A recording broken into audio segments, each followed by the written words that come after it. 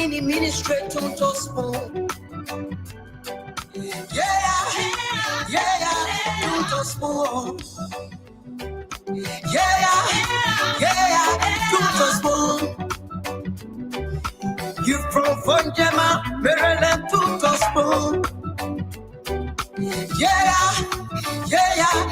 To spoon. Okay, folks, I'd like to say welcome. My brother to spoon. You're in Maryland. You got the Spoon TV. You're in Sino County. To spoon. You're in Grand Judah County. Maybe you're in Avonjama Lofa County. Joining us from Mount Nimba in Nimba County. From the Wologisi Mountain in Lofa County. Maybe you're joining us from Grand Cape Mount County across the 15 counties of Liberia. We'd like to welcome all of you across Radio Land tonight to this edition of the program. Spoon Talk is back on your radio.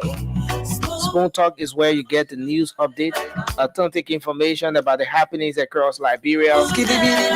You get to hear from the policymakers, and we bring you up to speed on what the happenings are across the country. Liberians across the world troop in here at about this time every single day to get the news, to share their thoughts on the trending national issues, and call the attention of the policymakers to some of the very issues confronting them, some of which may not be to the attention of those policymakers. Spoon Talk is a beacon of hope to so many people who feel disconnected to Liberia. At least you have a place where you can come, regardless of where you are. Just turn on your television. Just go to your mobile phone, search for Spoon TV on Facebook, search for Fabric TV on Facebook, or search for Super TV on Facebook, and you can get all the news. And in case you are not on Facebook, you can also go to YouTube, search Spoon Talk Live, and you can get all of the happenings right on your phone, on your television, regardless of where you are. So welcome to this edition of the program. It's going to be very informative, very engaging. It's going to be an interactive show tonight. As always, you're going to get nothing less than the best on this edition of the program, Spoon Talk. So thanks to all of you joining us tonight from across the world. As you know, we always we are being relayed on several community radio stations across Liberia. Thanks to Trust FM in Bomi County. Thanks to Premier FM in Bong. Trend Radio in Grand Crew. Radio Yalamani, Seklepi, Nimba County. Thanks to Gibi FM in Kakata, Margibi County. And a host of other radio stations across the country that will most times relay the program even without telling us. We also want to appreciate the folks joining us online. Thousands of you are here every night to get the news on Facebook, Spoon TV, Fabric TV, Super TV, on YouTube, Spoon Talk Live. We want to appreciate all of you. Thanks for coming on tonight. My name is Nelson Collet. On this 14th day of January 2025, I'd like to welcome all of you. You're so special to us. You're so dear to us. And we are here because you're there on the other side of the stream or listening to your radio as we do this together. Please share the program as you come on tonight. If you're joining us online on any of our social media handles, kindly share the program as we take you through this edition of the program, Spoon Talk.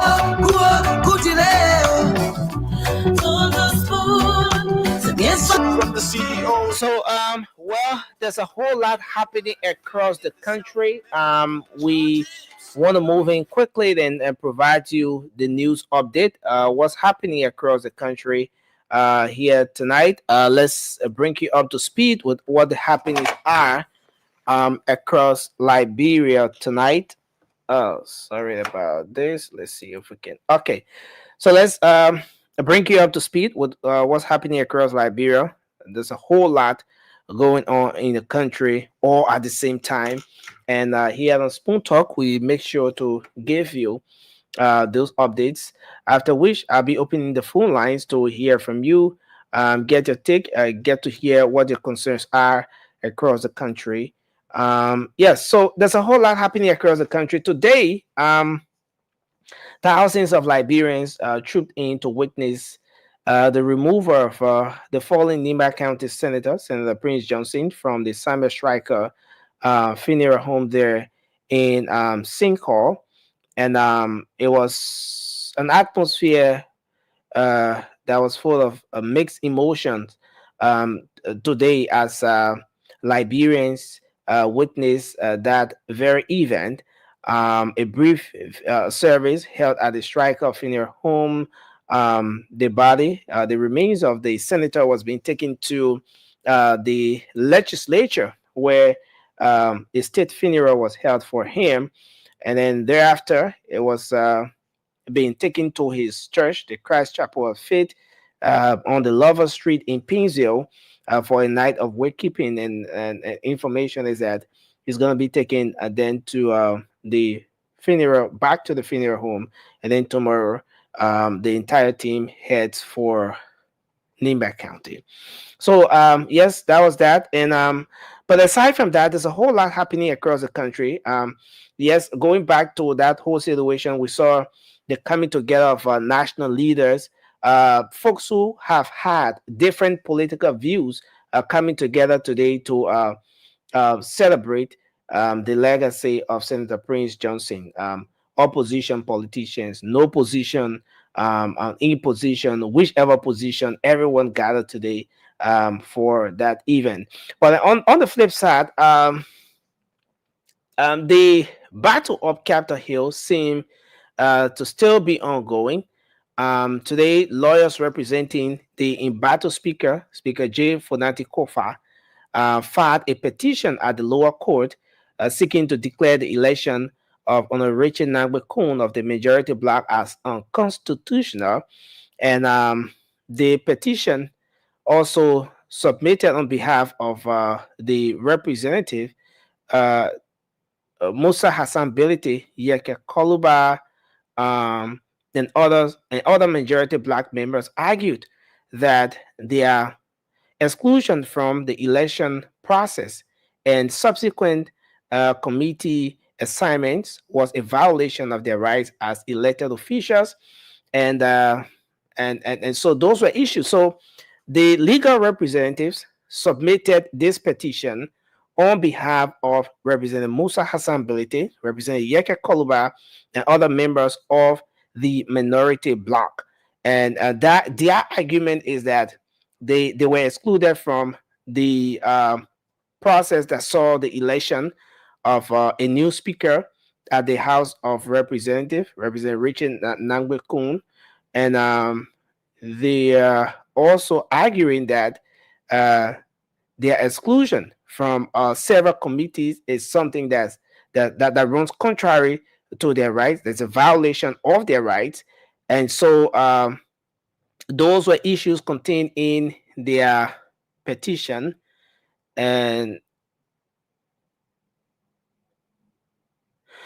those were issues contained in their petition. And so immediately following that petition, the Sixth Judicial Circuit Court, um, there at the Temple of Justice, the presiding judge, Judge George W. Smith, summoned the Speaker Richard Nangbe to appear on the 16th of January 2025, and the judge's rate of summons was triggered from a 22 count petition for a writ of declaratory judgment prayed for by lawyers representing embattled Speaker Fonati Kofa.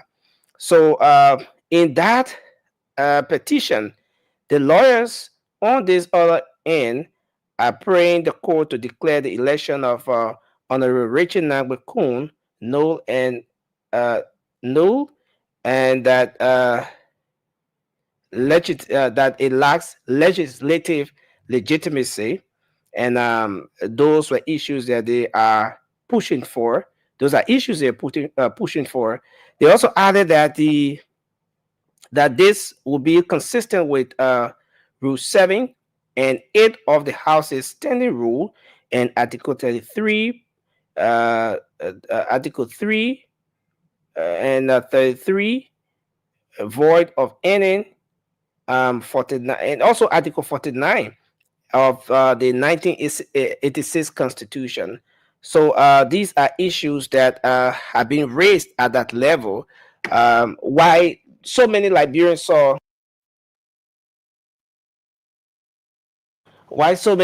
saw a press conference from the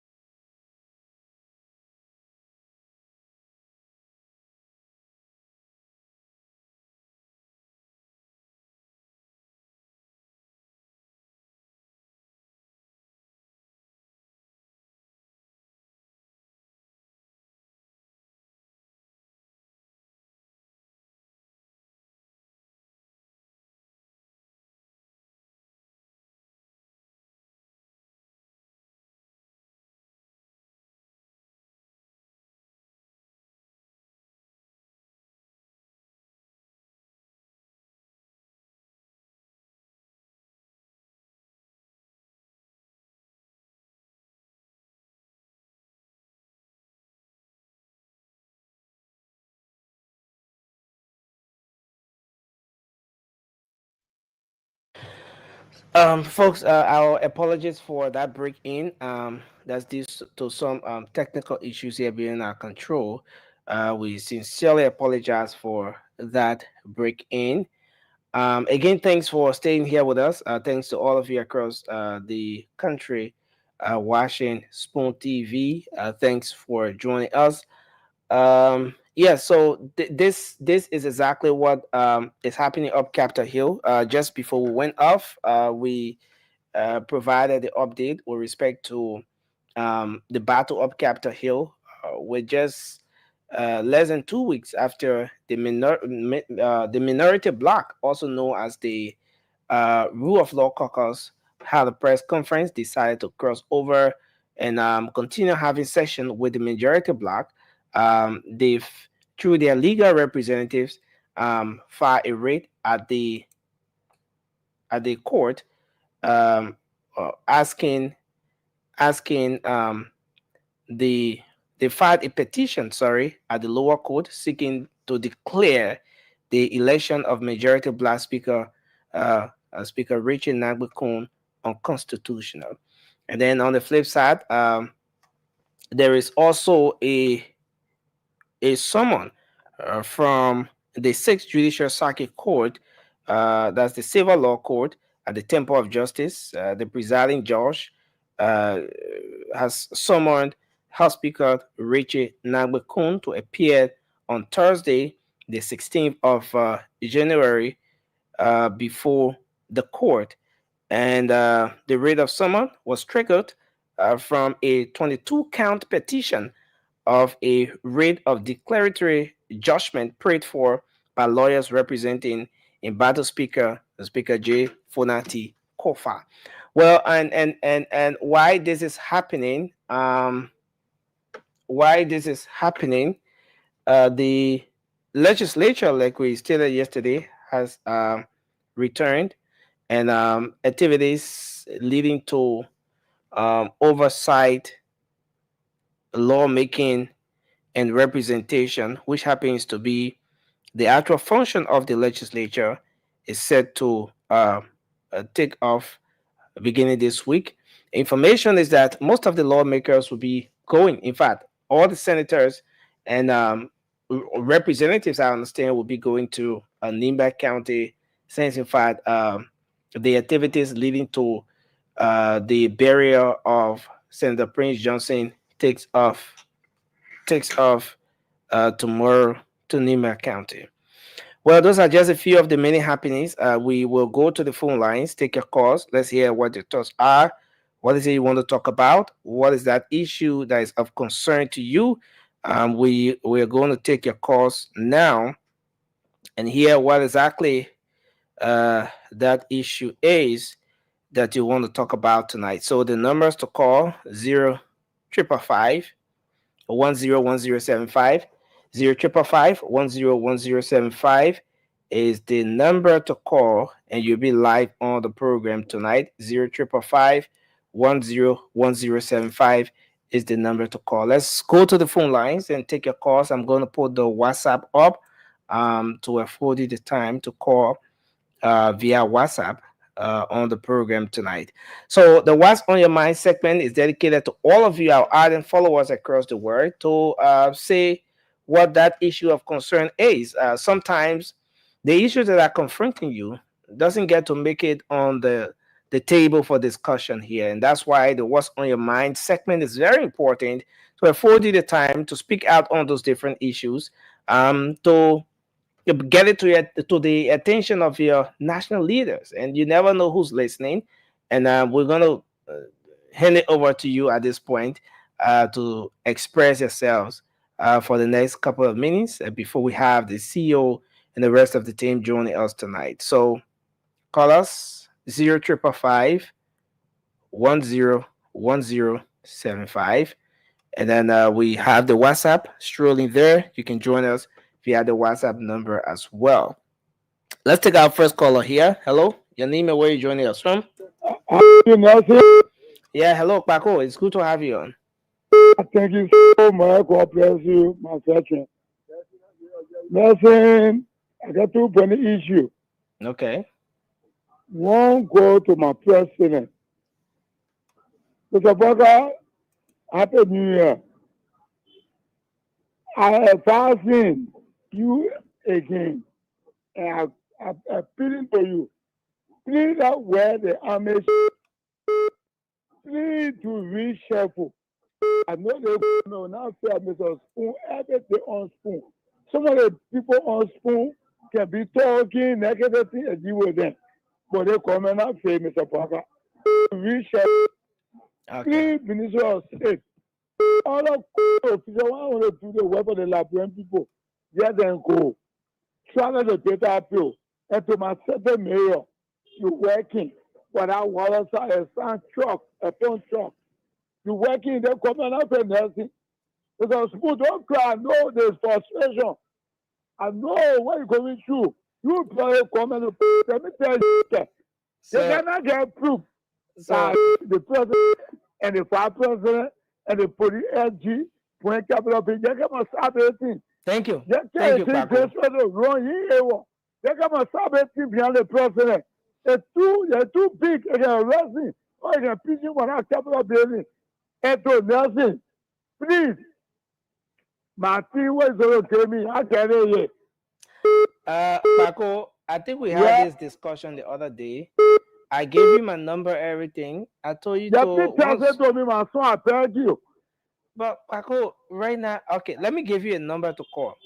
Okay, give me a number. Let me tell you a number to help me, man. Let me tell you a number to you. 0776. I thank you. I know other people on the show. Hello, call me now. 0776. Your son gonna say 918. 98 No, 918 918 639. 839 6, not 8. 839. Yeah. So Thank you. Paco, God bless yeah, you. Paco, call that number anytime after 1 p.m. All right. Thank you Don't call that so number in the much. morning. Yeah, God bless Mr. Call, Spoon. Yeah, God bless Tualu. Yeah, God be with the Spoon family. Thank you. I know Mr. Spoon going through, but I come out. Thank you, Paco. Yeah, thank you. Yeah, come on. That's what you do. Paco, we want to hold you there, sir. Let me hold you there and bring in another person. 05551101075. Let's hear you. Your name and where you calling from. Good evening. Good evening, sir. Let's hear you. Thank you. So good for Bola is money in Baji Faji tonight. Go ahead. Good evening to the CEO and the other panelists. Amazing. I just want to tell the spoon, weather spoon, whether you not get no serious person out to be on the show besides, like, you know, So, not my man, Fofana, what are you trying to say now? All the people that are coming on the show are serious people. No. Account grade, what the account grade will tell Liberians. Why he will tell us? He can't tell us nothing about rule of law. Man, a former lawmaker. Listen to me. Some of them just waited just a time for 12 years. He initiated removal of cabinet Jami. You go put out the student at the university campus. So why I can't get to tell us? Okay. Now they nothing to tell us. So that was spoon. Let me say this. What else we like? We love the stubborn. You can't listen to us. You say the show for us, but you're not for us. You adding that show from the beginning was CDC show, and you still want to get by again. How many United parties there on that show? Thank you. I don't want to be there. Clinton will be there. Then you want to be there. So instead of what you doing to us, so well, and however we'll say listen to you, but what we do, we know the people of the spoon talk.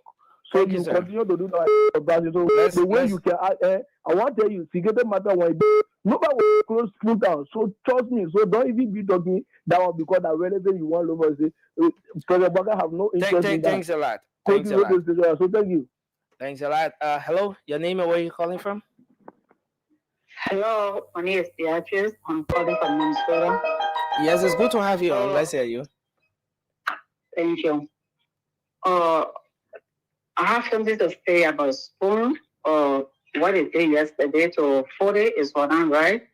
When somebody come on the show, you don't want to come and then to talk. The way they treat him yesterday is what I'm right. But your brain so.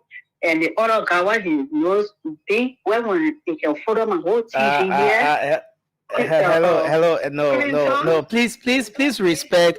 Please respect our panelists. I'll call her up. Just take the next call. Take the next call. Yeah.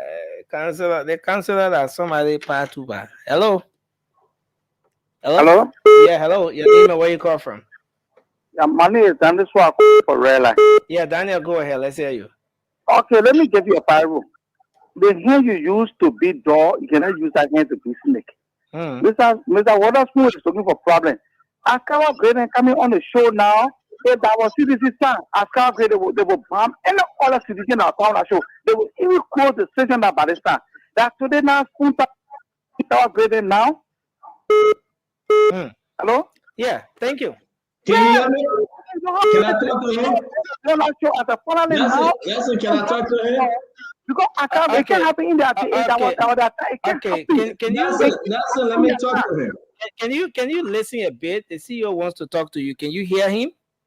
Yeah. Hello? Hello? Yeah, what's your name? Hello? Yeah, what's your name?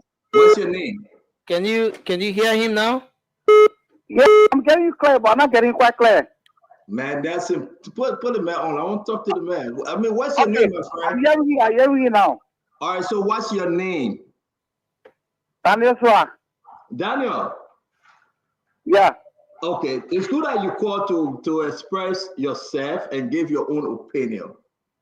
You think Spoon talk for one party and Spoon talk for everybody in Liberia?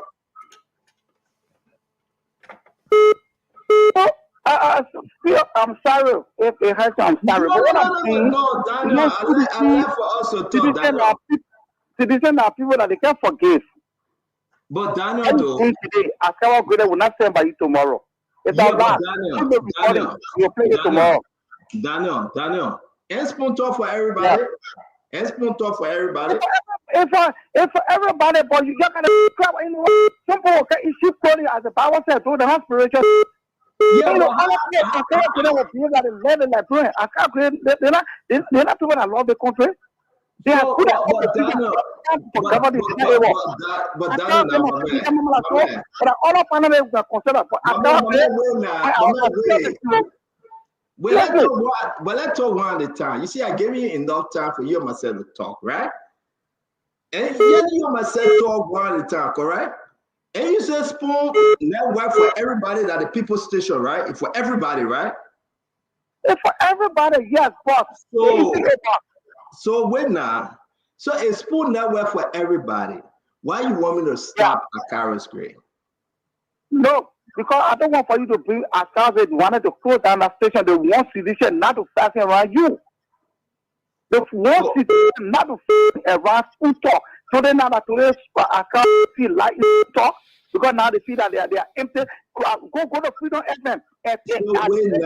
Wait, Daniel. So because Akaris Gray wanted to close the network, it means that he shouldn't come back on. Is that what you're saying? No, you're maybe you are David Jesus. Maybe you are David Jesus. So you can continue. No, but man, I hear myself be talking solely. They say Jesus again, man. Don't do that.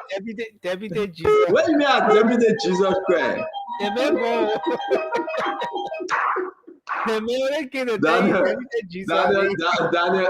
my man. The man called me Deputy. I never heard that before. Deputy Jesus. So let's take more calls. Let's take calls from the people, before we get started. Yeah, 0555101075. We take this person. Hello, your name and where you joining us from? Let's hear you. Hello. Hello? Yeah, please go ahead. Hey, I'm Johnny from California. Yeah, go ahead. Let's hear you. Yeah. I want to say thank you to the Spoon Network, to Witherspoon. You guys are doing a great job. Thank you, my friend. What's your name? What's your name again?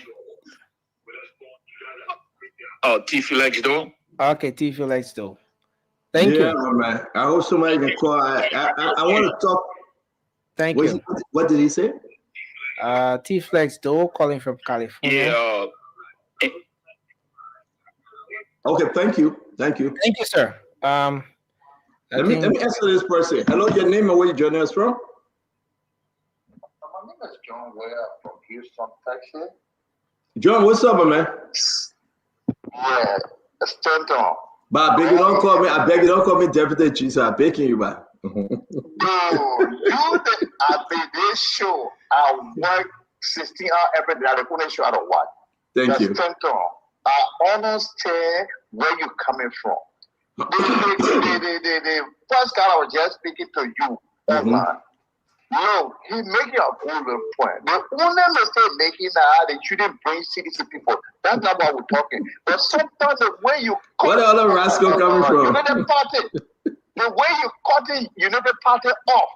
Like you did it to our sister, now she's not coming again. Who? So you doing it like even yesterday, the lawmaker, after everybody spoke, they all were against the United Party. They were saying all the negative things. One talking for the lawmaker to speak, you call you and you said, hey. My man. You said, what's your name again?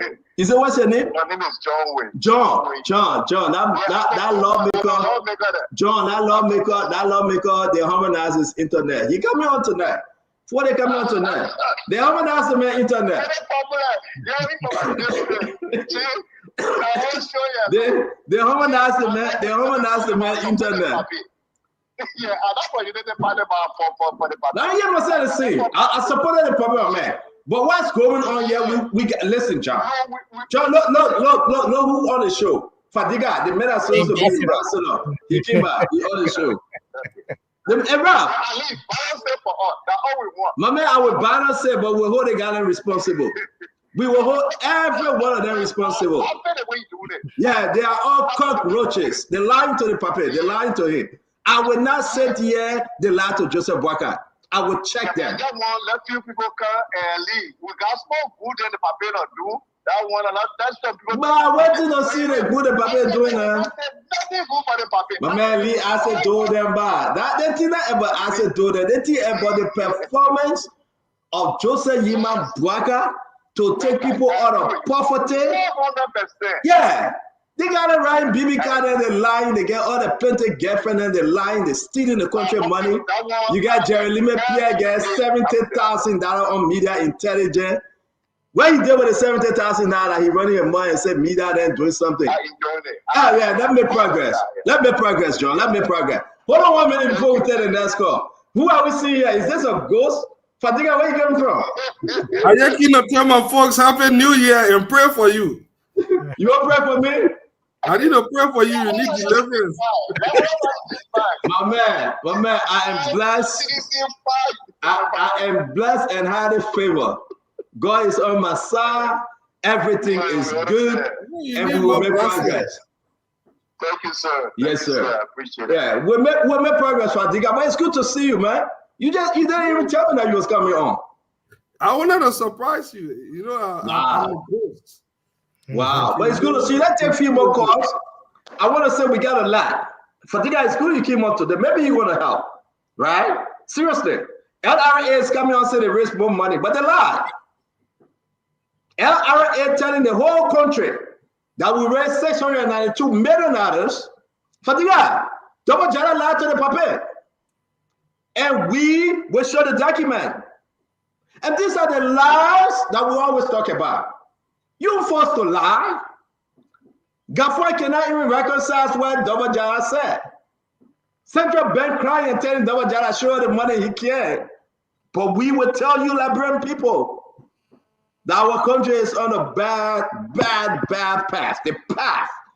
The path to rescue. We are not even seeing that path. But let's take more calls. Fatiga, open your phone line, take calls. Let your friend, you don't take part of people too. I beg you, guys. Oh, you pass. Let's take more calls. Your name and where you joining us from? Well, I'm Clarence Ambassador. Clarence, what's up, sir? Yeah, Happy New Year to your wonderful panelists. It's amazing and great to be on the show tonight. Let me say that President Boakai will succeed. And one thing I like the talking point, and I like that you always check marking best part. You supported him, but we like to also welcome Honorable Gray and others who criticize the Spoon Network. But this time around, the Spoon Network is the place of hope for all of them. And let embrace all of them. We all Liberians. Thank you. We should put Mama Liberia first and put Mama Liberia last. Thank you so much. Thank you, my friend. I really appreciate that. Thanks a lot. Let me bring the other person in. Your name and where you joining us from? Santa, this is making great. I do join the conversation. Thanks a lot. Oh, I do join the conversation from the United States. I don't want to specifically tell you what I'm calling. My man, business. You hear America will find you. If you didn't call your name, I can't put your name on Google. I'll tell you which state you're joining from. All right, no problem. Talk to us, man. I'm just going to tell you something. My man, start listening to the radio bar. Talk into the phone. I want to tell you. I want to be clear and tell you. I know people are like you, but I want to tell you this straight up today. Yes, sir. I'm not listening to the radio. The problem is that the problem that Liberian people going through center you the cause the Liberian people listen to you. Thank you. They follow you. Thank you. Voted for Joseph Boakai. For everything our people that are going through the suffering, the corruption, the killing, the burning of the capital, burning everything, you will be responsible. I watched Eugene Falcon, you said you want to bring the government down from power, you want to overthrow the government. Yes, because you are the Liberian people listen to you. Sometimes if you put on any candidate in 2029, the people will vote for that person because you are the Liberian people listen to you. So I want to be clear to tell you the problem our people are going through, the suffering, the killing, everything. If you're not going to bring Joseph Boakai to power, everything our people are going through, they are not going to go through it today. So I want to be bold to tell you the truth. I know you are big brother, but I want to be honest to tell you the brother problem on the Liberian people. So you have to deal with the problem when you go to bed, when you wake up, you want to think about our country, you want to think about the suffering, the poverty our people are going through. It is you, the one that brought they Joseph Braga men to power that our people are suffering today. So sometimes I will tell you, what God said to you, I'm not having it for you. You must hold yourself responsible. You must blame yourself. You must think about it. The Liberian people will hold you responsible for everything that they're going through because they listen to you. They tell that in a mass number, in the village, in the area, everywhere, they listen to you. When school TV come live, everybody are rushing to the radio to listen to center. So the people listen to you, they brought Jesus back to power. So today, take the responsibility, blame yourself. Almost say yourself that everything that people are going through. Send 1847, there is all the same what I fought in our country. The capital building I never got on fire, but because you brought Joseph Barra to power, our capital building is burned down. Since 1847, there is no country in the world that ever experienced that, only Liberia. So I will tell you the truth today. You are responsible. We will blame you, and we're going to tell the Liberian people that we're going to be responsible because they listen to you. Every time in our country listen to Thank you. From the school, from the classroom, from the street, from the market women, everybody listen to you center. Thank you. That's what I have to tell you. Thank you for calling in, and I appreciate your honesty. Thank you a lot. Folks, we'll take more calls. We want to welcome again the Beno Watson. We had Al Hussein Y. Fadiga. It's good to see you, my brother. Dr. Bople, as always, it's good to see you, Dr. Bople. I'm going to take 5 calls from the diaspora, and then we'll take 5 calls from Liberia. Then we'll start the show. Welcome to the show, Angeline Gali. It's good to see you, my sister. Moses Sengran, it's good to see you. Moses Tengbi, it's good to see you. And every one of you joining us, we will be getting into the program. A lot to discuss today. Like everybody said, to each his own. I say my own, you say your own. We all try to make Liberia better. All right? Let me take my 5 calls from my end. Then Nelson will take 5 calls from Liberia. And then we'll get into the program. Your name and where are you joining us from? Yes, CEO, my name is Alfred B. Hopwood, and that's all from Minnesota. Talk to us, Alfred. Welcome to the show. You have not yet unblocked me from the Spoon network, but however, here is my questions. I see the questions and the law, the way you speak about Liberia, which is a very good thing. But let's say you are given an opportunity to be the president of Liberia, because I see that when you are in the opposition, you turn to see a whole lot, everything around that's happening. But when you take on the mantle of leadership, those things that you are seeing while in opposition, you try not to see many of them. Will you run the government on the friendship level, knowing the kind of house that you got?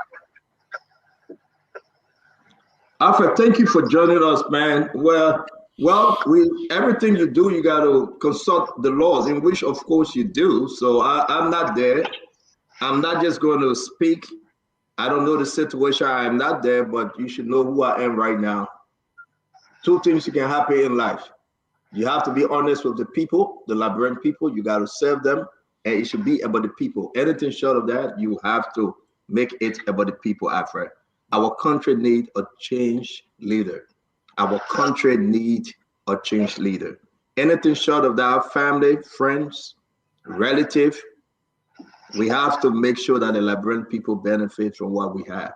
So thank you very much. It's always good that you join us. Hope you can come on one day and contribute, Alfred. It's good talking to you, my friend.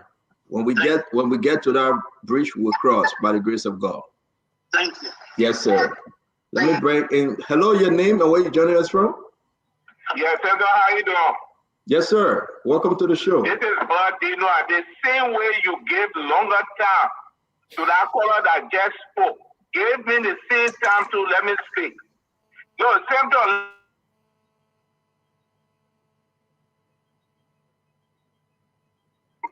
But the fact of the matter there is, if somebody sponsor a candidate within the candidate or within the government, when people are doing bad things, you symptom. You who deliver that child, you have to talk it so that child can be better. Now, he also spoke about killing in Liberia. There is no police officers or law enforcement officers killing anybody in Liberia. When you go, you hang yourself. How do somebody blame it on the government? If your own poverty take you and go hang yourself, or if a woman goes cut her own baby throat, is that the responsibility of the government? For certain, thank you. And the third thing is this. There was nobody speaking up in George Weah administration or either the LRA, people who collected our funds. They never came on one day to have press conference. Thank you to Spectrum for Liberian government, the officials, those who in government that are responsible for our tax reform in our republic can come on now to tell the Liberian people how much they collected and what are they doing. We will tell you, Senator, thank you. I don't know what people are blaming you. Liberians who don't love law and order. I saw people in the market. Thank you. Because they're not selling again on the street. Now what they are talking about, Liberia is high. Why must you leave your own country to come in Liberia and Monrovia to suffer? Thank you. Thank you very much. Thank you very much. Nobody should blame you. Thank you. Thank you. Thank you. I will take two more. Your name?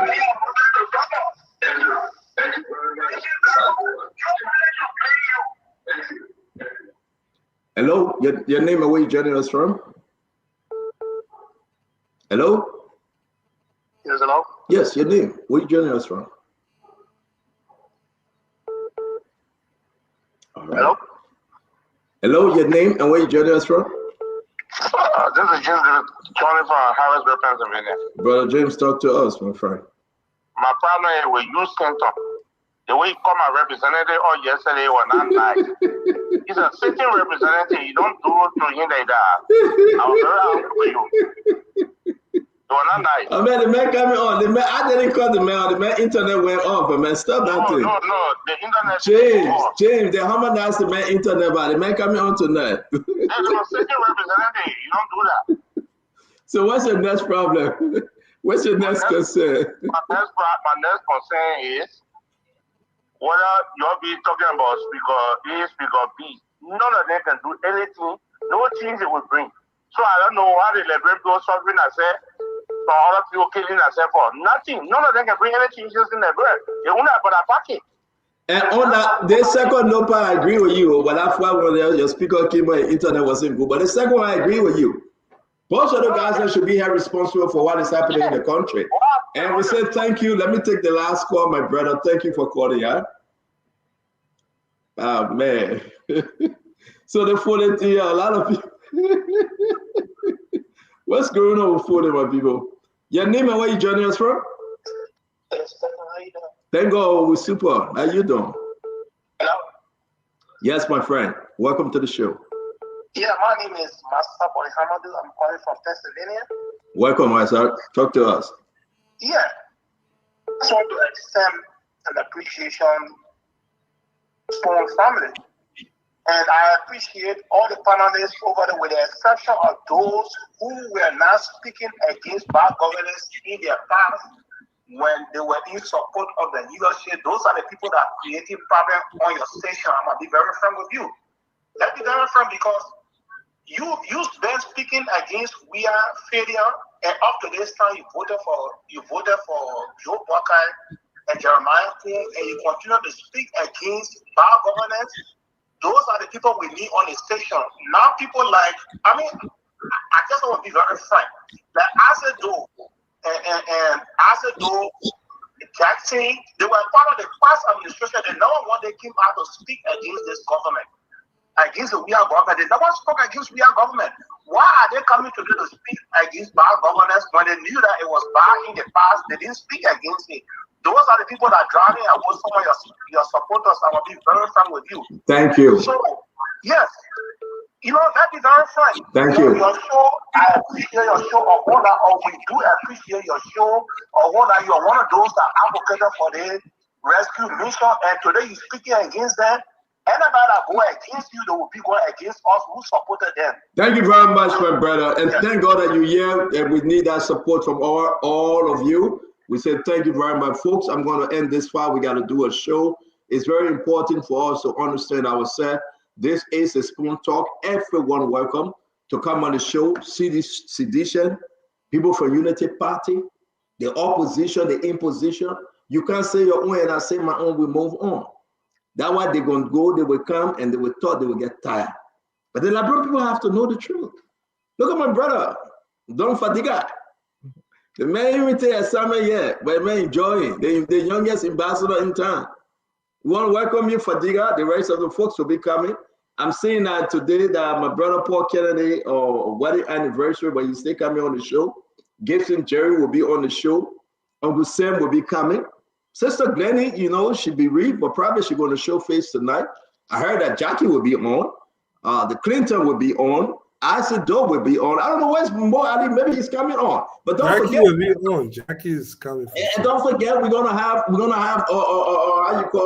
how you call it? Moses Akaris Gray and Representative for the family. Here's the issue. Representative family, internet went off. I cannot help him. They make him on the show. You want to talk Tabata and somebody harmonize the man internet. Oh, listen, after the show, we spoke for over an hour yesterday. It was so funny. But I want to say welcome every one of you. It's good to have you, man. It's good to have every one of you. You told your own, I told my own, and let's just talk this thing about Liberia. Fadiga, where have you been? I told you're not supposed to come, you're ambassador. You said, come on, Spoon Talk.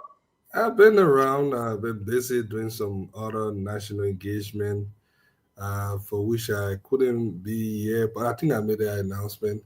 But I thought since the new year, we'll come back, speak to our people, reassure them of the good work of the president and his continuing dedication to the rescue mission. So I'm here, you know. Patrick will be on like Fadiga saying, he will carry my load, he will be my God. Oh, now I need your blessing to have my own portion. He will carry my load. We are fasted. We have you say you cannot pray? Yeah, he will be my God. Yeah, listen, folks. We got only one Liberia, though. We got only one country called Liberia. You can come and tell your own. We got one country called Liberia.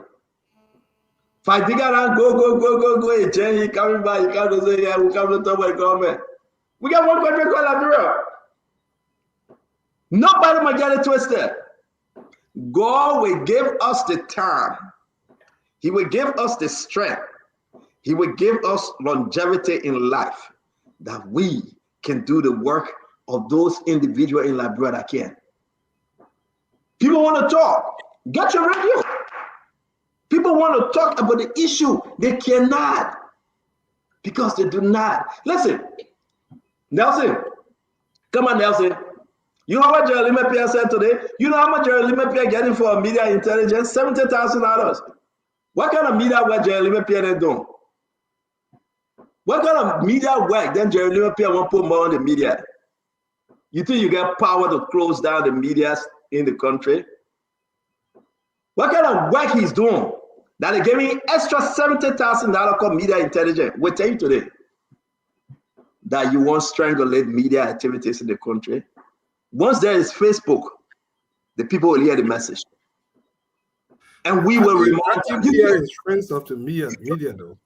No. Yeah, well, we get it. You know, I make all the opening. I know you come for a purpose. You want to make sure. I understand. Maybe you're one of those that eating the media intelligent money. Who know?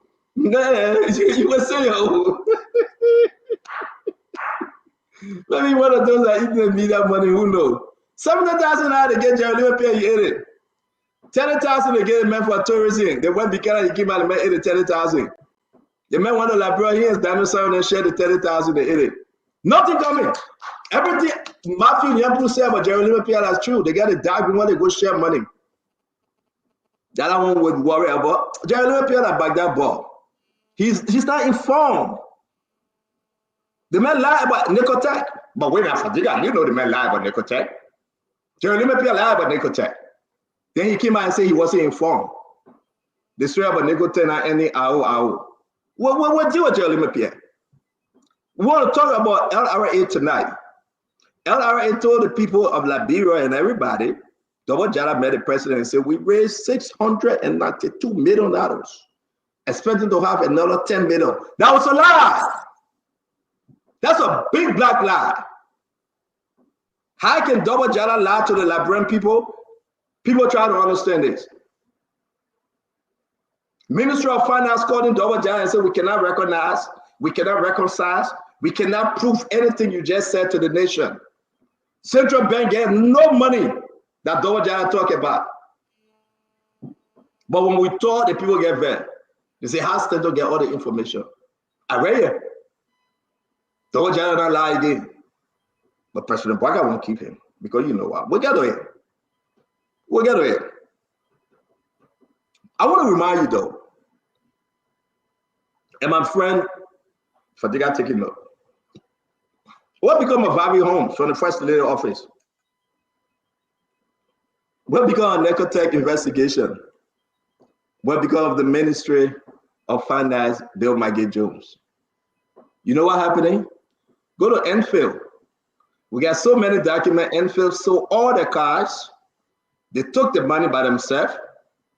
Enfield complaining against the Minister of Health about money issue. The health minister, Enfield, double young versus Chris, young double young Chris. The doctor that there. Enfield is in a bad place right now. Nobody understanding anything.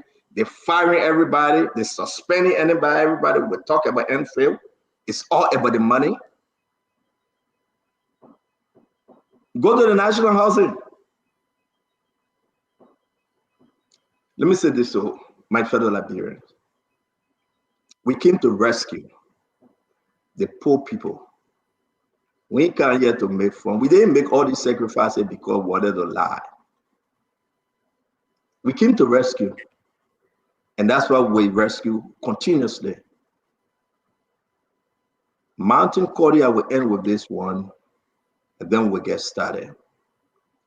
Mountain Cordia posted 2024 budget. Legislative committee should have gotten $3.6 or $3.9 million for committee sitting fees. At the end of the year, they got $13.9 million. From 3.9 to 13.9. From 3.9 to 13.9.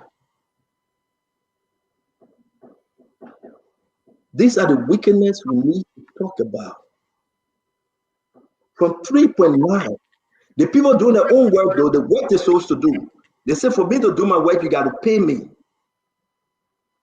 Wow.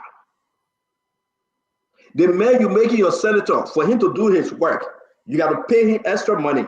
They put aside $3.9 million. And at the end of the year, they use more than that thing, double, triple, 4 times as much. But they don't want nobody to say anything about it. Go ask the protest young. Go ask Gafuan. I gossip by Gafuan. Fadiga friend. Go ask him what he did with the money that he gave the lawmaker in 13. I'll put it up. We got a lot of stuff to discuss. And listen, I don't worry when people running around talking Tabata. No. They are not my mate. I don't worry about them. I fed them, I clothe them, so I don't worry about them. They are like my children. I take care of them. So I can't get rid of my children. I can't. Because I'm feeding you. I pay your school fee. I pay your rent. I put clothes on you. So why should I get mad at you? So I can't get rid with them. I can't. The only people I got to answer to that you're the Liberian people. So when all the other cockroaches running around, I take care of them, they will be just fine. So welcome to the show, folks. It's always good having you. Fatiga has been a long time, very long time. Very long time, Fadiga. I don't know what brought you back. I'm kind of concerned. I gotta keep one eye open and one eye I mean, closed. you happen to see me? I just came back to say hi to our people. But yeah, but you're a diplomat. Diplomat gotta be careful what they say now before we hold you in contempt. Wow. But welcome to the show, my brother. It's good seeing you. Yes, it's good seeing you too. To our folks out there, I want to say happy New Year. As you can see, the president started the new year all fresh. Look, Stanton, I had a privilege of spending some time with the president this weekend, and I became rejuvenated. The president still has his eyes on the prize. He's still dedicated to the mission. I don't know what other folks are seeing, but this president is the the Moses of our time. Look, this man will succeed. Even at his worst, But he don't will say that still to be in better. that room. The He will president, still be. He will still be better. Most He of will didn't go still to be the 10 promised times land. better than the Okay? government that we took over from. He will be million times better. Look, there are a lot of pet projects, bread and butter issue that the president is tackling. Look, this country is faced with enormous challenge. We inherited a very bad system, and in order to fix that thing, it would take time. But at the end of the day, is how we deliver and what we deliver is that is what will be measured by. Now all the fight and all those things got you moment. Oh, you're doing this one, doing that one. No, this president will be remembered for what he delivered at the end of his first term. That is why he will be remembered by. So he's keeping his eyes on the prize. He's still focused. He's not bothered by all these different chatter and politicking, I would like to say. He's focused. The president has not veered off the train. He's still the conductor of that train. We, his lieutenant, just need to do our best to make sure that this dream comes to reality. And that's one of the reasons I came here today. So to reassure the Liberian people that your president, that you overwhelmingly voted for, is still that same experienced Joe, the humble Joe, the grandfather, the commander in chief. He's still dedicated to that mission, and this president will succeed. If anybody tell you that President Boyka will not succeed, tell them it's a lie from the belly of the devil. I've looked in this president's eye. I have seen the passion he has for this country to transform this country, and I know he will going to deliver. No matter how long. The thing is, he has a steady hand. He's slow but sure, and he will deliver. I'm not worried. If I had any doubt, that doubt has been erased. I've never had it anyway. I've never had any doubt. But Thank you very much for the guy. Some of you that are still on the fence and thinking that, oh, this will happen. No perfect government. There's no perfect government, even in the United States. I mean, when you're rushing to move for, I want to bring Jackie in. The other people coming on. We just welcome Jackie. Jackie. No, but we just do opening Padilla. We just do welcome Jackie. No, I gotta welcome Jackie, my man. I know you're like Jackie. I'm a Jackie. Let me finish. You want to moderate the show today? I was You want to moderate today? I can moderate. Oh, I will call you. When you come out of boy, you'll moderate.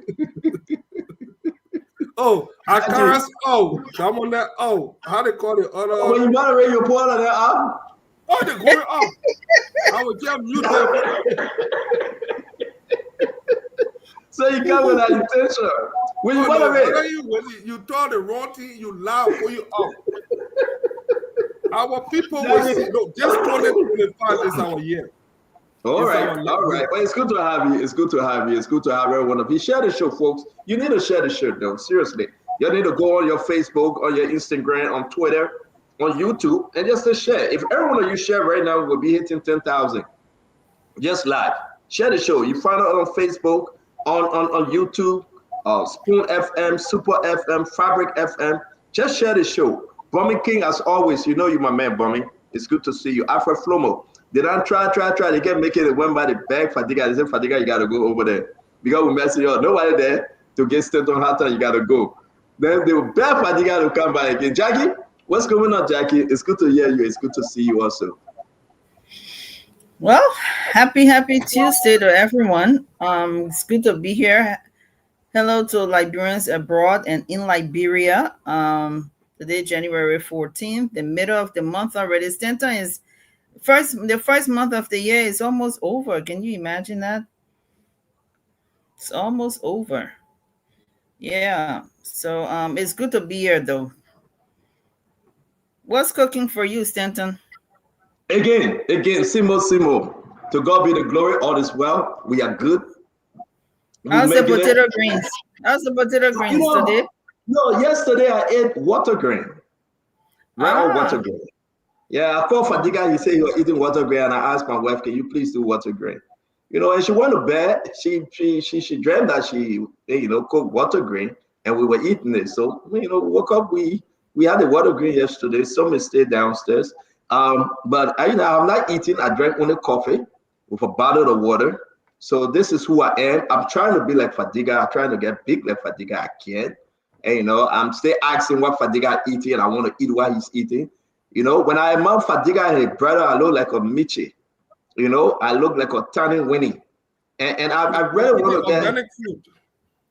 Yeah, right. Organic food. Our agriculture sector is booming. Those are the things we want to be talking about. You mute us, Stanton. Wow, have that privilege to talk. All right, good. There you go. Well, look, you coming, Mike? Look, folks, Jackie, it's good seeing you again. I know I was just with you a few minutes ago. Jackie, a lot is going on in the country that I think to our folks out there that have joined us, I see a lot of people been asking me where I've been. I've been around. We have a lot of work to do in this country. The challenges are enormous, and it's scattered all over. Almost every fabric of this country needs some help, and some of us it's hard to do it and be here. So I wouldn't be here. Sorry that I had to take this call. Somebody never got the link. I had to send them the link. A lot of people coming in. Again, 40 going to be here. Those of you that are asking for 40 family. Akaris Gray is coming. Gibson Jerry will be here. You are talking about the rest of the team will be joining us. Listen, guys, our country is to a place that we have to fight. We are all young people, like what you guys said. We are all young. Listen, 20 years from now, I'm asking you a question, just a question. These people we call leaders today, do you think they will still be around to be leading the country? I know they will still be alive, but do you think they will still have the strength and that mindset to lead our country? It will be for us to take control, for us to be in charge. Some of them 10 years, in 20 years. God will give them, they are 80 years old, 81 years old, 75 years old. Put 20 years to that, some of them will be 105. It's about you. It's about me. It's about we, the young people. We have to do it for our country. We'll be reading history book, Jackie. We'll be talking about during whose administration the Capitol building got burned down. We'll be talking about why the price of rice, a bag of rice is 35 to 40 US dollars for 25 kg. We'll be talking about how foreigners came in our country and depleted our natural resources. Is that what we want to give our young babies then that just got born, our young men and women? There will be increase in Zogos and Zokis. There will be mad increase. So why are we here?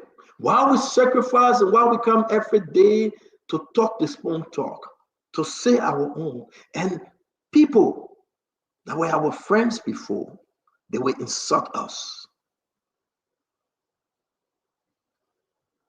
I mean, just take a look, just think for a minute. And that's why for me, and I will get everybody the equal time because two people say, well, I'll wait for them before we start. So we'll be starting shortly. Fadiga, I'm happy to see you. Jackie, I am.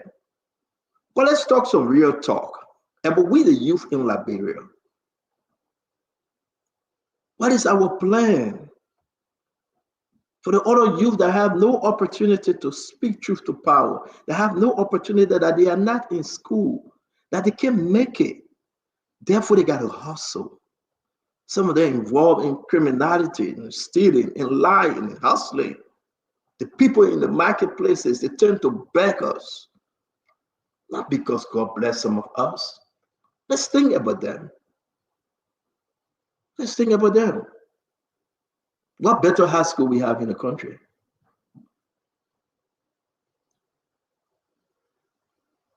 These are serious times, man. We are all young people. You're 50, you're young. You're 40, you're young.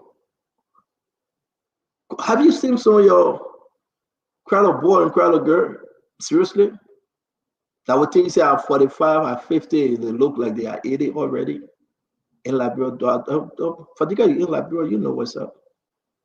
Have you gone to look at some of your old friends that you guys were in high school or junior high together and see how many gray hair they had and how poverty have hit them so hard? Do you think they just want to be looking like that? No. Well, something serious happening to our country. And I think we need to discuss the social impact and the way our people will suffer after Joseph Boakai. They will suffer after the next president. They've been suffering, and few people just enriching themselves, and we say it's okay. It is not okay. So we should do everything we can to hold this government and make them responsible government. So guys, let's go another round. Fadiga, say your own. We got a lot of stuff to discuss today, and we'll go to Sis Jackie, and then we'll get into it.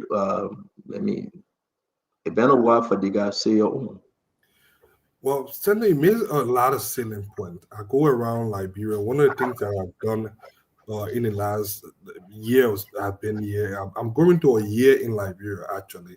In a few days, I'll be a year in Liberia. And this is the longest I've stayed in Liberia since 20-something years I left from this country. And it's a learning experience. There are a lot of things that we need to work on. There are a lot of challenges.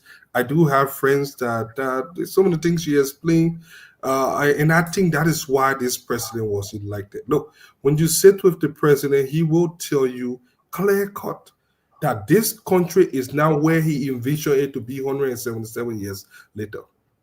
He understands the challenge. He's the general of this army. But Stento, do you know why this president will succeed? And do you know how he can succeed? Is if we, the general that were on the front line, are willing to continue to remain on the front line and fight for the change that we desperately fought to bring to this country.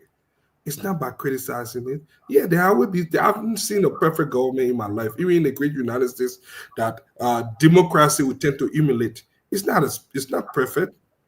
But I'm telling you that we are blessed to have a commander-in-chief with a steady and sober mind, one that knows what is good for this country and is willing for us to fight for it. We, the young people that have been given the opportunity, what are we doing? I see a lot of strife. Look at Mo Ali, for example. Look at Amos Stowe in the other place there. A lot of young people are doing good, but those things get buried because our politics, this country is very noisy.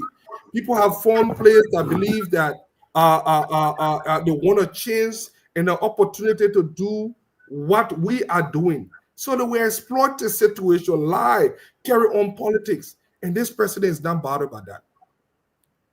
His eye is on the prize. So what can we, the question that I want to throw back to you is, how can we help dream come true? Is it by pointing all the flaws, or is it by finding solution? I have resorted into a solution base. We know the problem. The challenges in Liberia, they are not new. But what are we doing to solve it? And when I look around this town, that when I came here January of last year, when I look on the bypass, I don't see potholes anymore. I see the capital city is being lighted. Go on the bypass, that place we used to bounce in, so mentally, as soon as you reach there, you won't stop. I passed there the other day, I'm like, nothing. I went on the Congo Town back road. Potholes that were laughing. Those are small baby steps we are taking to move the country forward. Our people want bread and butter issue. They are getting it. I'm seeing the steady pace that we are moving this country. There are a lot of things. I'm just looking at some of those things, just to Thank you. and I can show you that people are seeing. But we don't hear about it. We don't yet see that light is security. When you go around this time, you see light pole. You see, the city is being lighted. The city was very dark. Go out Central Moravia in the night. The cleanliness of the city. I wanted to tell the mayor, thank you. It shows that responsible group of people are in power. And look, the country is still functioning at 1847 level. How can we bring it to first world, not even first world state, or bring it back to part to other countries and then move it forward? This is the challenge that we inherited, and the president is doing everything to. But when I come all we hear, we don't see those good things. We don't hear the good things that are going on. How people are working on the street in single. People are Thank you. cleaning the Let get other people the chance to speak. We are here. There's a reason why folks join us in the thousand, ten of thousand, hundreds of thousands in Radio Land to listen to the favorite program, The Spoon Talk. Paul Kennedy, it's good to have you. But yeah, I will leave it at that. I was saying to Jackie. Labrador Larry King, it's good to have you. Jackie, what say you, man? Let me hear you from this side of the eye before we get into our program. What's on your mind? Well, what's on my mind is that exactly 1 year ago today, Stanton, I remember, and the Liberian people remember the Liberia that existed. Liberia was the 8th poorest country in the world. It was among the top 5 hungriest countries in the world. According to the World Bank, Liberia was one of those countries that was sinking exactly 1 year ago today, January 14, 2024, because the donors and the partners had basically lost confidence in our government. The country, for the most part, was unsafe. Peace was something that people struggled with. People felt threatened, they felt unsafe. And the water situation, the electricity situation, the roads, lots of things were happening. The drugs among the youth, record number. Civil servants were crying because the salaries were harmonized, deeply cut for the most part.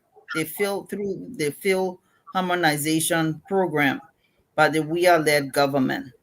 I remember people talking about the extrajudicial killings and what have you. So many things were happening in the country.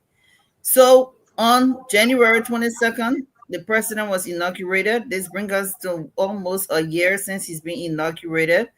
And it helped to restore confidence in the country.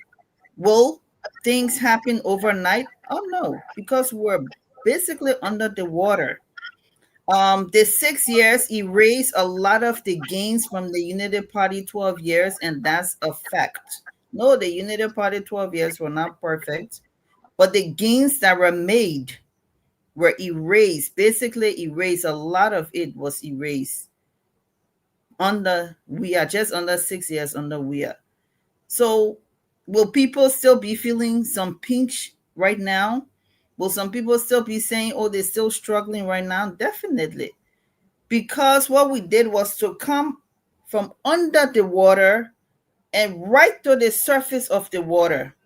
2025 will be a year where we rise above the water. We had to try to stabilize things in 2024. We had to restore the confidence of the international partners, donors, and partners in 2024 and tell them it's okay to do business. We had to talk to the international people. At the same time, we heard some of our friends on the other side of the aisle from the CDC camp talking about how they're going to make this government, this new government, ungovernable and terrible because they don't want to see progress, because they are determined to try to make it back in 2029.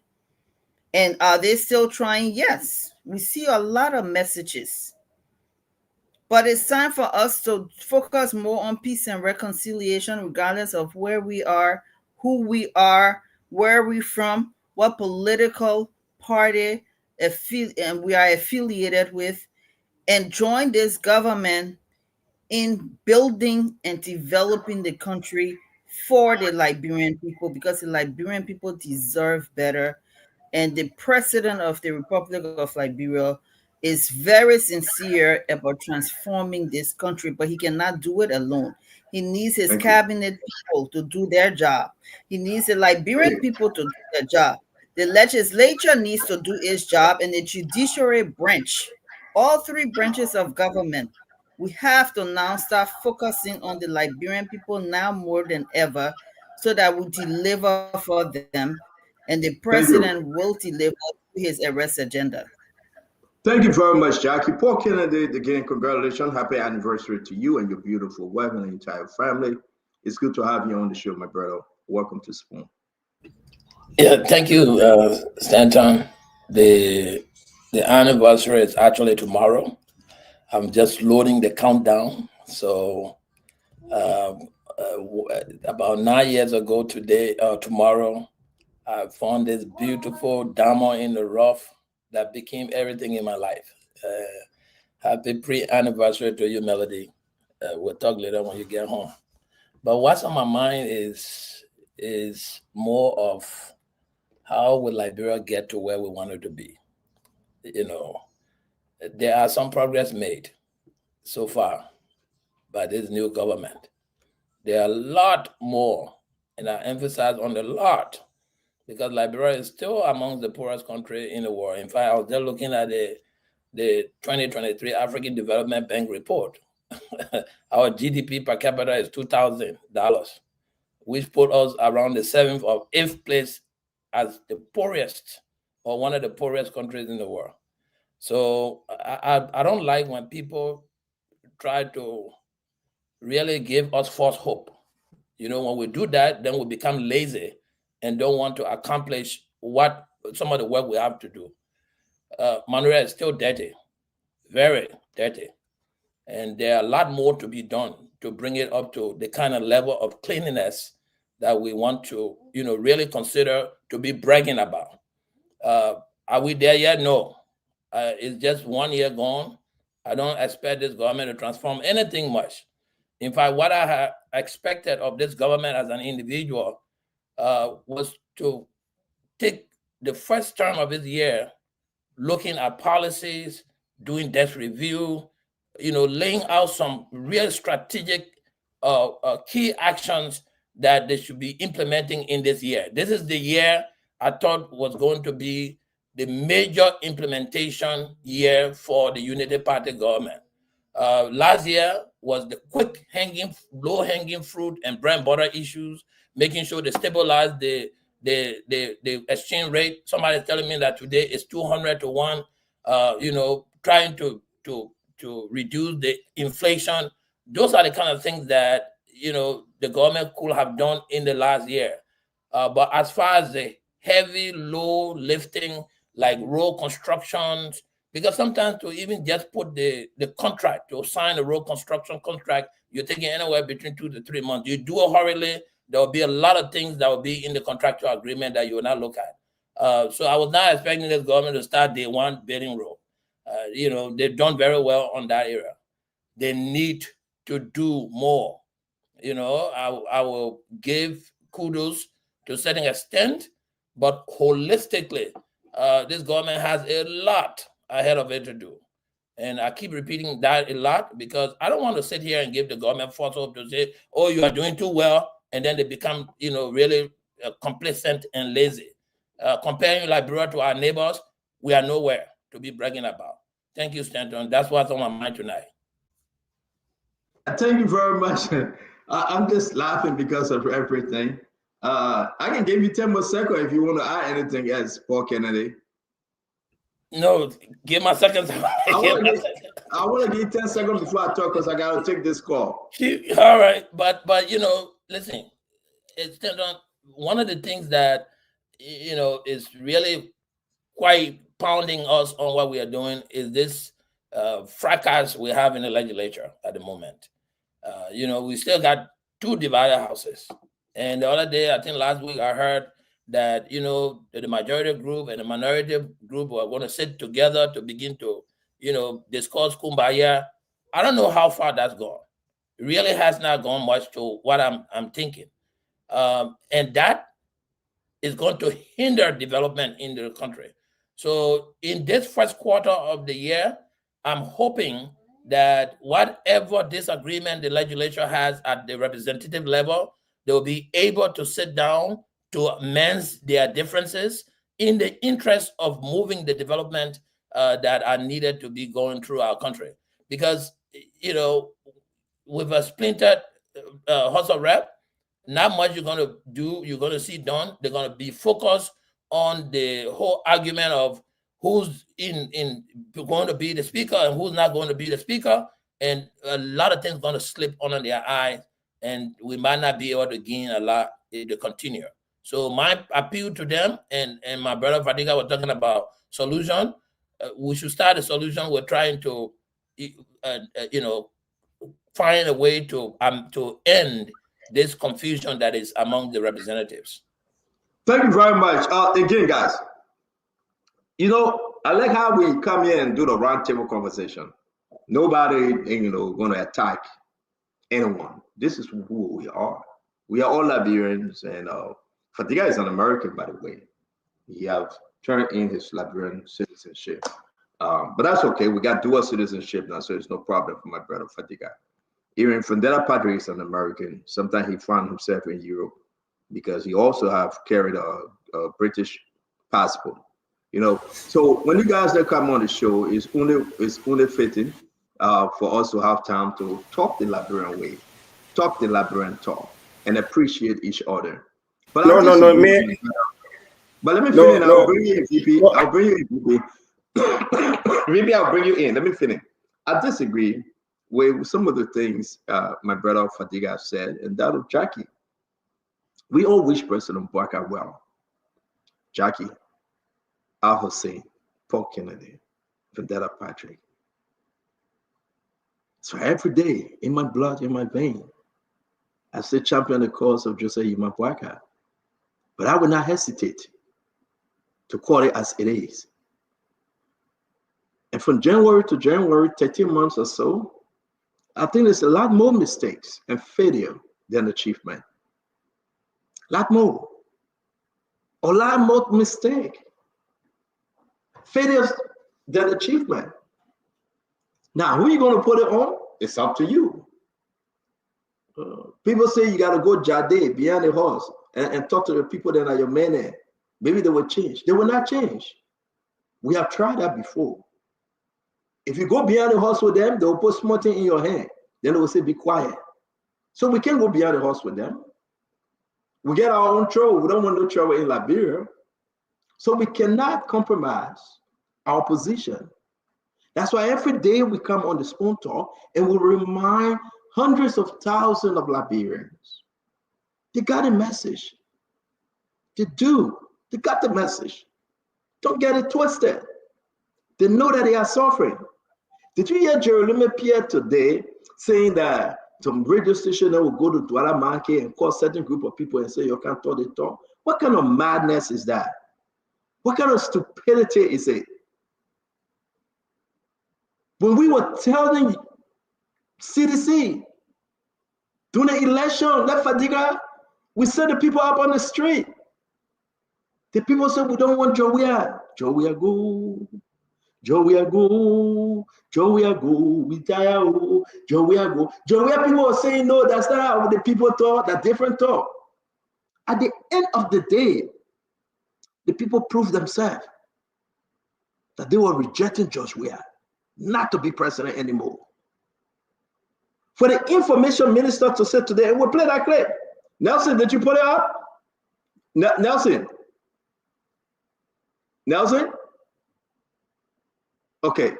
Again, somebody wake Nelson up. I want us to play that clip.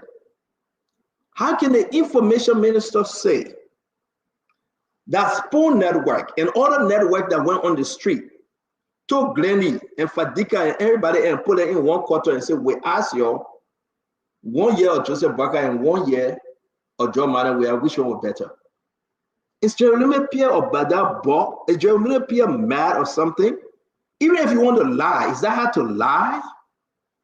Even if you want to talk Tabata, is that kind of Tabata? I mean, come on, man. Is something wrong with Jeremy Pierre? Is he getting out of his mind?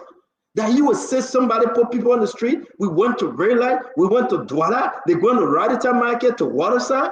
So we get a group of people in truck, Paul Kennedy, that we carrying with us, and we just dash them down and say, we come to you and ask you, your tell us the paper failing. Is this the kind of thing Jeremy Pierre getting $70,000 for media intelligence?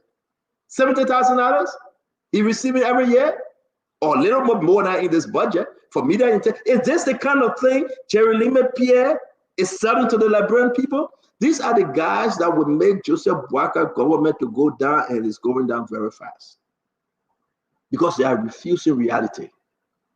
When the people speak, you must listen. They are speaking because they are the one that's suffering. So, I mean, it's terrible, folks. But I want to welcome my brother Vendetta or Patrick, Mr. Regroup. And I would welcome Sister Glennie, who is bereaved, and I think she would talk about age, she bereaved, but she come. Glennie, the sun is hot on your head. That yellow thing making us blind, Glennie. But it's okay, we'll manage it. It's like the sun just burning from Jupiter. All right. Now, which one is really hard at Jupiter? Jupiter, Mars, Saturn, Uranus. My man, don't spoil West, don't spoil West, don't name. No, I gotta know whether it's 9 or 7. I went to my Western too. It's funny our name. Stop it. My man, I try here. That Mercury, Venus, Earth, Mars. So that Mercury, the first one, I have one. That Mercury. My man, I said my NASA planet, I call myself. Now they say that 8. They will soon go to 7. That Mercury. But Fernando Patrick, talk to us, brother. Welcome. See, oh, thank you. I see you very happy, you know, and I always happy. Hassan, what the man get honorable to his name, Paku. The man changed to ambassador. He's ambassador. No, man. What? The man get home attached to his name. And Paul, I saw in the chat room today is the birthday of your beautiful wife. Let me say happy birthday. Not the birthday, the anniversary, brother. Anniversary, sorry. Yeah, man. Anniversary, okay? Yeah. The man, Chamo, yeah. Paul really know how to select. Congratulations. Man, take offense to that, man. Don't call the man well Chamo. Thank you so much, big brother. It's nice. Don't call the man well Chamo, my man. I say his beautiful wife. No, you said Chamo. You said Chamo. Man, Paul, don't interrupt me. Okay, I take it back. I told you before. Stop putting your wife picture in the chat room back. Stop it. Hey, man. That thing on Facebook. In the chat room. It's on Facebook. I was congratulating. Look at your wife today and call your wife Chamo. Hey, God. Listen. I'm very difficult to live with. So for somebody to live with me together for 9 years and still here. My man, CEO, don't spoil our friendship. Paul Kennedy, your beautiful wife, let me say happy anniversary to both of you. Just so you know, you come back to Liberia, you get a special gift. Yes. The same rooster you gave the Pape Bubbler? No, we went there late. I was informed late. So I even called him. I called him. I was still meeting. I called him, but I got the information late. Trust me. I will still deliver, and it will be in the chat room. But CEO, it's good to be here. I bring you warm greeting from the great people of Magibi. The country that is rich in so many ways. And interestingly, many of the followers of this platform, they call me every day. They say, oh, we love your platform. We love the Spoon Talk. And they are glued to it, you know. And I want to say to them that it's good to be here again tonight. CEO, Liberia will get better. Some of us left heaven, the United States, as people may call it, we returned to this country with the hope that only Liberians can build this country. Whether collectively or individually, this country will not burn.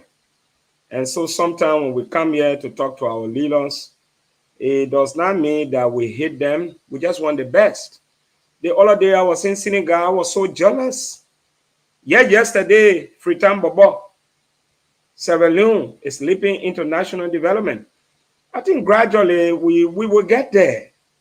And one of the ways we can make this country better, we are open to corrections.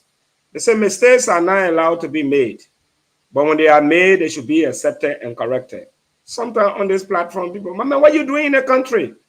I have decided I have relocated. CEO, I'm not an American, please.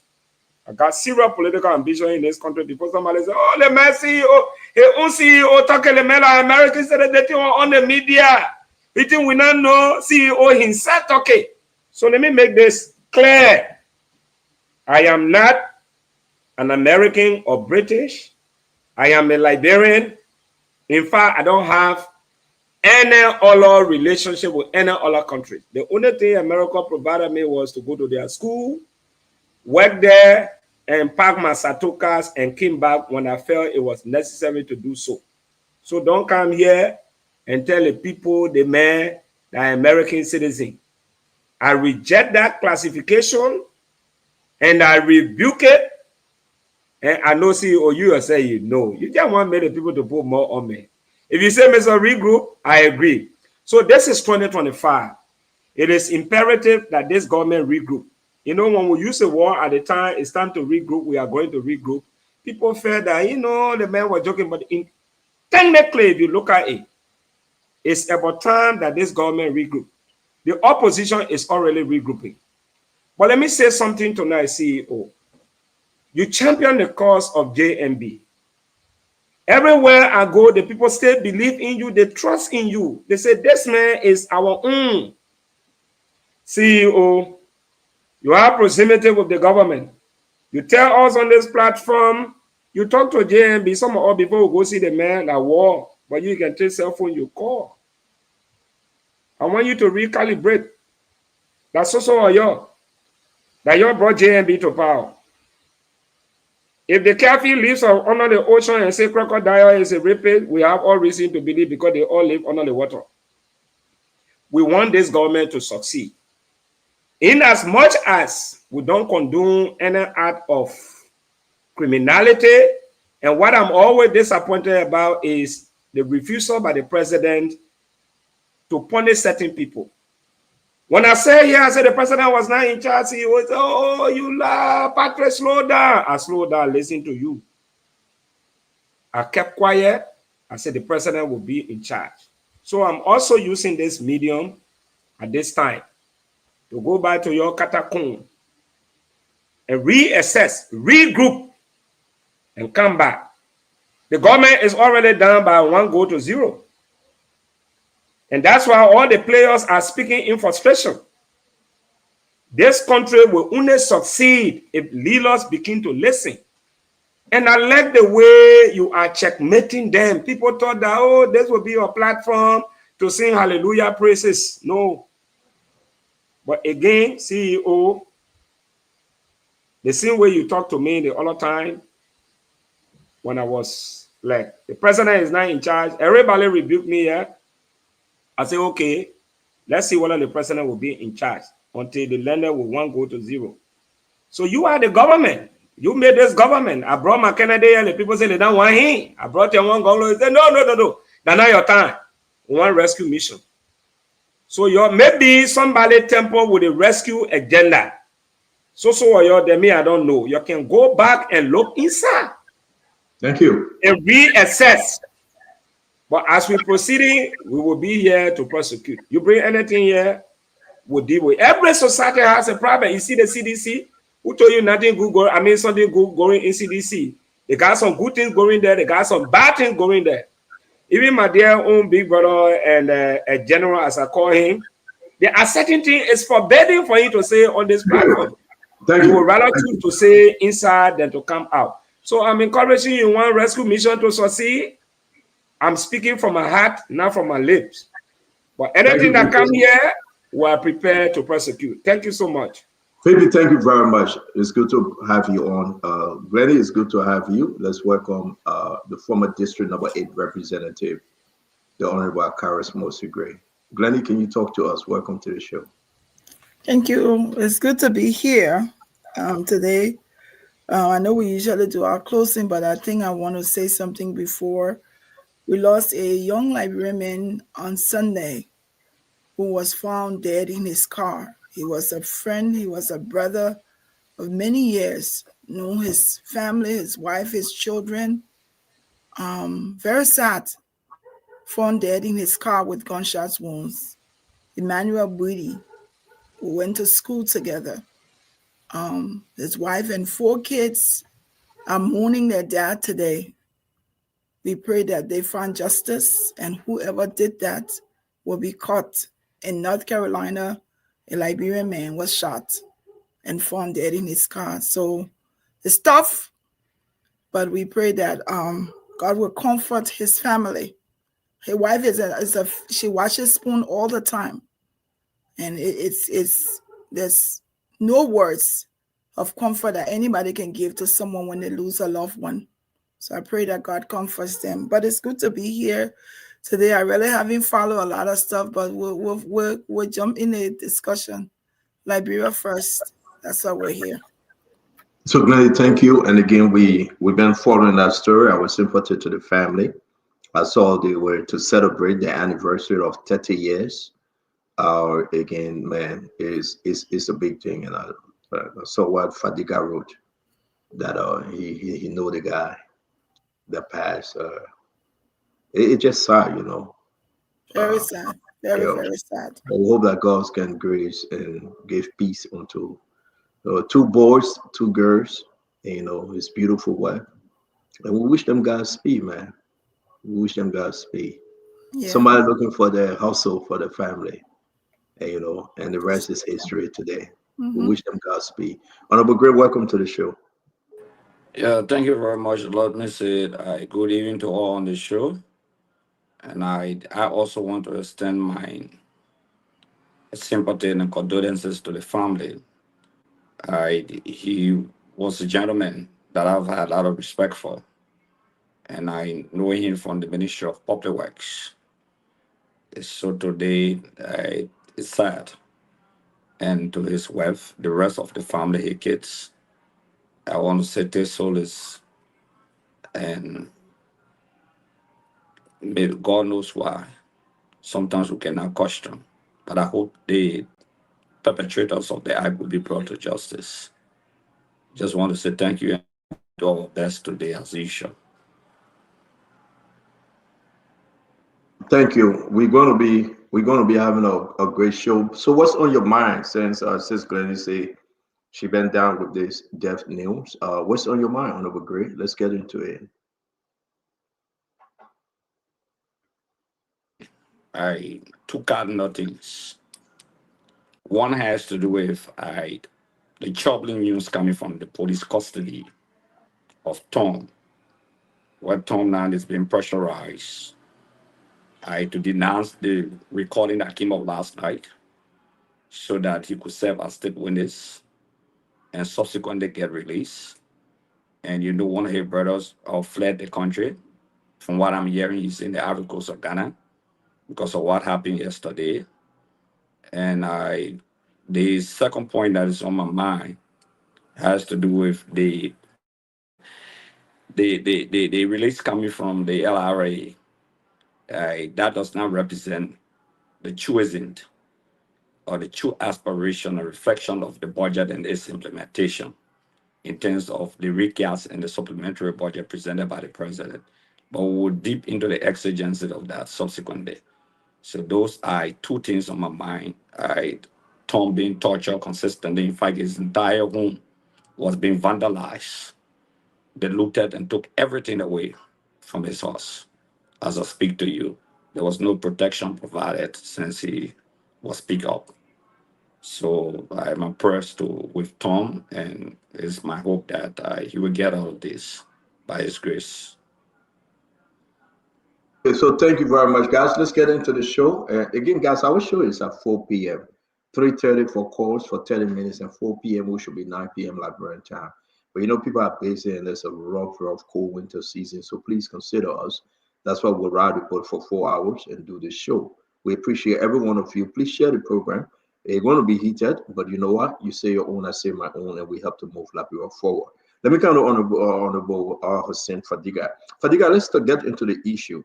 We may see on the fire situation, but most often and most recently, Tom, yesterday, again, folks, let's just announce before we forget, Prince Johnson funeral program started today. It was huge, it was big. If you follow Spoon, we carry live, and again, we'll follow it to the end. Again, Senator Prince Yodo Johnson, the general, the godfather of Nema County, his laying to rest started today. World leaders and people were all over were there to sign the book of condolences. And again, the program is ongoing. Fadiga, what say you about Tom and about the saga of the Liberia National Police, the NSA? Just briefly, because you wasn't on the show yesterday. Then we'll move to the other issue. Well, Stanton, anybody can make a claim of torture. We have seen that a lot, but can you prove torture? There are several ways you can prove torture. Physical evidence, where you see bodily injury, mark, what are internal bleeding forensic. There are a lot of different things. I saw this young gentleman walking. I didn't see any evidence just based on that. I know he was trying to limp. I don't know why he was limping. I saw them lift him here, taking him to the hospital. But I didn't see any sign, of physical or brutality. Now, anybody can claim, given the situation is in the house, the people's house was guarded by fire, and that's a serious crime. Anybody facing such a crime would do anything to get out. I think this government needs to do everything to ascertain the fact those are serious allegations, and if it is found that he lied, more charges should be levied against him. Obstruction of justice, anything that fit the crime. I'm not a lawyer. Government, the lawyer, they will see some of those charges, but for someone to make a false story and lie, those are serious crime. I do not see any sign of physical trauma on his body to believe that he was tortured. Until that can be proven, I think, and I will encourage my government to do everything to rubbish that. That means he was taken to the hospital. He was released a few hours later. Those are things. He may have had some depression, being depressed in prison or whatever the case is, but I did not see any sign of torture. And it should not just be he say, she say. We need something definite. This guy need to go to the hospital. His body need to be checked. And if it is found that he's lying, did you examine him, Fadiga? I did a visual examination. Did you did a visual examination by what? No, I did a visual assessment. Were you at the police station? Were you at the hospital to do visual examination? I have common sense. That's the bottom line. Okay, so you watched it on TV and you did that was your visual examination. Yeah, you can see someone torture. I've seen people torture. You see the brutality, the face, mark, scar on the body. Those are visible signs that someone limping, sick. Those are not torture. He could be faking for all I care. But the bottom line here is those are serious allegations, and I think we all need to take it seriously. If he's lying and he's making, I don't know the facts. I can be very definite about it. But what I did not see yesterday, I did not see any torture. So those are things that we need to make sure that we get to the bottom of it. If it is found out that he is lying, more charges should be levied against him. But I did not see any sign of torture, as was claimed yesterday. I wish I was on the show yesterday. But we know that this is the silly season. People are doing everything to make politics out of this. We know what happened at that place. Now that it has been shown that it was arson, somebody did it. It did not just mysteriously burn by itself. Somebody burned that building, and whoever did it needs to be prosecuted with the full weight of the law. Thank you, Fadika. Again, listen, we had a long time on this. I'm just going to give greater time to respond to Fadiga, then we'll move on. Great. Fadiga watched TV. He saw Tom walking. He did visual examination. That's it. There goes his conclusion. Basically, my position has been very clear that Tom was tortured, and I will never take that war back because I know for sure what I'm saying, and that would be proven. Torture is not just about physical; it's mental, it's psychological. Unfortunately, I don't want to repeat what we said on the show last night about the different kind of torture. In fact, Fandada even narrated about the light flashing in his eyes and all of those things. The different category of torture. I also want to tell Fadiga, to be very emphatic, that Tom is not yet released. He said he was released. Tom still remains in police custody. He's released. There's no charge brought against Tom since December 18. He's not been charged yet. He's only been heard beyond his constitutional rights, the 48 hours. That is abuse of his fundamental human rights. Okay? You don't know how embarrassing it is. Just the VOA, the BBC, Radio France International, they all been calling the lawyer on this subject matter. Probably you don't even know this. Okay? Yesterday, what they did to Tom to say because the way you saw him, we all saw Tom. That's not the Tom. If you knew Tom a whole lot and you've been knowing him for a very long time, that's not the guy. So you said politics. Those who are playing politics all is the police. That the police is yet to arrest a police officer or interrogate a police officer on the scene of the incident. That the police is yet to interrogate the security officers assigned at the Capitol building that have contracts to protect the Capitol building. They are yet to interrogate them. That Capitol building, let me give you a quick hint. The Capitol building, this is not the first time for the Capitol building to get caught with fire. When Speaker Tyler was Speaker, the entire library of the Capitol building got burned.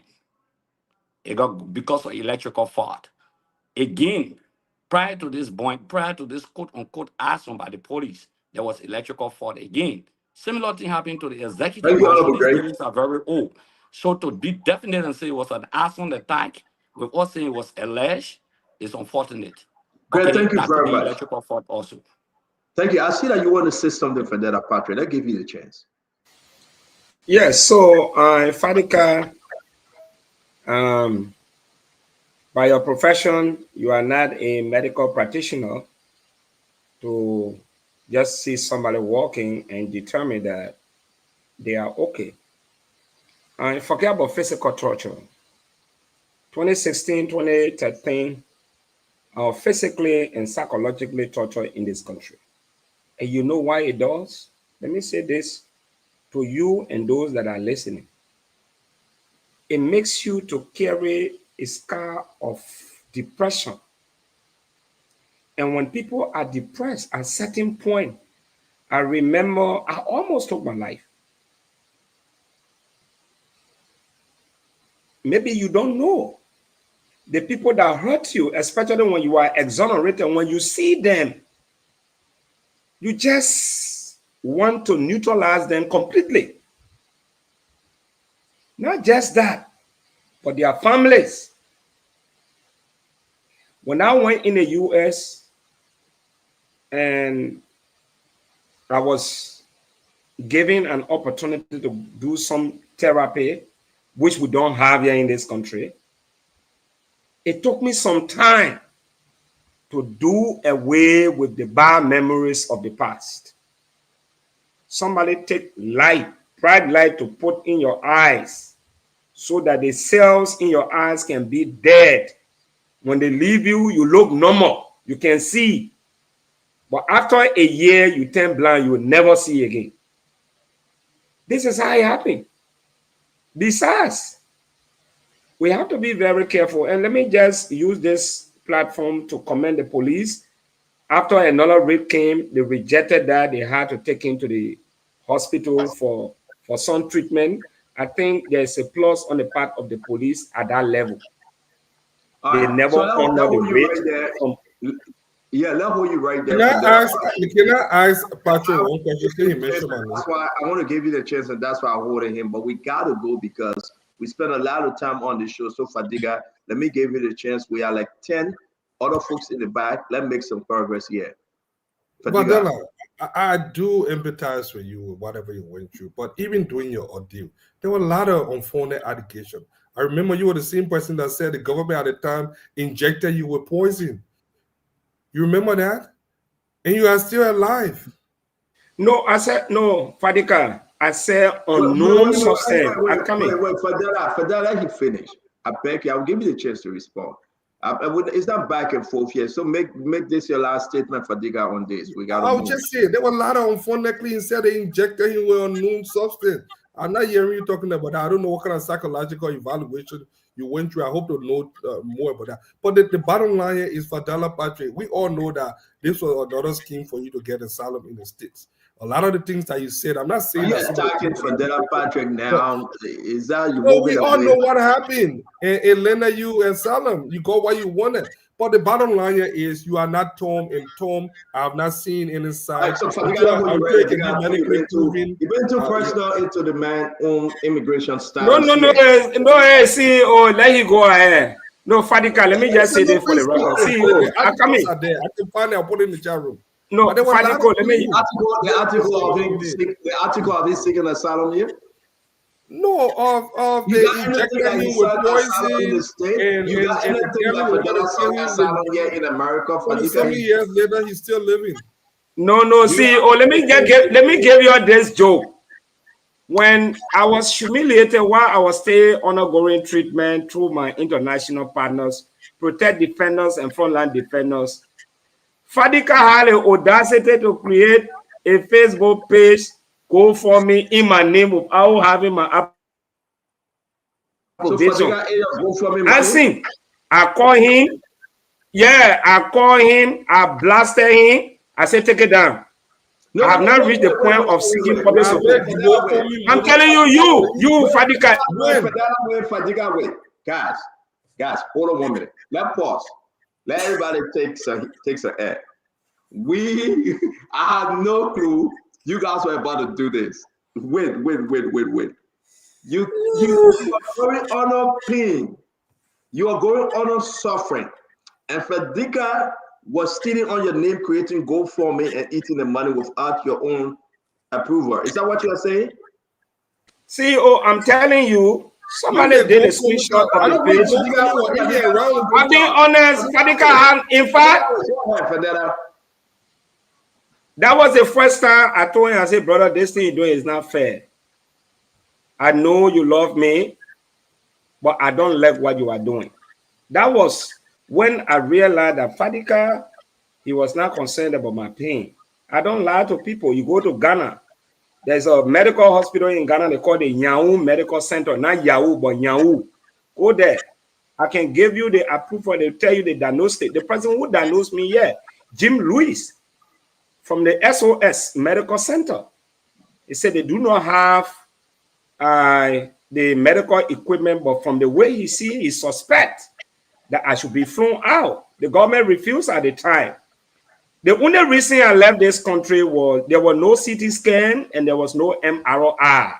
I was allowed to go to Ghana, got treatment. I spent 1 month in Ghana under the protection of protect defenders. You got a chance to explain. So Fadika knows very well. He open GoFundMe in my name. Fadika, you got to stop this thing.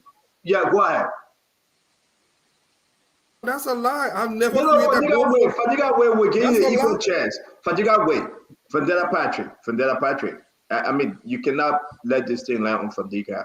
I mean, we'll talk about your immigration status later. But the Fadiga raise GoFundMe in your name. Do you have any documentation? He opened GoFundMe in my name, and other people wanted to donate, but they had to confirm from me.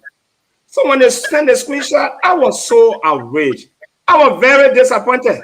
I even wrote on Facebook that at no time I authorized anyone to raise money in my name, because guess what?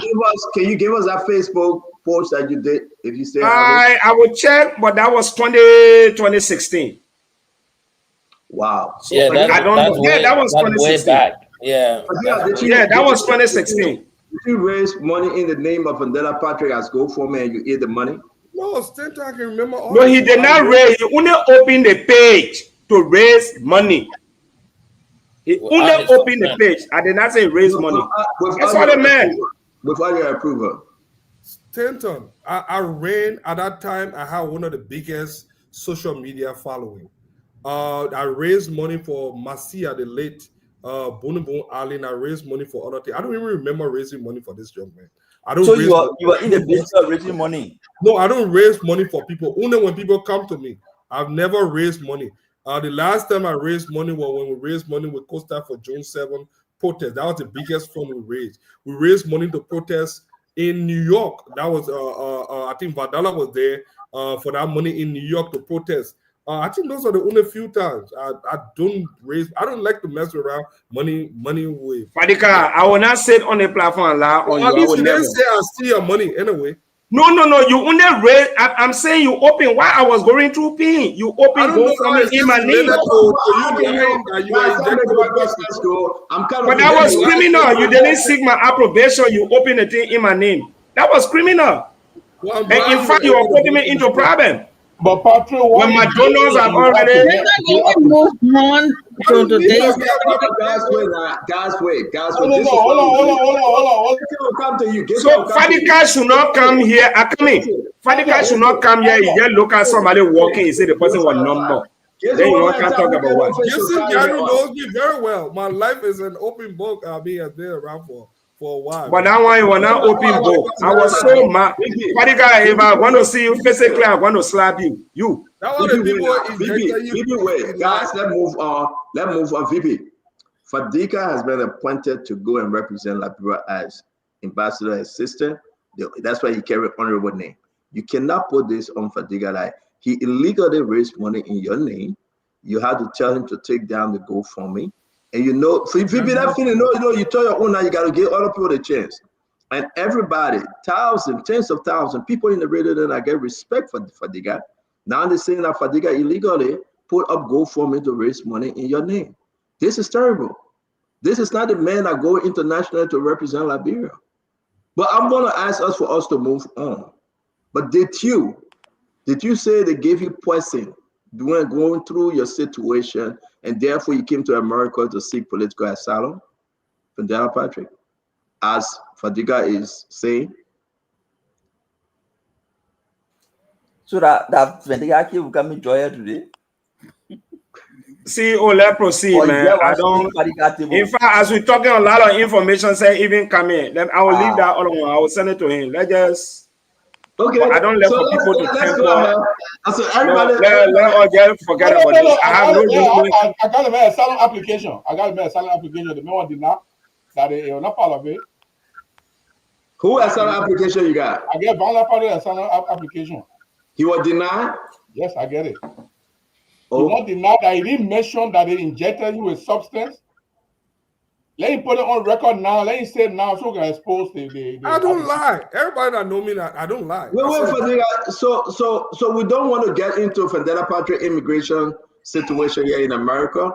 So Vandela, did you when you deny asylum because you need to be careful, man. Don't come here and start trying to validate something that's not true. Stop that. Okay. All right. So let's move on. I want to welcome to the show, man. No, this is Spoon. We are not programmed. When you get crazy, man, Fadiga and Vandela, yeah, things happen. Again, guys, these are all side conversation. Let's make some progress.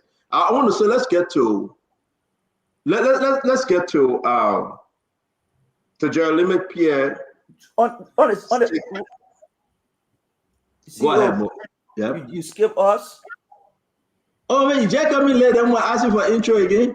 No, I mean you had a topic that everybody was giving our opinion on that while we were talking. Oh, you know what? I mean, that one passed by you forget it. You're talking about the Tom topic, right? Yes. Right. So Glennie, you go ahead. You were off yesterday. We'll go to Mame. Mame were off yesterday. Those of us that were on will make no comment on it because we got to make progress. Glennie and Mame, please. So I just wanted to say that when I'm listening to Fatiga and he's saying that from the assessment he did based on what he saw, I think we have to be balanced here. I think that's unfair. This has nothing to do with whether you have sense, you don't got sense, whether you're smart, you're not smart. But when you're talking about a healthcare issue and you're talking about somebody's health, there's two ways you can do assessment, either subjectively or objectively. If you're not present and then the person can tell you, I'm sick, that's a subjective data. You can't go and say, no, he's not, unless you go and do tests to prove that he's not. We can't just come and make these statements and make it because of what side we on. We got to be able to speak truth and say what makes sense. If he is saying he's sick, I agree with you. Go do tests. Let the government do the different tests. Send him to the hospital. Let them check him. Validate everything, whether they can validate what he's saying or they cannot validate it, and then move on. But you can't deny him of the fact of him saying that he's sick. It's just like pain. I can tell you I'm in pain. Pain is subjective. You can't tell me, no, you're lying. You're not in pain. Unless you have a way to measure that I'm not in pain, then you can say that. So I think in this case here, the government, if this guy is making these allegations, send him to the hospital, do some labs, do checkup. But we cannot just sit on the platform. I cannot, based on seeing the video, and I did watch this show a little bit yesterday, seeing the video, I can say that, oh, he was in pain or he wasn't in pain. I can also, and the two of us can interpret it differently. Some people may have seen him very weak. Some people were saying, oh, he was upright and walking. Those things you can say, but as a health practitioner here in healthcare, there's objective data and there's subjective data, and we can't ignore either one of them. We got to be able to find the evidence before we can speak and say that it's not true or it's false. Glendy, thank you very much. Thank you, sis Glendy. Mambe? Yeah, I mean, I will talk about it from two dimensions. The way I saw the police took him to the vehicle before carrying him to the hospital, in my mind, was not appropriate.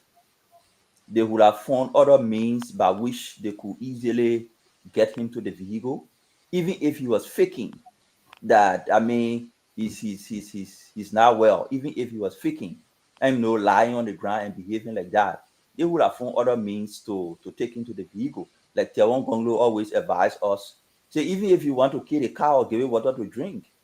It doesn't change the story. You would have found wheelchair, put him in the wheelchair and drive him to the vehicle, put him in the vehicle, take him to the hospital, bring him back and take him to the police station. Whatsoever investigation you will do, it will not alter that investigation. So the police try to do it in a better way so that I don't create all these type of discussions. But we also are aware that there is a consistent, deliberate strategy to paint a picture that doesn't exist in the country. Whether it is on the economic front, whether it is on the security front, there is a consolidated effort to paint that picture. I can give you instances. When the protests on the legislature failed, we saw the leader of the protest took water and put it on his face and called press conference and writing all around the world that the people brutalized him. We saw that. We saw them took picture from Sierra Leone. We saw them took picture from Gambia and posted it internationally as if there were police brutality against them in Liberia. Newspapers lifted those stories when those pictures were proven to be from Sierra Leone, from Gambia, and other places, and not Liberia. So we see that consistent effort. So it is not so much of a surprise for Fadiga to allude to the idea that this is fake, because in the past, in the immediate past, supporters of Funanti Kofa created a fake scene. But what I would say is what Tiawon Gonglo said.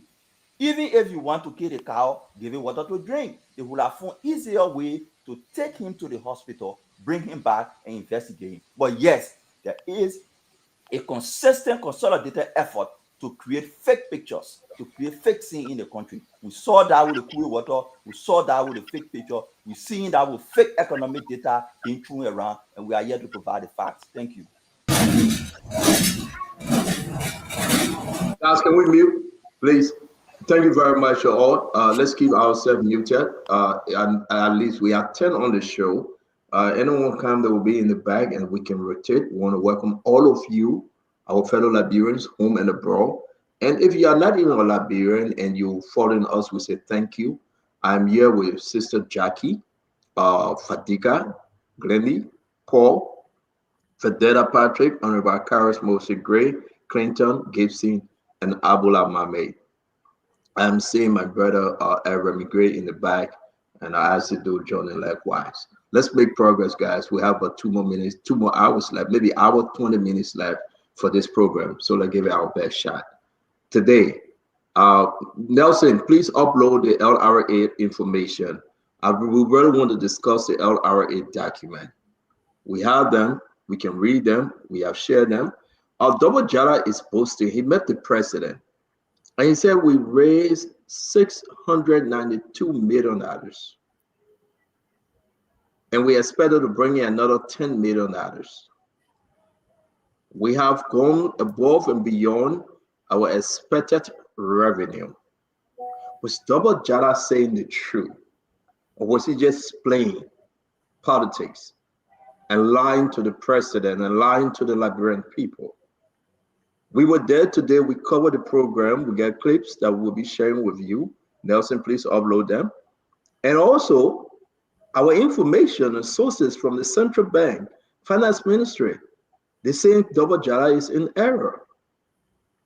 Double Jara cannot prove to reconcile with the finance ministry that amount he talked about. The central bank have no money and they have no document. So they are saying that Double Jara can reconcile his information. After the press conference today, they went to have ministerial meeting. The managers, all of them met. A phone call from the finance ministry, from our sources, asked Double Jara, can you give us any other information that we don't have to show that you have raised this amount, 692 million, and we have another 10 million coming in? What about the SOEs and other entities that are not contributing? Guys, what you are all well informed. What's happening here? When people try to play politics with even our economic standing in the country just to score political point, is Double Jara lying? Is he in conflict with the finance ministry and the central bank? We're going to go around the table and everybody, please, you have 2 minutes. We'll be watching the time, starting with my sister Jackie. It's 5:50, 10:50 in Liberia. Jackie, please, what do you know? Your 2 minutes, ma'am. I'm sorry, Stanton. I was a bit distracted. But I know there was a press conference today by the head of the LRA. I didn't watch that press conference, so I'm not sure what all was said. But if he said he raised $692 million for fiscal year 2024 and has an outstanding 10 million, I'm not sure if he reviewed where that 10 million is coming from, where he expect that 10 million to come from. But I would love to do a comparative analysis. What was the projection, which I'm not aware of, and the actual, because apparently this press briefing today was based on actuals. But again, I didn't watch it to know what was his projection versus the actual, and he explaining the variance in terms of what was forecasted versus what actually was received. So that's something we can discuss because I don't know what the projection was for And 2024. thank you very much. Let me bring in Fadiga. Fadiga, what you know, Fadiga? What's the story here with Double Jara? Well, there's nothing there to really talk about. I mean, the DG was very clear. I think this is a huge milestone for this government to raise that amount of money in domestic revenue, and we got another close to 700 million. I think it just shows that we are doing better. Stanton, you said something the other day. You said you went out, people saying, so look, numbers do not lie. The numbers are proving that this government is faring way better than the last government, and this year going to be better. I have no reason to doubt it. I think, if anything, we should be rejoicing instead of being skeptical or trying to castigate such a huge milestone. Uh, So I have nothing much to Thank say. you. I But, have no. but the question: do you think that because he said he raised the money and we should believe in and our sources, we're going to push because I will be revealing Why something? Do you should he think? lie, Stanton? I think we have better things, to discuss So than. you believe that what he said is true, that he raised the money? I believe he raised the money. Okay. I believe he All right. raised Thank the you. money, Let and me I bring in think Sis that we do Glenny. better this year. Sis Glenny, talk to me. I know you've been, all over with the information from your end. But what you know about Double Jala's statement and what can you contribute? So, Stanton, why it is that we want to hear the good news, we want to hear that the government raised this money and in excess of 10 million, they're waiting for it to come. We should not react prematurely and not question the validity of this stuff. We need to know first, where did they come from? What did you have? What were you projecting to go and what have you gathered now? Well, all of these figures that he's calling out, do they match what the finance ministry says or the central bank has? So it's like, if you're saying you raised this amount of money, where is the money? Where is it at? And if you have all this money in excess, it means that public service should have no problem with taking pay because we got money in excess. So in as much as we are excited that when you're hearing it, the government is doing better than probably previous, but we also want to see, does he have the information to back up this theory that he has now proposed to the Liberian people? Do we actually have the money? We'll go to Paul Kennedy. A couple of questions people are asking, and I dropped something in the chat room, which I've been back and forth for our sources, from the finance ministry and central bank and other places, people that know the numbers. They begin to ask this question. Double Jala is in error. I want you to take your time because Fatiga would say, yeah, he said it, I'm going to believe it. But Glenn, you are quite correct. Not because he said it, we should believe it. It's a big, big question. Can you reconcile your document with that of the central bank and with that of the Ministry of Finance? That's a big thing, yeah. Can Double Jala do another press conference tomorrow and say everything I said is true? Finance Minister Gafwan sitting, Samoa is sitting there from central bank and say, these are the documents, we raised the money, we can show it. Something is happening, and I think they lied to the president. I'm going to bring my brother Paul Kennedy on, Vendetta Patrick, on by Karis Mose Gray, Clinton, Gibson, So, Jerry, and Bakula Mame. Cynthia, Paul, can I ask go you a ahead. question? Just 1 minute. Yeah. Let's do this round. Then we'll get to it, please. Go ahead, Paul. Thank you, Stanton. The Honorable Double Jala did not stutter. In fact, I have in my hand a press statement that was issued. According to that statement, the projection for 2024 fiscal year was 690 million. And what Double Jala is telling us that in excess of this projected 690 million, he actually got 2 more million. Yep. Bringing the total to 692 million. I am not a financial person, neither do I have any insight in the LRA to argue with what the Honorable Man is telling us. But my question is, what is the Ministry of Finance, own understanding of what Double Jala? Because the two organizations are correlating to make sure Bapolu gets what they need to get. For instance, they allocated or projected that Bapolu were going to get $357,000 for Emory Hospital. Out of that money, only $35,000 they gave us. So if you're saying you got 692 million, if I got 2 million in SS, hey, my people are big here. Can you send our balance money to Bapolu so that the people there can have, can go to the clinic and get medicine?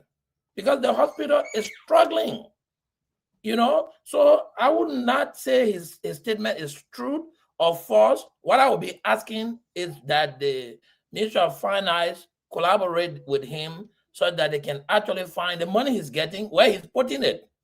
Because if he's getting this money and he's not putting it to the Ministry of Finance and the people in Bapolu are not receiving their entitlement, then this is where I will have problem with him. But it's a good thing, Senator, for him to raise more money than they projected. In fact, I would be thinking instead of 690 million, they should be thinking about 1 billion. They should be trying to mobilize and generate 1 billion. There are means there. They can expand the revenue envelope in Liberia, and they can actually collect $1 billion every year for the revenue. So I'll be hoping they do that. Thank you very much, and good point you are making. So we want to check with Ministry of Finance and the Central Bank, make sure that what Double Jala is saying is true. But we have checked with them, and Double Jala is in error on this point.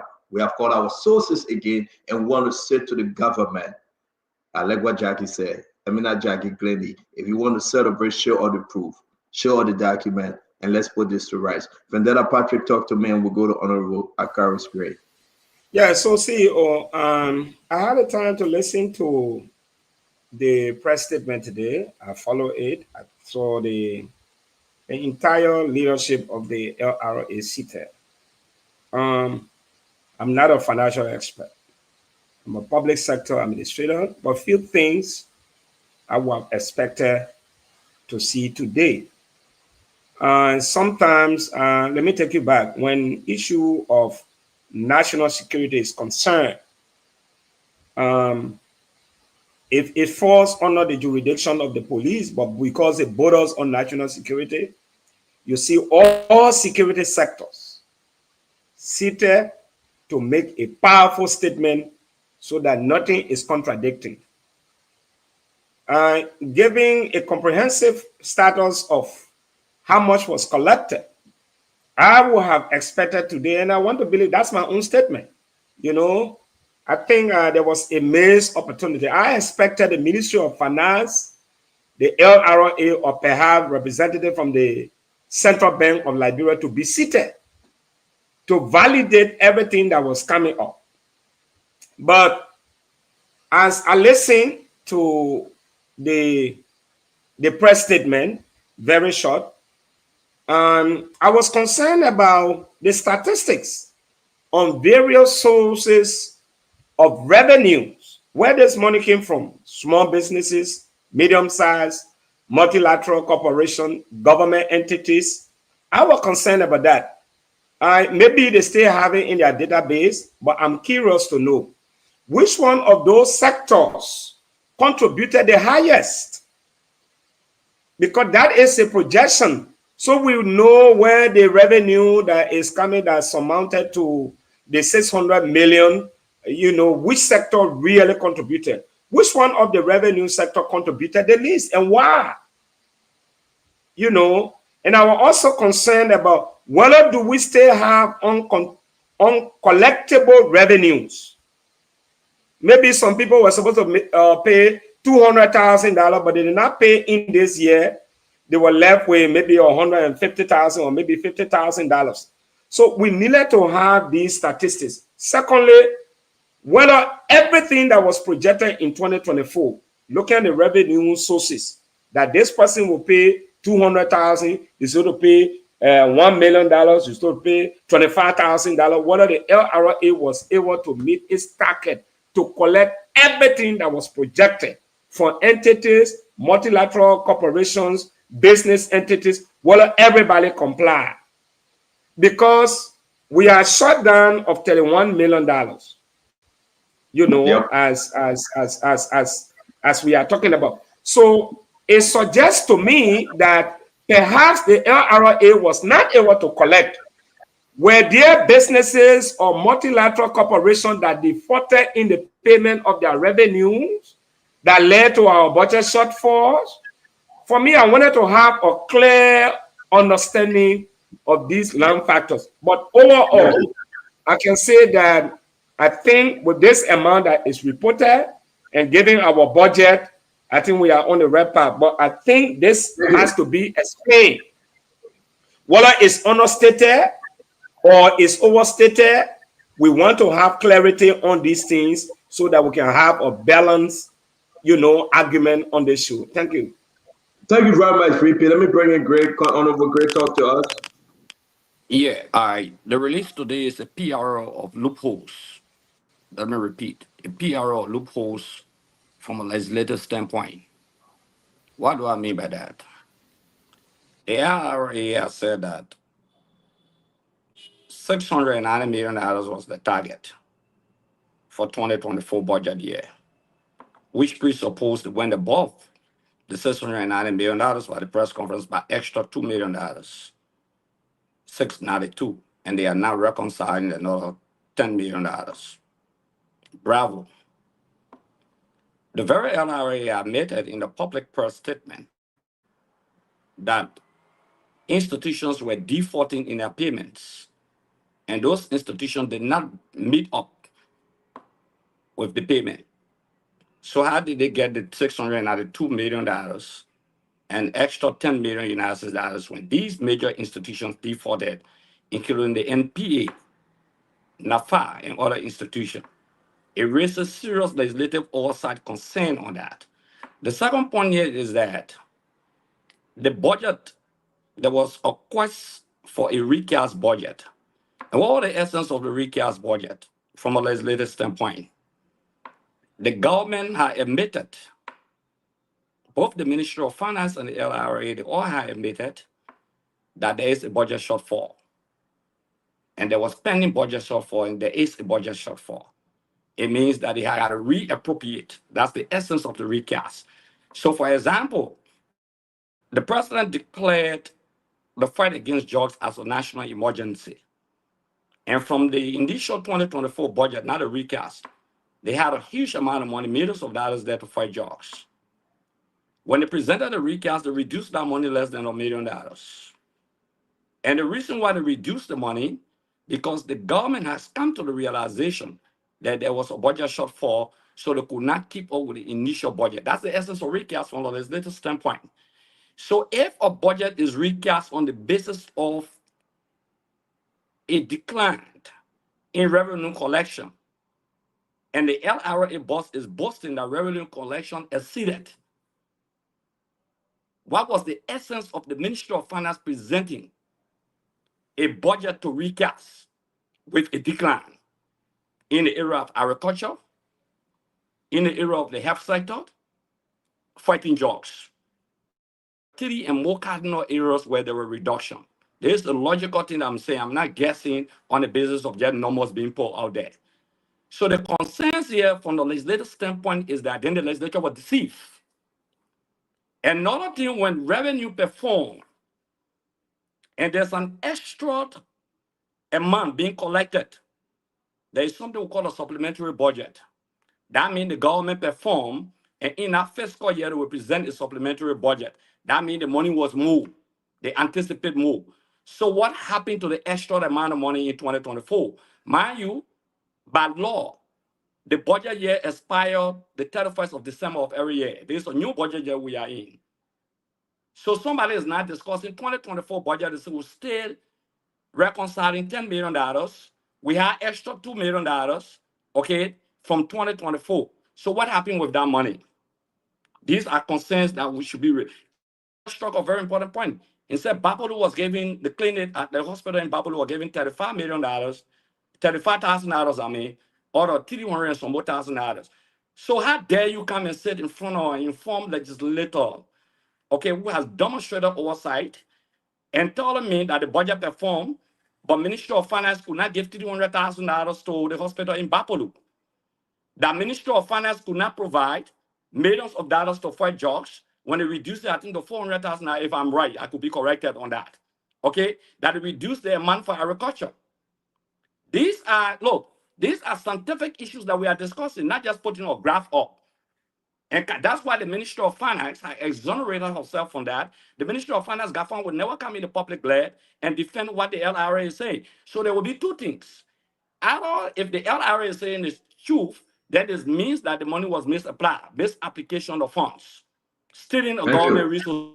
Because if they generated $692 million, and the government, the Ministry of Finance is talking about budget shortfall, and they had to cut off all of land ministries and agencies support, including the health sector, the educational sector, and other areas. This means that the Ministry of Finance is not saying the truth in terms of the budget shortfall, whether it's $10 million budget shortfall, whether it's $31 million budget shortfall, we question double jada, the Ministry of Finance, the central bank. They need to come to the public glare. I hope you can place in the call to them, because there's something fishy. I don't believe the LRA, because there was decline in the budget and there were recasts in the budget from a legislative standpoint. Thank you very much for bringing Governor Clinton. Governor, talk to us. It's always good that we have a quiet show, guys. Welcome to the show. Please share the show. Just go on Facebook right now. Everyone, we are like 11 year or 10. Please, guys, get on your Facebook page. Just share the program. It will go a long way. Can you just do that? Because we want everybody to be involved. Just go on your Facebook page. Spoon Talk is here. Share the program. Those of you that commented want to read your comment, share the program likewise. Let's get all the people involved. Let's talk about our country. It's very important. Governor Clinton, the lawyer, talk to us, my friend. Look, Stanton, I haven't had the opportunity to read the press statement or, any revenue report. But again, this is the LRA. The LRA has responsibility to collect revenue. The LRA is making the pronouncement that it has collected more than the projection. But guess, when money are collected, you're placing government consolidated account. It's the Ministry of Finance responsibility to tell us whether or not LRA collected that money. Have we heard from Minister Gafan and the Ministry of Finance whether in fact they have that money? Is another thing. I think in the coming days we will hear from them, and we'll know whether or not the government actually collected this money that is said it collected. You can't hide if there's a shortfall. There's no way you're going to hide it. Eventually it's going to be public knowledge whether or not that $31 or $30 million, is actually a shortfall. But I will say that I wanted to circle back in 30 seconds on the other issue and, talk about these government surrogates who are concerned about, making assertions about false statement of torture without, talking about the unconstitutional detention of a young man who's been in police and NSA custody for outside of the constitutional required period. People are not interested in addressing that law enforcement is holding this young man outside of the law. They are not interested in addressing that. They are just throwing out that they believe is right, that he's making our false statements. But we don't have that information. We don't have that information. None of us here were in NSA custody. None of us here were in police custody. This young man was the one who's there, and he's making these allegations. My dear friend here, Hassan, is a law enforcement professional. He as a matter of practice, if there's interrogation, it has to be done in the presence of lawyers, and these things are recorded. So I will hope that the government will provide these tips of interrogation to show that lawyers are present. There was no incidents of torture. It is incumbent upon the government, since these allegations come into the public light, to do that. They have a responsibility to the Liberian people to do that. Historically, anybody on the platform who's talking that, either you've not followed anything, never been in Liberia, you on another planet to not know that this is a law enforcement problem in Liberia. Torturing people in law enforcement custody is a historic problem, and so that's all I really wanted to address before bringing Gibson. Thank you. We're going to make progress tonight. Let me bring in my brother Gibson. Gibson, again, thank you for taking since last week. You getting comfortable on Spoon. We gotta make you uncomfortable at some point. You know what we do. Where you going, man? But welcome to the show, Gibson. Okay, so first of all, Hussein Fadike is not law enforcement expert. He's a propagandist. He's not law enforcement. And Patrick is an example of resilience in advocacy. So all the while I was just trying to pull your legs. Okay. So we respect Patrick very much. He stood up for truth, he challenged the status quo, and whatever happened to him was never supposed to happen to him in the first place. Now, my problem with Double Jala, it is difficult for us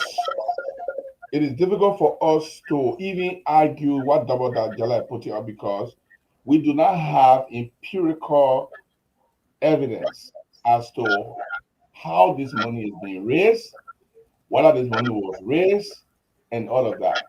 And other places, journalists are giving access to the kind of document. They have access to reservoir of documents where they can go and research and see what the agency have done, what they are doing, and where they are going.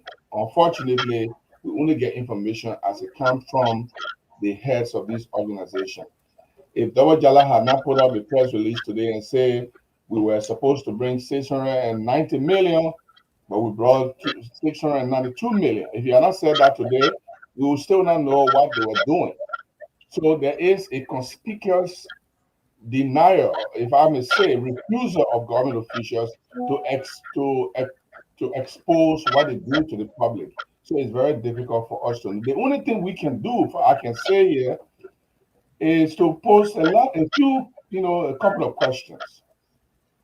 Was this money? Is by announcing this money, how has it affected the growth of government or financial spending?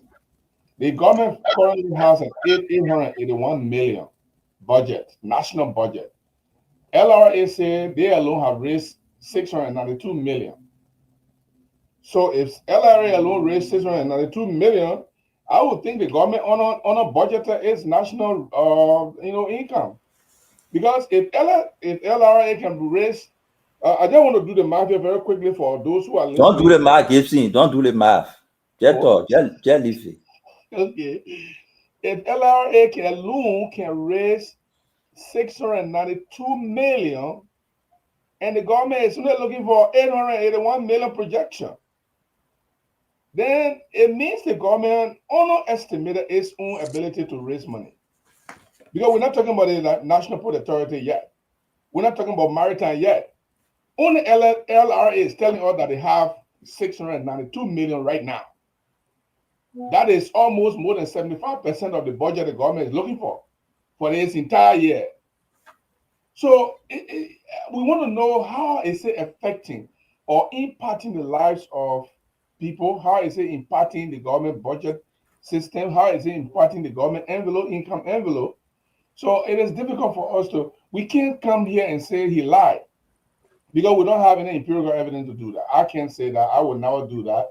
My job is to investigate what is happening, whether it has any impact on the government development projects, government income level and all of that. I can investigate that if I can, but I can't say he lied or he's not telling the truth. So for now, we say thank you, Mr. Jala, but probably we need some more information here.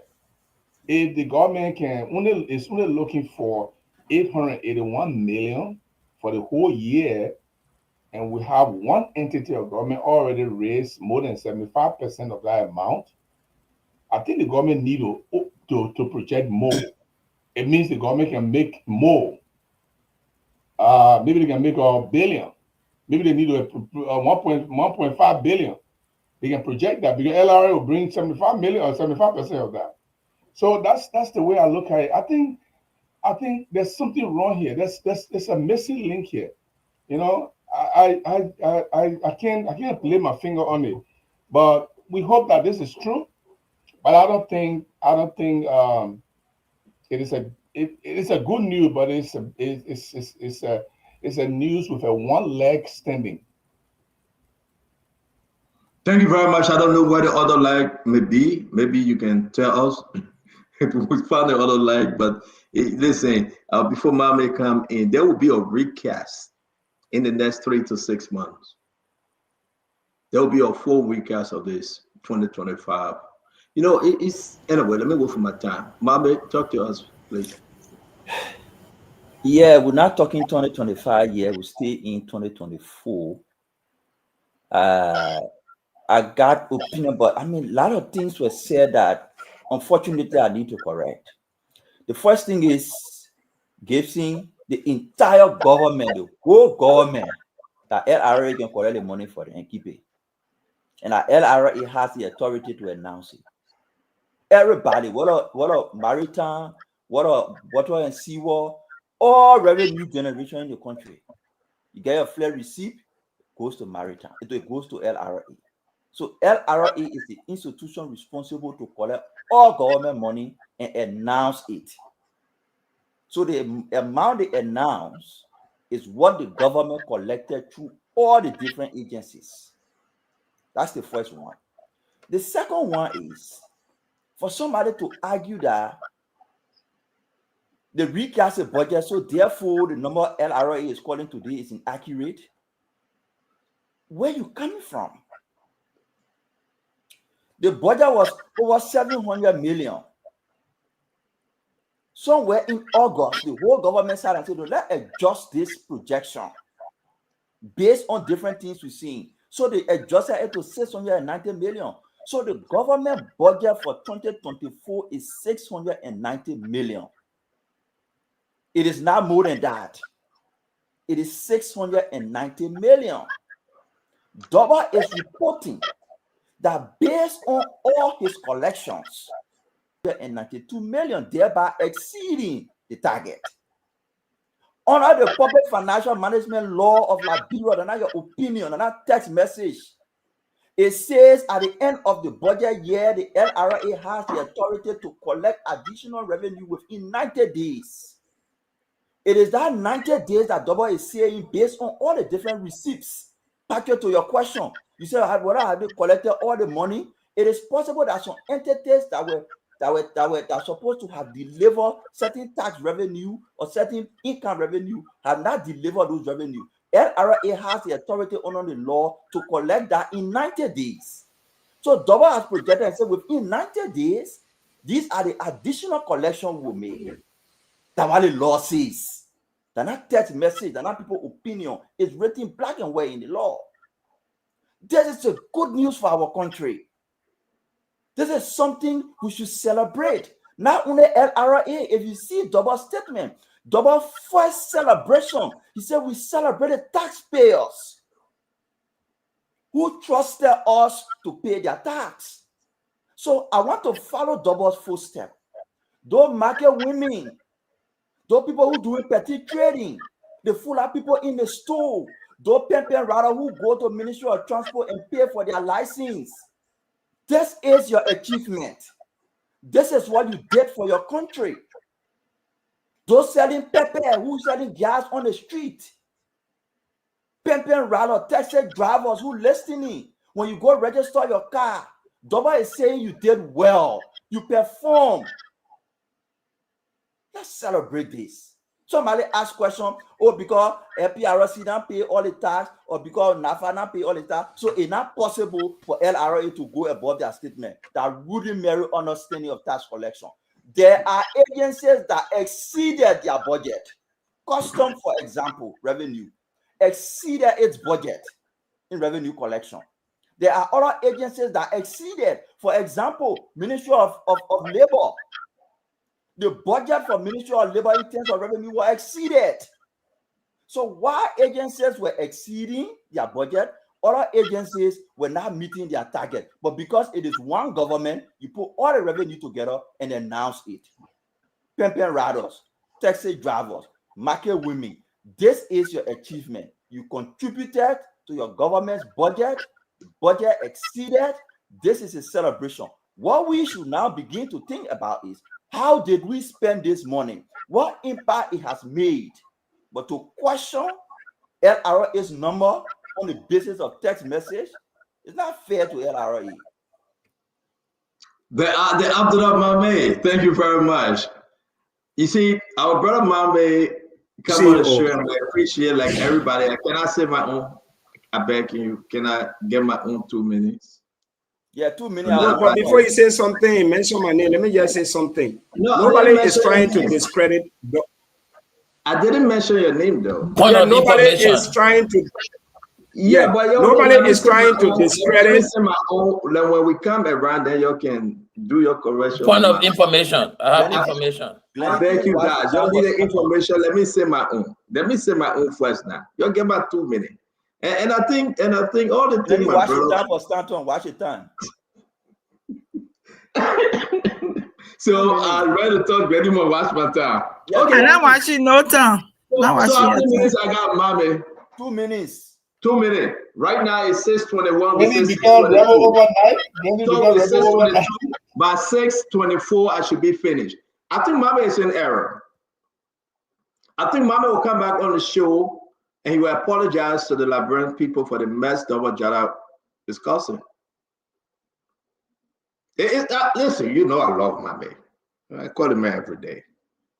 But Mama here to defend something that he shouldn't be defending. Mama, you got friends at the finance ministry. Have you asked them what are the reconciles with the Double Jada projection and announcement that were made today? Yes, and they told me yes. Wait, bye. You have your time now. Baking you back. I thought you were asking me. I just said yes. No, I did. Allow me to enjoy myself. I didn't interrupt you.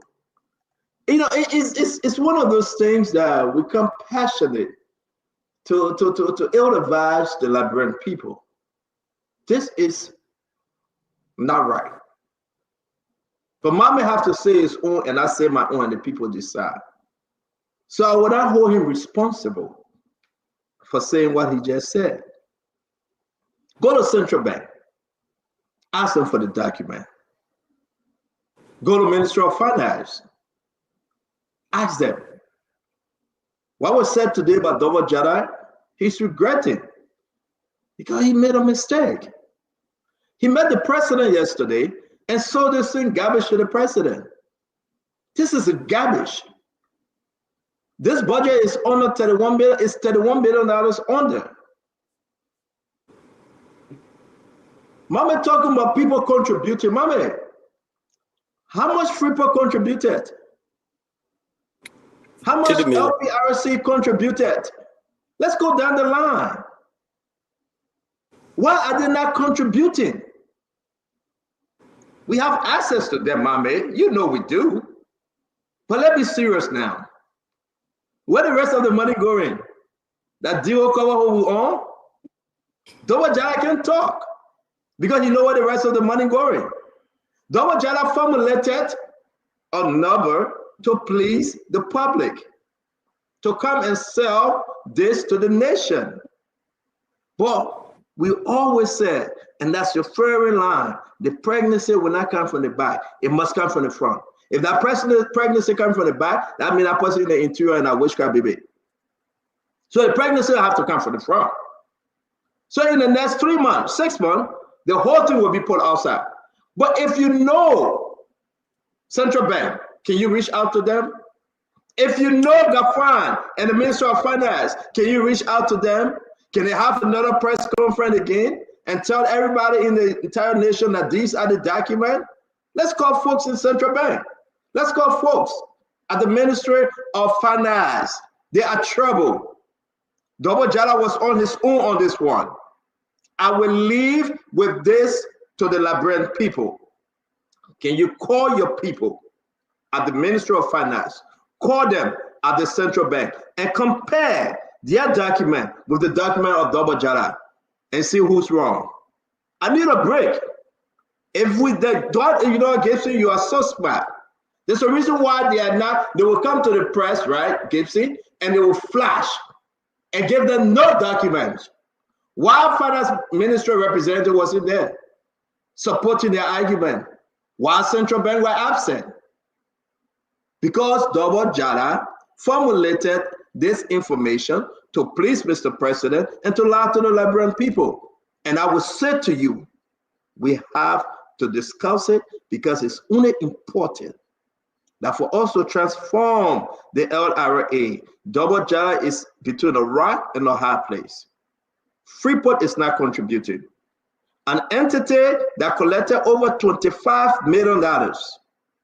And they say, you know what, we contribute small, but we can't get it one. 2025 will not contribute again. Isn't that concerning? Where the money going?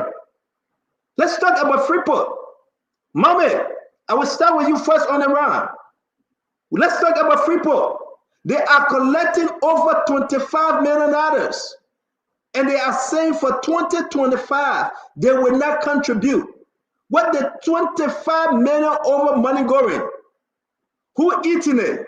We are not talking about Freeport Buchanan. We are not talking about Freeport Greenville. We are not talking about Freeport Harport. We are talking about Freeport Monrovia.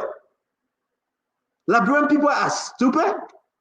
You say you spend 14 million on salary and operation. Where the other money going? Are we asking bad question here? The only people we're talking about, not LPRC yet. Why they are not contributing? Fishery. Why they are not contributing? They are making the money. Who milking the system? Who jamming double jara to come up with false report? Can anybody ask Sekou Dukle why is he not contributing?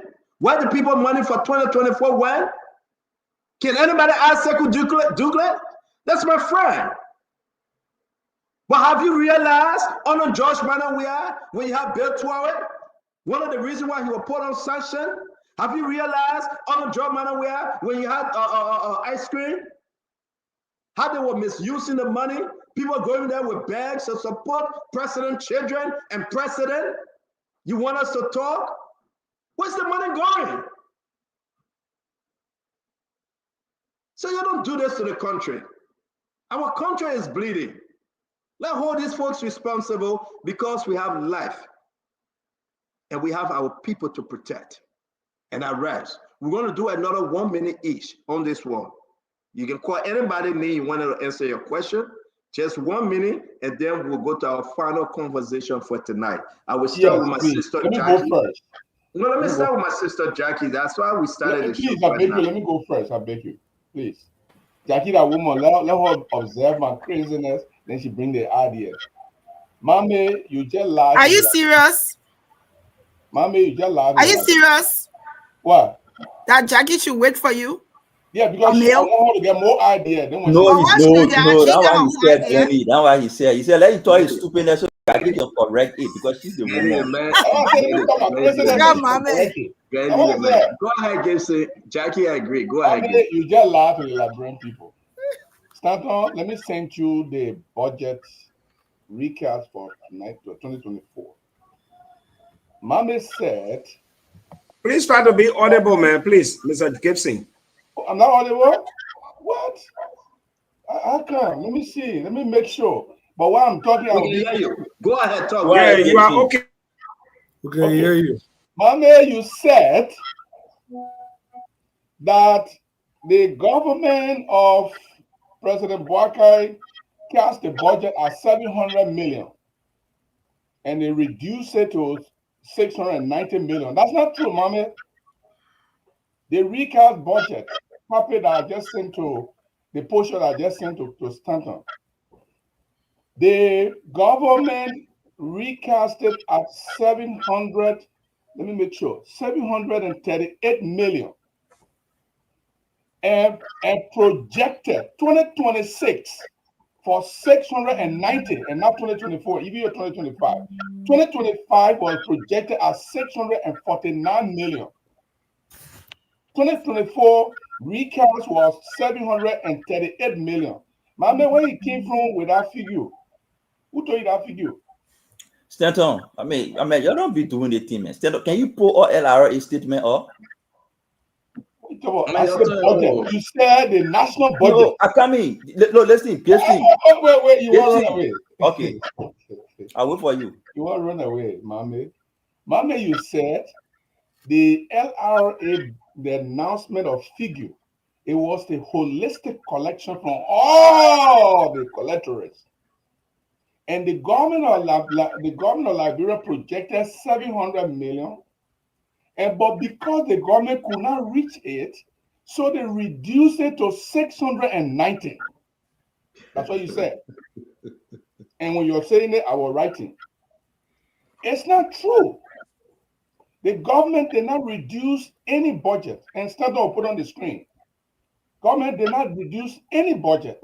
The budget remained at 738 million at recast. Projected for 2025 at 649. Projected for 2026 at 690. We read 2026 here. So what you said was just all the pleasantries you made. Thank you. You are a good talker. I like you. But no, that particular figure was not true. Okay. I just want to bring that to your attention. So guys, let's go in order. Bring in Jackie, Fadika, Sis Glenny, Paul Kennedy, Vendetta Patrick, Mommy, definitely. We come back. You're not coming by again. Jackie, you got your 1 minute, man. So Gibson is funny. What I understood, I tried to watch the press conference from Double Jala today. I tried to listen to a little bit while on the show here, and also read his press release. I mean, the bottom line is Gibson, Double Jala explained that he exceeded expectations. So the forecast for 2024, that forecast was exceeded, and Mame even stressed that. So in terms of the actual money that was collected holistically, the government of Liberia exceeded that. That's a budget line. That's not revenue. Is that revenue? A budget line. You guys just flashed something up just now. You want me to put it back up? Yeah, put it back because it looks like budget and expenditure forecast and not revenue forecast. There's a difference between the two. Budget. Down there. There's a difference between the two. What was that? 738 million. Okay, that's for what fiscal? But That's Samson, 2024. the heading is not there, so I don't know what I'm reading. I see There you go. Okay, let me put a heading. Let me just send it to you. The heading is not there. All right. So Jackie, you have it. It's in the chat room. I just put it. Oh, is it? 2024. Yeah. I put a budget book. I put a budget book there. It's there. 690. Okay, I haven't read it. So I'm just going by what Double Jala said. Let's get Jackie a chance to close, guys, please.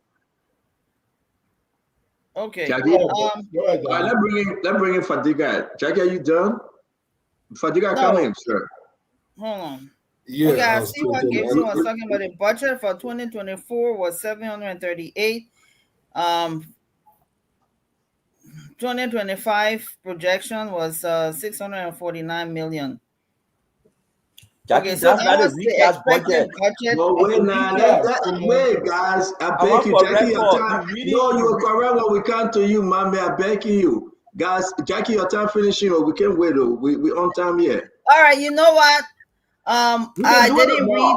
We can read it and come back tomorrow. Yeah, I was just talking about what I heard him say. So I will read this stuff later on.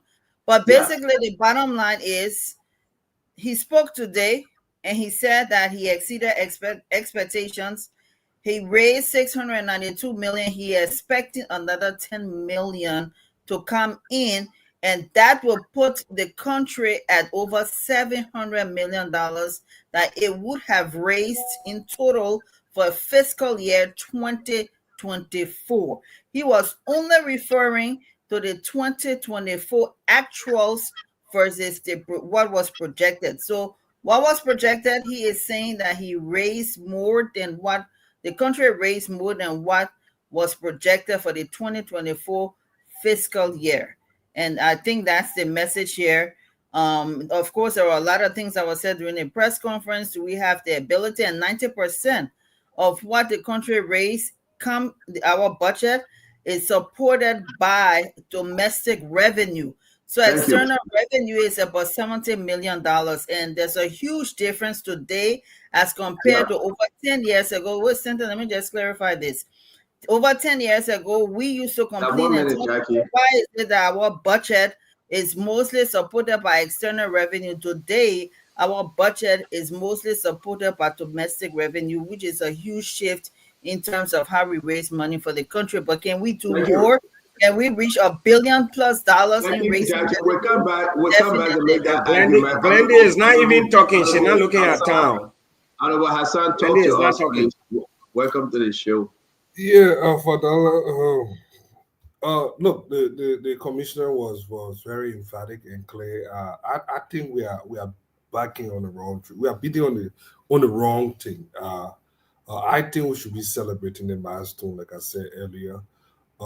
This shows that confidence in the business community. People are complying with paying the tax. It shows that the government is doing well.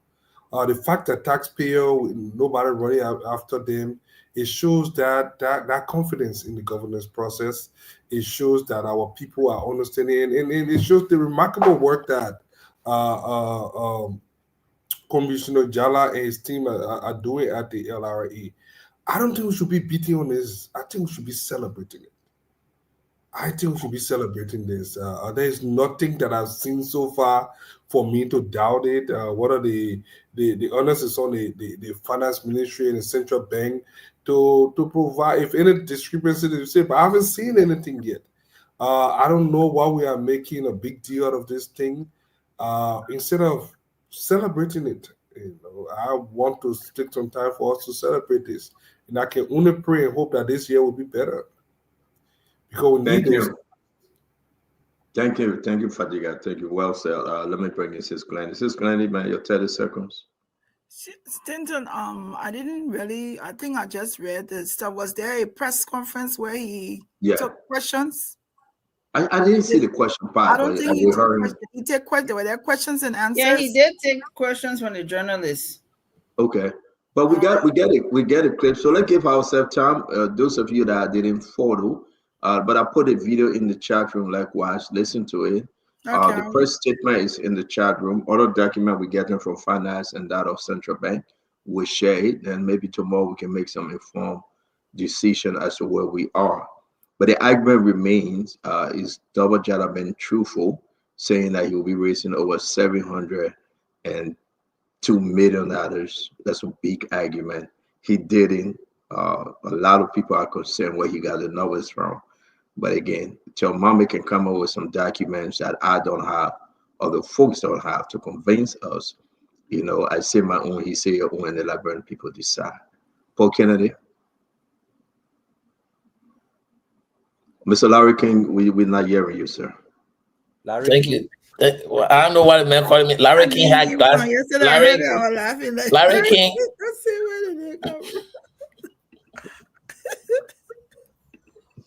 Larry King had glasses. I don't wear glasses. That's the first thing. So I don't know whether the guy know Larry King very well. But one person I really try hard not to correct on this stage is my brother Mami. But today I'll correct him. On May 15, there was a recast budget of $738.6 million. That was the first budget I presented. Then they went ahead and they had a recast, and that budget came down to $721.5 million, which was a reduction by $17.36 million.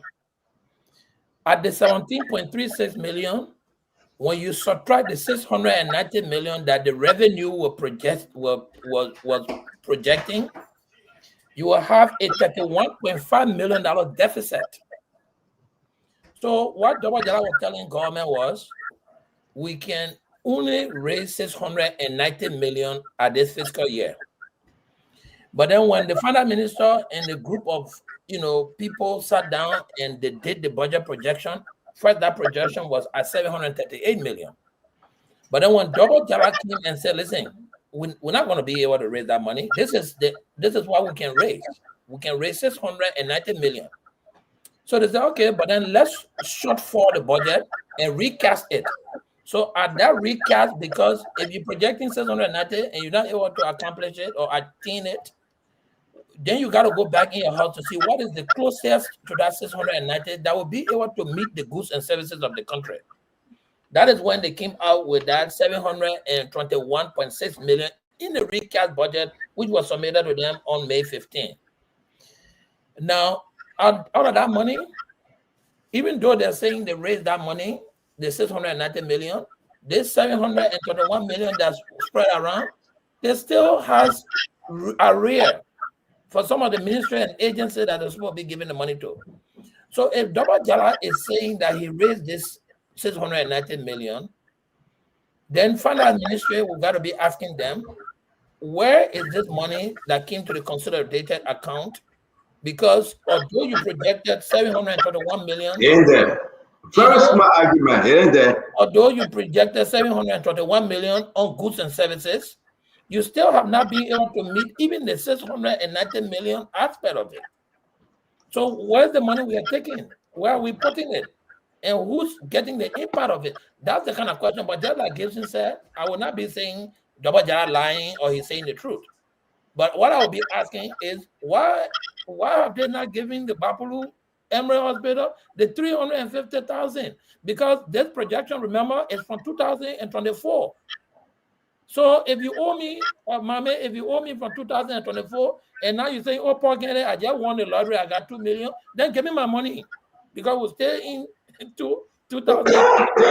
That is my thing. It's not more a correction. It was just about trying to go back to argue on the recast and total amount revenue generated. Thank you very much. Vandela Patrick? Yes, CEO. So given where we came from and where we are now, with this kind of information coming from the LRA,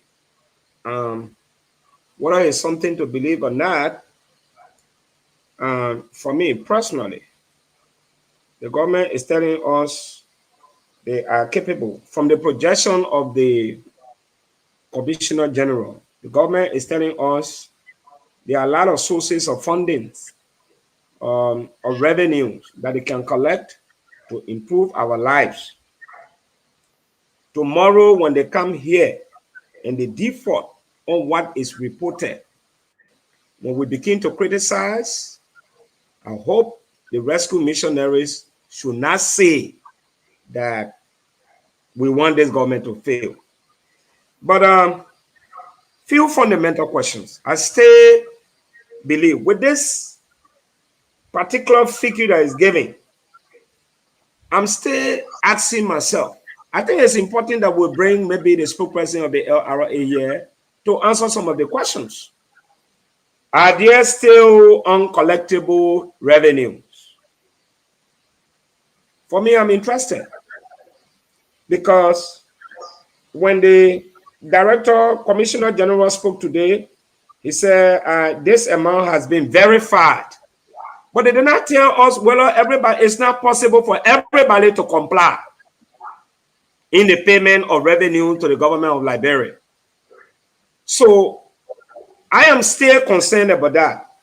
Another thing that the Commissioner General stated was in the press statement, like what my brother Paul Kennedy mentioned about,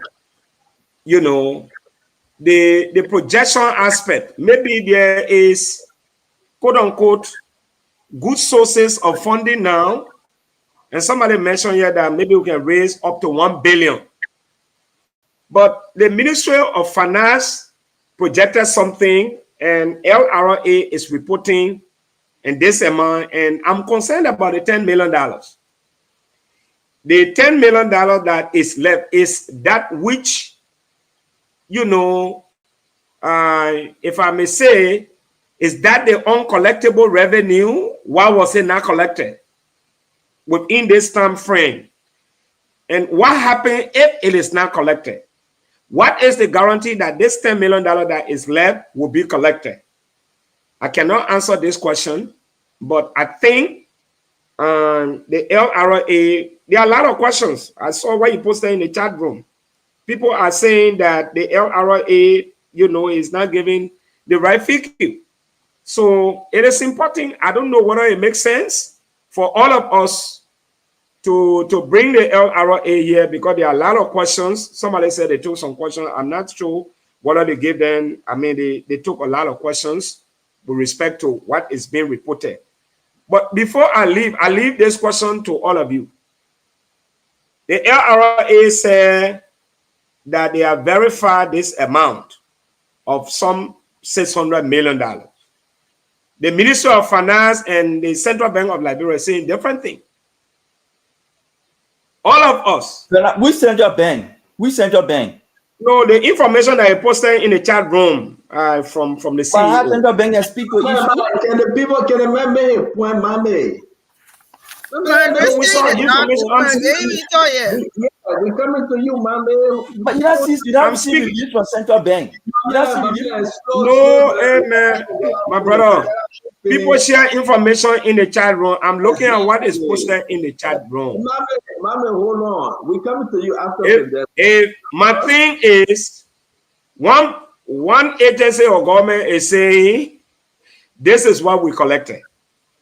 Do we have the right to say no? I say no, because they have the statutory responsibility to collect our revenue. So whatever they report, we have to believe it.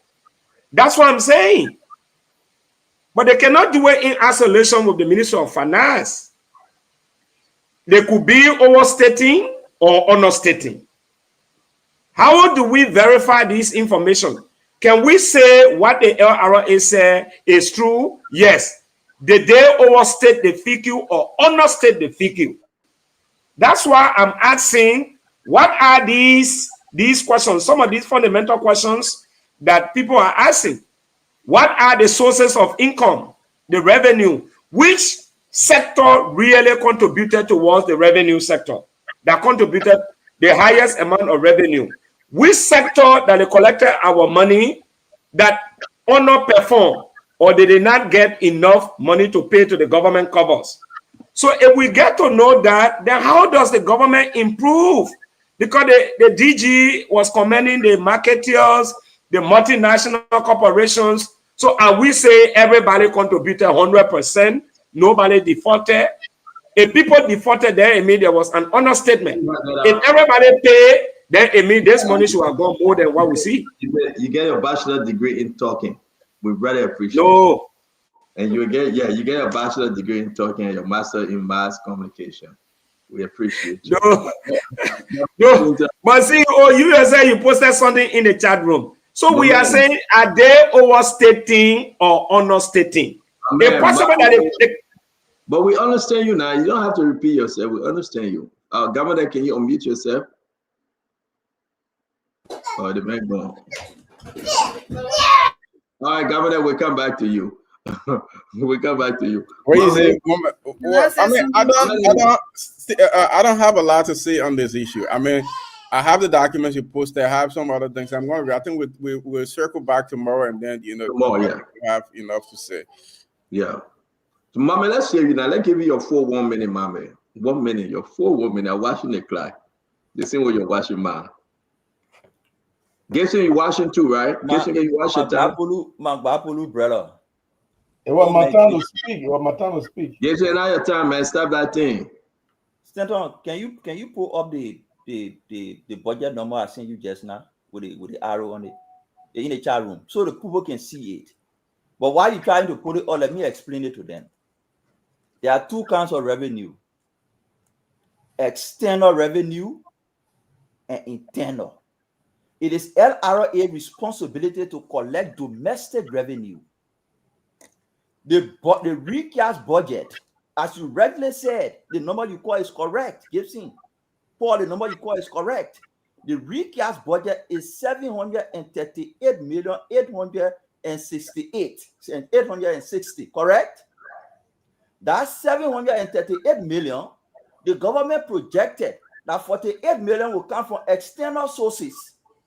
So when you check on the budget line, you will find that external sources. They're not LRA responsibility.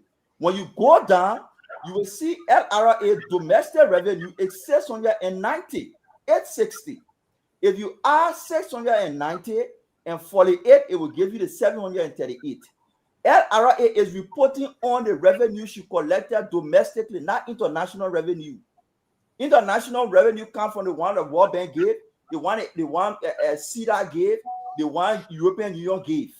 That's not revenue collection for LRA. LRA target in a same budget you have is 690 million. LRA is saying all of that 690, they collected above 690, I think 692. The other revenue you're considering is what comes from World Bank, is what comes from European Union, is what comes from other donors. That is not what LRA is reporting. So yes, your number of 738 is correct, but out of that 738, 48 million there from external, not LRA. What LRA was tasked to do was to collect 690 million in 12 months. And they collected 692 million in 12 months and say in the next 90 days, they will collect the additional revenue. That's the correction. Can I ask you a question? So, Stanton. So if we agree, before we go, we got to go to our Kairos most secret, Jackie, then we'll come to you. Please be patient. Because we got to leave this conversation and come back tomorrow. Mommy, did Liberia collect that 40 or 60 million from the international partners? LRA did not report on that. I'm asking you. I'm not saying LRA reporting. I come in. We are discussing LRA report. If you want to discuss the external revenue sources, we'll go to the Ministry of Finance, we'll go to Central Bank. But what we are discussing is LRA report. I just asked you an off question. Did Liberia receive the contribution of 40 to 60 million from the international partners? I cannot confirm that. I cannot deny that. What I can confirm is LRA will tax 690. LRA collected more than 690. Now you answered my question. My next question to you. Why did they recast the budget? They recast the budget because they realized that the projections they were making were unreasonable. Therefore, they recast the budget to 738 million. That's how they recast the budget. So the recast the budget, 738, go and collect for us 690. The remaining 48 will get it from external sources. So, Mame, again, I will ask you, we have 1,000 before we go to honorable grade. Why did they recast the budget? They recast the budget. I think it was in the August or September. I'm not sure, but they did. They recast the budget before August. Good. They recast the budget and brought it down to 738 million because they realized that the projections they were making were unreasonable. So they said no. Why was it unreasonable? I can't explain why, because I don't work for them. Oh, so now you answer my question. You don't work for them. No. But you want us to believe everything you say. You are the Commissioner General. Yes, the issue, Mame. And I will use my 30-second while I stay here, the Honorable Gray will come in.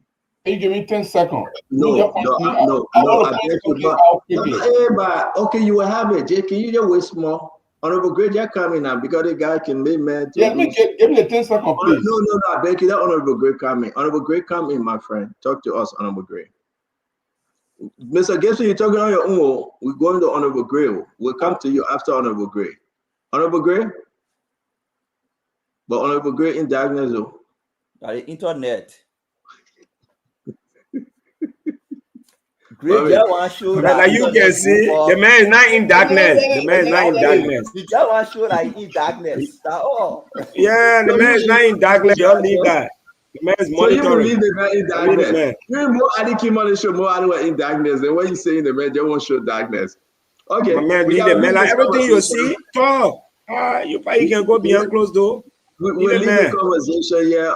Gibson, come in, my brother. You get the final question here for us. I want you to explain to me in the annex of the recast budgets, where it says Annex 3, external resource projection for 2024, and the Ministry of Finance projected that the total budget support amounted to 2,434,274.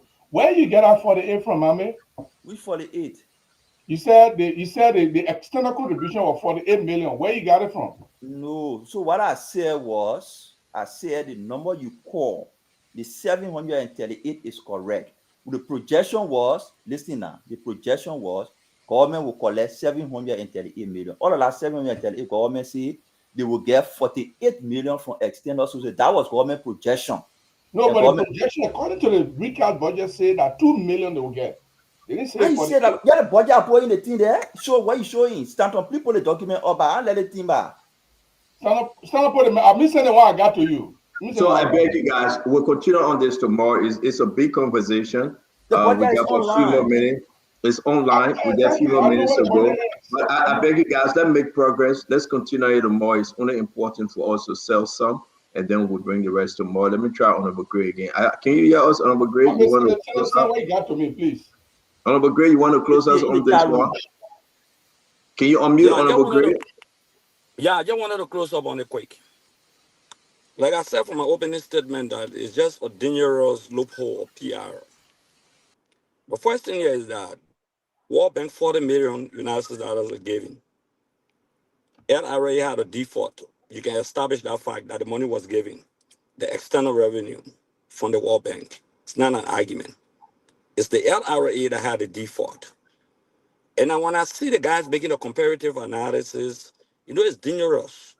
Because by 2017, you had a domestic revenue of $448.6 million. $448 million by 2017. By 2022, we're talking up to $653.4 million United States dollars. Now, public record we're discussing. The election year, you can understand that it dropped a little bit. What did this drop by during the election year? It was like $611 million in 2023, $611.9 million United States dollars in 2023. So if you calculate what we inherited, Mr. Gray, is that actual or projection you're talking about? What? Those numbers you're calling, is that actual or budgeted or forecast? I'm giving actual number here. I didn't come on the show to talk about what we projected. That record is there. It's laying out. Look at your graph. You will see it. Okay? So I'm saying to you that we took it up to nothing less than 600 million United States dollars. So it's nothing strange. Every year it should be increased, except maybe there's a national crisis or some situation like the Ebola, the COVID situation, for example, the Ukrainian war or the election year. We understand those kind of things during the election years. So let us not run nasty PR, a kind of PR as if to say, listen to Fadiga, because Fadiga had never seen this. I'm speaking from an informed legislative standpoint of figures being given. We didn't come on the show to mislead. The bank gave the money. That double jala tell you that the World Bank gave the money, and you can verify that. The World Bank gave the $40 million. Okay? There was a default. They exaggerated. They could not collect the money. They was ambitious, so they called for a recast. And the CEO asked a question: Why did they call for a recast? If they were performing so much, why did they call for a recast? You come to the recast and boast of the recast, and don't boast of the actual budget that will pass, because there was a decline. The reason for the recast because there was a decline of almost like 31 million United States, so they called for a recast. The double jala reached its target as per the passage of the actual budget. He did not. There's no argument on that. Just from the recap, it shows that they didn't reach the actual target. That's why Babalu could not get $300,000. They got $35,000. That's why they jokes. That we say we all want to fight jokes and they declare a national emergency, and the committee is yet to report. Could not get the money to fight jokes. It remains pure charade. So these are the things we're talking about. So when you put the Ministry of Finance on the table, you put the LRA on the table, you put the central bank on the table, the money they're talking about, the reconciling 10 million. How you be reconciling 10 million at a critical juncture when the budget year has elapsed? Because the law that you passed at our grade, the law you passed. Breaking news. Hold on, guys, 1 minute. Guys, 1 minute. Paul, you got to send me that breaking news. Don't announce it. We are on live. Before you can put somebody in the hospital. So guys, let's make progress. Let's go ahead now. Okay, we're concluding. My concluding statement, I'm asking you a question. I tell you why I know. No, but so you can do indoor rock. Why? But anyway, on a very serious note, double jala failed. How do you trust a double jala who defaulted, who lied about the legal error with Ami? You trust the man? The man who the president asked to resign, he said he's not resigning. That the man you want us to trust here on the program? We cannot trust him. Double jala lied about everything. They lied to the Liberian people. They had a target in the actual budget. They didn't reach the target in the actual budget. They did a recast. And at the recast, the running way now, it will say they generated so much amount of money when they had default of $31 million. Thank you very much, Stanton, and I appreciate that the World Bank provided the $40 million to fight. That's not debate here. I'm not opinionating. So let me say this. This is very important. Thank to all of you for this great show. I want to continue this tomorrow. I hope we can dig into the budget. You guys can do your homework. And then tomorrow we'll come well informed from the Ministry of Information, the Central Bank of the Republic of Liberia, that of Double Jala. We are in trouble. Double Jala came up with this big amount, and there is no supporting evidence, supporting document from the Central Bank. They cannot support it. I used to just put up papers on the show, and everybody used to be happy. But I gotta be very careful because I don't want to just put on my sources. Minister of Finance, they are asking Double Jada, where you came up with that? I mean, where you got your stuff from? Double Jada wasn't truthful today, like he never ever been truthful. We want to believe Double Jada. I got only one question while I close on this one for my brother Mame. Mame, 30 seconds to you, my dear brother and friend from Bapolu County, the next representative. Mame, can you please, for the sake of good heaven, why Freeport refusing and why they just contributed minute, little bit of the over $25 million they receive? Why are they giving the government headache as to with their contribution? I said Freeport, no other SOE, no other place, just Freeport. Why you think so? Why you think this place will say we will not give a dime 2025 and we can give you only $2 million for 2024, but yet and still this place is going home with over 25 million? Honor the rescue government. Why, my man? But that Somebody give mommy water, please. Mommy, you got water? But what you saying is strange. That is not what Freeport said. This is what Freeport said. I monitor the hearing with the legislature. Freeport reported that they contributed 1.8 million in withholding. They contributed 921,000 in NASCAR contribution. They contributed 3 million in profit dividend. So that's 5 point something million Freeport contributed to the government, not 3 million. The 3 million is a dividend. It's part of their profit. 1.8 withholding taxes. 992,000 NASCAR contribution. You put all together, it's over 5 million. Freeport then suggested to the legislature that for the last 25 years, there has been no investment in the infrastructure in the port. We are recommending to you to allow us save our profit to be able to invest in infrastructure, not to stop contributing to government. Basically saying our profit that we make, allow us to save the profit and invest into the smaller port so that not only APN terminal can be operating, because currently at the port, only APN terminal port is operating. The other smaller ports and docking stations are not working because there's no infrastructure. Thank you, Mama, and I hope you come back tomorrow with feeding. Let me ask you a question. How much? I got. Again, I'm bracing this because I want to tell everybody we'll be discussing Freeport tomorrow. How much was raised for the year 2024, Mami? Just a minute. I want to come in. I beg you, Honorable Gray, you're coming. How much was raised Freeport for the year 2024? I can't speak to Mama, you got it. Don't say you can't. Don't stop it. You got it. But I say it. Mama, but you got it. But say it. You don't want to say no. You talk the other one and when you don't talk it too. I'm saying to you. How much was raised for the year 2024? I can't say exactly what was raised. You can't say exactly. You said it to me. Then you say you can't say exactly. I don't want to lie. If you find other one though. If you give me 1 minute, I can call it. If you give me 1 minute, I can check and find it. I'm telling you, not nothing to hide. It's not anything to hide. Mama, let's go ahead. Ladies and gentlemen, we'll be here with the Freeport. They raised 692 million. No, they raised over $25 million and more. Not 600. We want to say if you come out tomorrow, they spend 14 million. Anyway, I wasn't paying attention. Please, when you come on sponsor, pay attention. Don't be that somebody that not on the show anymore. I beg you. We want to say to all of you, it was a good program. It will only be good that we come on the show. Tomorrow we are discussing Freeport. There's a problem. There's only one reason Freeport don't want to contribute. Only one reason. And I will tell you that reason tomorrow. Everything they collected, when you talk about the Buchanan Port, the one in Monrovia, Greenville, Harper, something is happening that's so stink. Mommy know, and I know.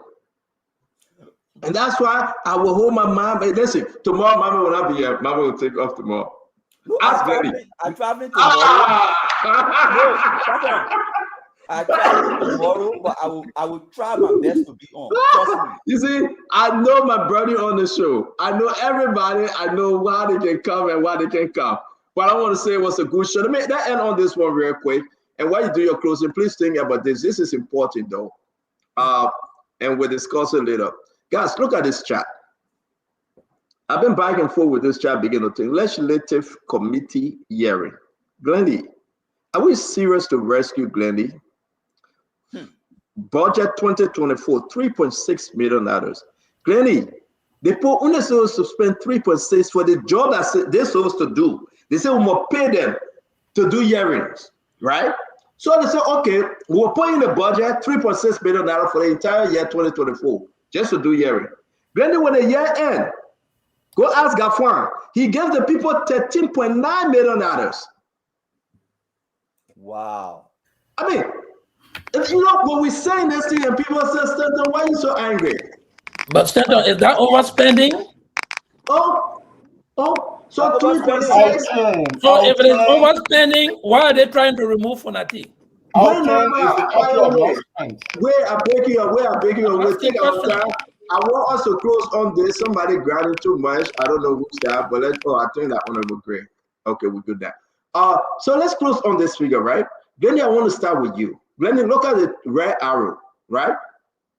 The people will say, you know what, for 2024, Honor Jose Yima Bwaka, we're going to ask for $3.6 million to do our committee hearing. Anybody we call, we got to do this logistic paperwork.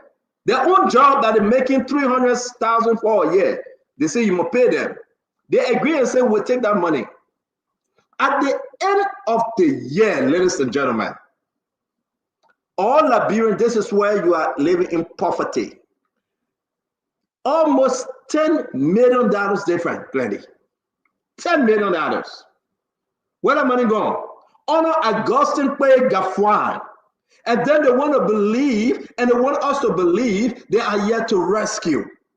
How can you justify this wickedness in high places? How can you justify this insane mentality that destroying our country? You ask for 3.6 million, and you go home with 13.9 million. And when you call for audit, Yombi says she didn't do audit. They don't say they will not do audit. But don't forget about those two yet. Let's talk about this. Apollo Glendy. Talk to me. Let me start with you, Sister Glendy. But maybe they had some extra hearings, Stanton. Maybe they have people, maybe there were some extensions on some of the hearings. I love you, Glendy. I love you, Glendy. Yeah. Maybe they had extra budget. Ask maybe them for the budget, then you find out that you document. needed more because of logistical stuff. So ask them for the document. Say that again. Ask them to audit. Ask them for the document. Audit, but I think they had extra. They had a lot of people. They changed a lot of jobs. They will burn the Capitol building again before you audit. There are a lot of jobs that they changed. A lot of hearing, a lot of positions. Where? They were doing it to their home in Boulevard Parties. They used 10,320,832 in excess. Yes. So what did let me ask, what did they get do when they're doing a hearing? What did they spend the money on, the paper or calling the people? Man, they go to Boulevard Party and they share the money. They can pay the people to come? They go to Boulevard Party and they share the money. And that's the reason why Yombly will not do audit. And that's the reason why the place is so rotten. And when you think about why somebody must be there for 27 years, for 18 years, for 10 years, and they stay asking to continue because you know what? They are there to wreck and destroy our country. When you have people that call themselves rescue auntie, rescue uncle, rescue leaders, rescue caucus, they are sitting right there, stealing from the poor people. And they are saying you are stupid. You will elect them again. And they will come back again from $13 million, they will go to $27 million next year. Let's close the show. Discuss anything you want to discuss. Make this part of the conversation. Let me just add to what you said, Stanton. But remember, no, this one part I will mute you. We gotta go to Sis Glendy. You always want to, Sis Jackie. You all want to interrupt her. I beg you, my man. Don't do this to the sister. The women group will hold us in contempt. I beg you, brother. I know your wife in Liberia. You don't care. But when I beg is he you. going back? When he going back? He's not going back. The person you're not going, he will stay here. Let's see him. The person because of you, he will stay here. Ah, poor. Jackie, go ahead. Jackie, let's close the show. Let's go seeing you today. You're muted, man. You're muted. Good being on the show today as well. We had some great, interesting conversations. So he came my spirit when he came. So I wanted to go another way, but he begged me. He came my spirit. Hope you don't come tomorrow, Ahasi. Go ahead, Jackie. Stanton. Well, anyway, on the report from LRA today, what is clear from the commissioner, Double Jala, is that yes, I think all of us were throwing figures around. The $738 million was an original projection. When the budget was passed back in March, that made up the $690 million that LRA projected that they could raise. The other $46 to $48 million came from external expected resources, which had nothing to do with LRA. So when you come fast forward to as the year end December 31st, or as of today, when that press conference was held, Double Jala made it very clear that they did meet the target, not just meet it, but they exceeded the target of $690 million. So when we look at the $738 million projection in totality, that has two components. One is the LRA component of the $690 million, and the other component of the expected revenue came from external resources, which has nothing to do with what the LRA was expecting to collect. Two different things. So when Double Jala did his report today, he only reported on what he said he was going to collect at the beginning of the year, and versus what he actually collected so far, which so far today he has exceeded that expectation, and plus he's expecting another 10 million, which will take him from 690 million to over 700 million dollars, which means he did well, more than what he expected to collect. As to what happened to the external resources of the $46 million, we have to watch the press conference to find out more as to why the external resources target was not met. I know tomorrow we don't talk about the arrest agenda a whole lot, but tomorrow in Buchanan, our arrest agenda, for which the budget will be supporting, will be launched tomorrow in Buchanan, and we look forward to talking more about what exactly is in that arrest agenda and how that budget will we be able to realistically, from the forecast for 2025, meet the 2025 arrest agenda activities for the 2025 fiscal year for the Liberian people. But other than that, good show, wonderful show, lots of good things are happening under this UP-led government led by President Joseph Newman Boyka, and I hope we can talk more about it as time go on. So, Jackie, during the day, find your one topic that is so important, put it in the chat room, and then we all can make that a topic on the show. Just not to go off on our topic. Like I always said this to everyone.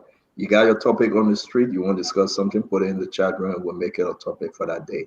Let me come in with my brother Al Hussein, the ambassador, the man that going to Belgium, the man that going to France, the man that going to represent Liberia. Al Hussein, UJ Wafadiga. He gave me multiple titles. The man that rescued by. Yeah, look, great show. It's nice to see a lot of familiar faces.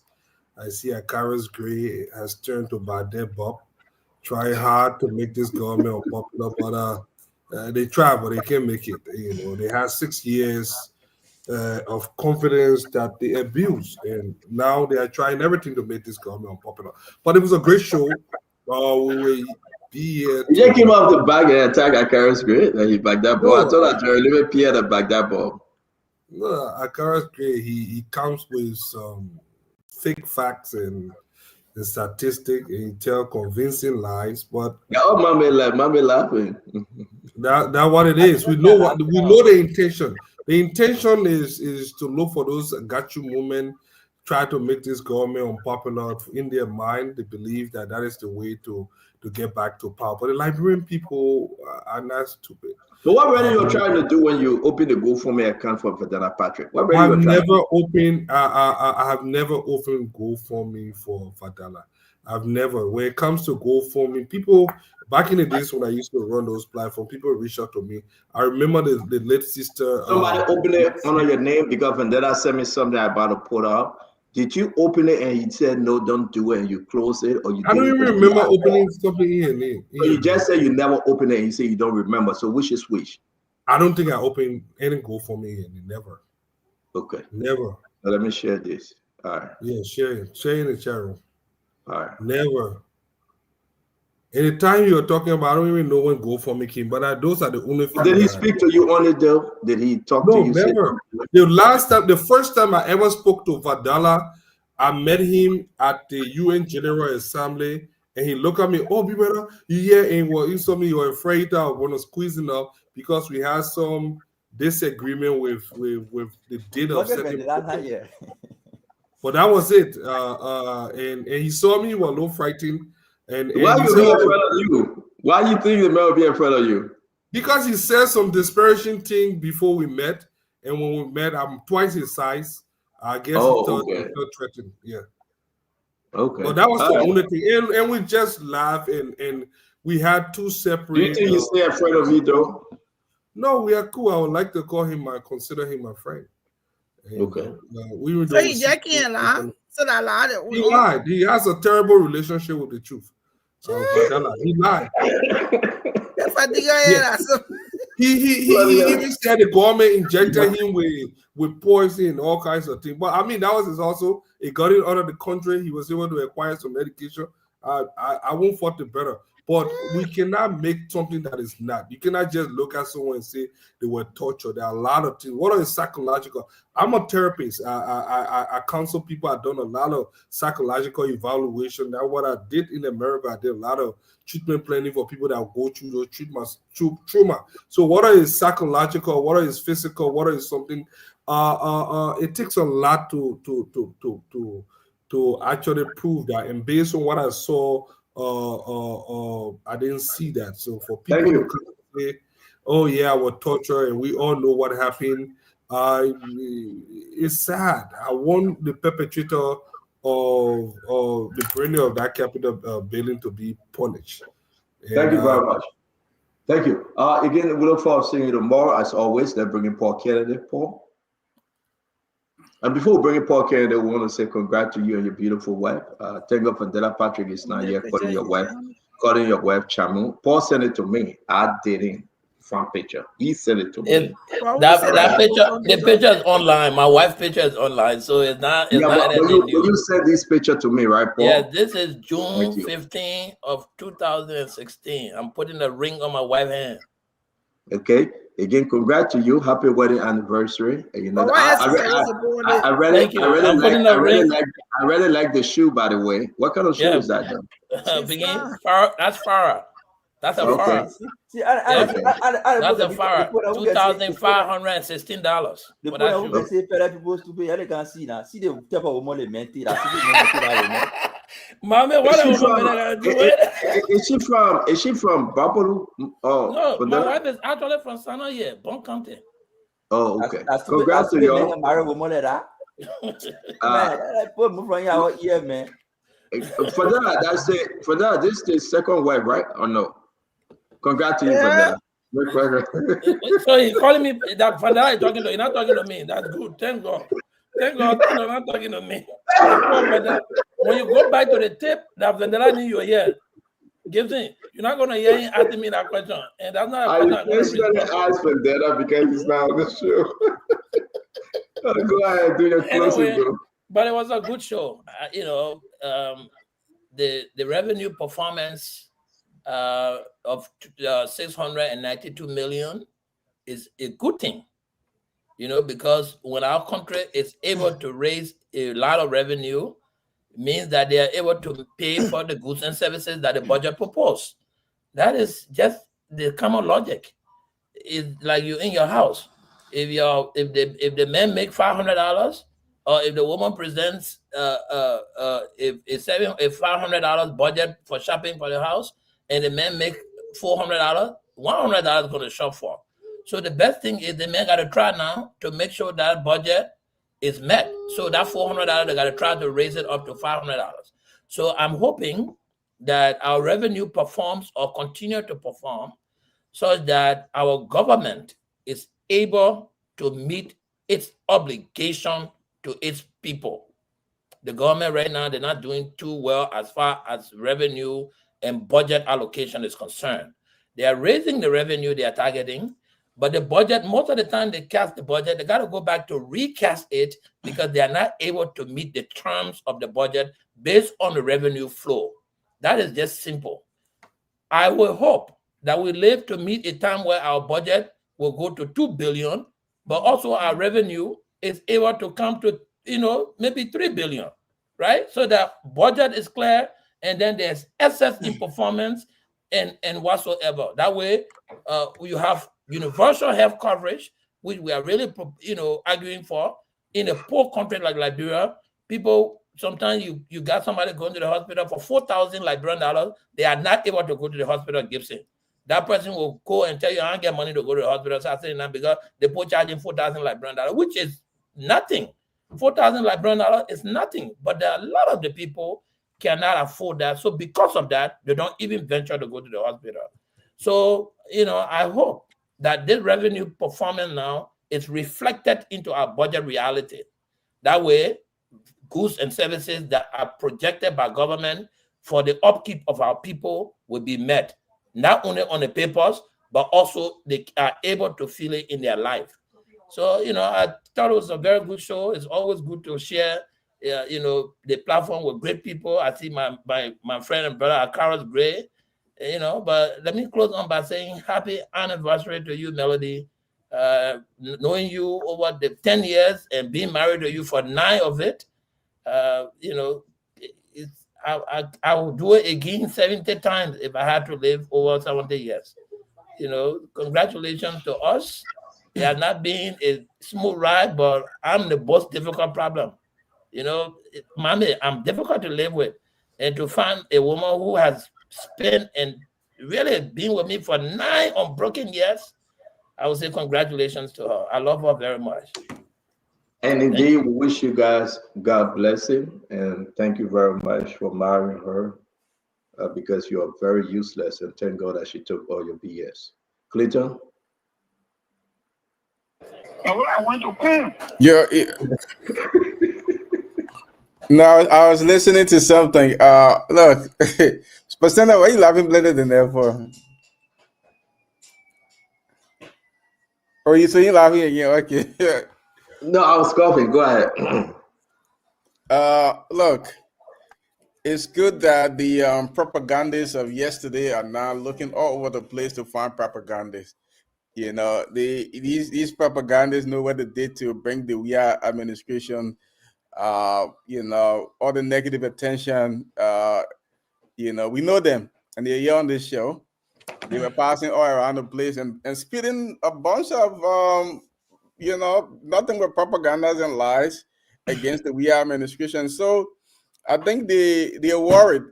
They're very worried that many of the very tactics that they engage in, they're worried that is going to be employed against their government. And so they are worried. They're looking for propagandists all over the place to say propaganda.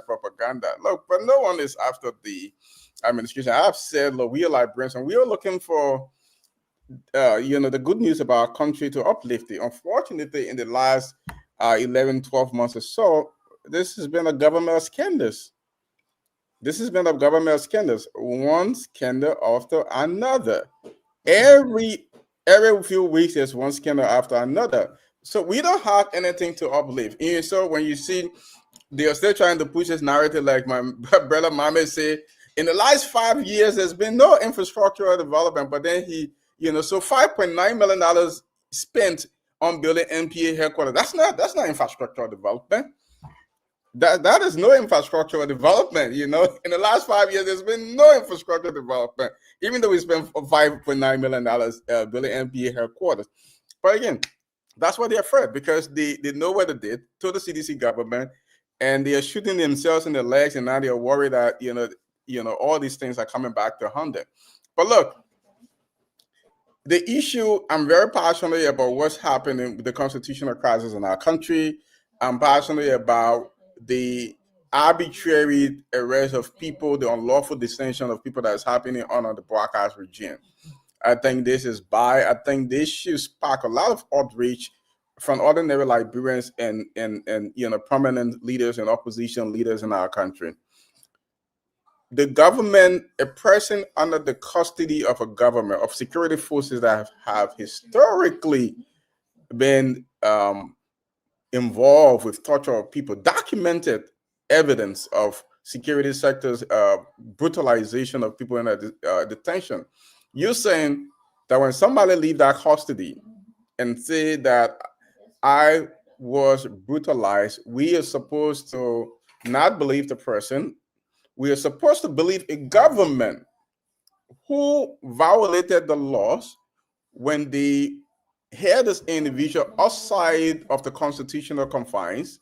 We are supposed to believe a government that refused this individual access to lawyers. We are supposed to believe a government that interrogated this individual against our constitutions without the presence of a lawyer. But we are not supposed to believe this individual if he said that he was tortured. You just have to look at the actions of the government. This individual was brought to court when his lawyer filed habeas corpus. When he was brought to court, the court said, look, we take these allegations very seriously and we want to have them verified. So let's take this man to, we don't have the capacity to do this, but we will designate 3, guarantors we're given to them and take them to the hospital and let's see what happened. What the government do? The government ran to criminal court, I think and they came with another retrial to serve it because they don't want any of this truth to come out. So we are seeing the pattern from the Barack administration, and they are bent on destroying our country by circumventing all the rule of law. They are disregarding the highest court in the country, and the propagandists here will try to think that this is the tactics that they employ in the past. Unfortunately, the facts are stubborn, and they are here for the Liberian people to see. I'm looking forward to talking more about the revenue that was raised last year. There's been some concern about it. I don't have a lot of information to talk about. I hope I will spend some time digging tomorrow, and we'll talk more about it tomorrow. Like we said, if the government did a recast, like Honorable Grace said, because they were shot for, you can't hide that. The evidence of that is going to show. And so we'll discuss that more. I'm hoping that I'm happy today that I'm hearing that the Rule of Law Caucus has filed for a declarative, I believe, declarative judgment with the Civil Law Court. And, I'm happy because that is going to go to underwrite appeal, if anything, to the Supreme Court. And the Supreme Court is going to be forced to deal with this question that they are avoiding on the bit of information. But we will see what happens. Look, lastly, before I go, I'm taking too much of the time, but this $13 billion ending Glen is absurd. I don't think there's a lot of resources. We need a lot of resources. We spend a lot of money to get people to go to a hearing in Monrovia. Monrovia is a small place. Most of the people we are collecting to go to the hearings are right around Monrovia. I don't understand how you spend $13 million to do that. This is criminal. This is why the likes of Senator Putin, Youngby, and the rest of the people will fight people like Speaker Kofi, anyone who talks about any kind of audit. But how are we supposed to be giving people public money and we can't audit them? This is outrageous. And at some point, I hope the Liberian people will. Let me ask you a question. So we're saying that real quick. Why is they don't apologize in the job we are about flying private jet? Can you because seconds? Right, because DeLong, like Fadika, like Mohammed, we're running with propaganda about President Weah and probably and many other things. And now the propaganda is coming back to haunt them. That's why you hear them yelling propaganda all over the place, because this is what they did. This is their playbook. And so they will No, I want to give you a apologize. chance, And a Fadiga. lot After will we finish, apologize. I want you to. I forgot I wanted us to talk about this. I didn't play the video. It's kind of like so strange that DeLong is apologizing too many times, and maybe he will apologize again even before the month end. But he apologizing. Say, listen, who he apologizing because he flew on the private jet too, or he didn't, and he flew with the president, or he didn't. But he apologizing to George Martin, where that was. I mean, that was surprised. But Why guess is he what? apologizing now as what? That the president shouldn't fly on private jet? Or the president will fly in Joey Asari that supported Joseph Baka. What's their own position? Yeah, let me come to Gibson Jeru, the unbalanced sedition that supported Tawon But we should Gungu. have been closing, but now it's starting a lot No, late for sure. oh yeah, you know what? You're right, because Yeah, yeah. time The out. Honorable Yeah, in Gray, Liberia, let Honorable him Gray, go. go ahead. Honorable Gray, you go ahead Then because stand you're up in this Liberia. way. Again, let me say thank you to everybody on the show. You know, I've listened keenly, and Clinton says something very important. Mommy said there was no infrastructure development at the port. I think it was an overstatement because for the first time for the port to have its own national constructed office, it was under the CDC-led administration. You remember even the ships were not coming closer and that port was dredged. This is a public record. When you take over an institution and there's a 10 over note presented to you and you make a critical analysis, I'm talking about the NPA, and boast about providing $6 million annually to the budget, and you come back in less than 1 year and say we cannot give money to the budget again because we met a bloated payroll, because we need infrastructure development, etc. It exposes your administrative ineptitude. What do I mean by that? That you should have considered all of these factors before making a pronouncement or contributing to the budget. Okay, it's not because you met bloated payroll. A lot of people, contracts were being terminated, a public record.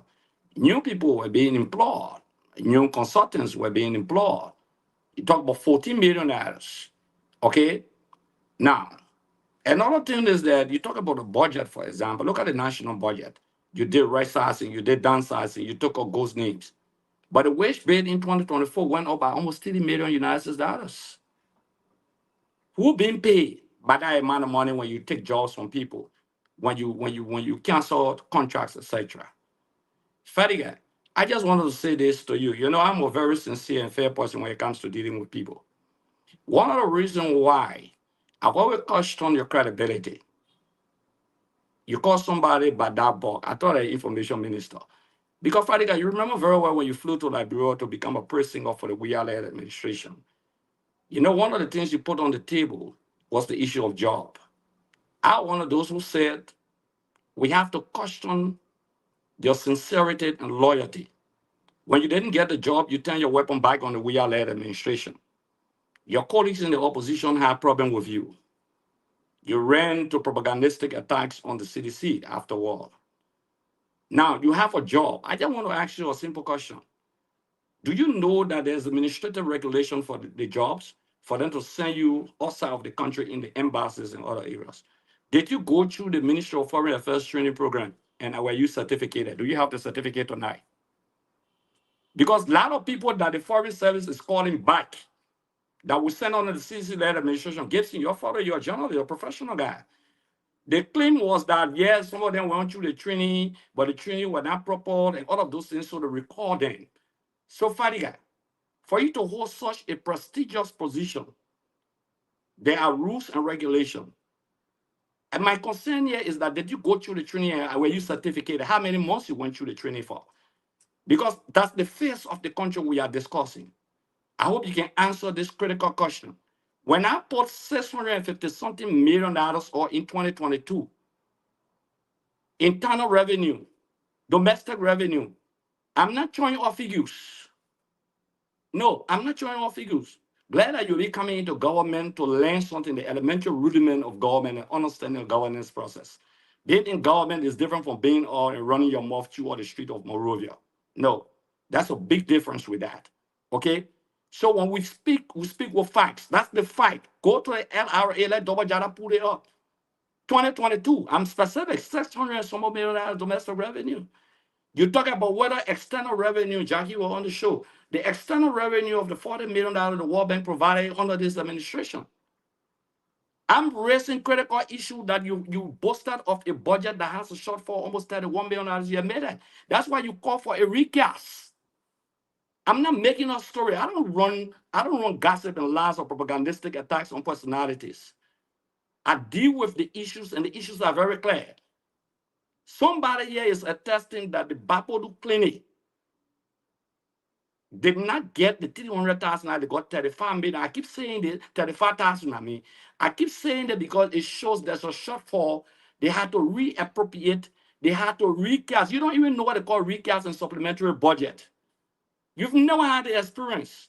You never even presented a budget for your entity. To end a government cycle to be scrutinized.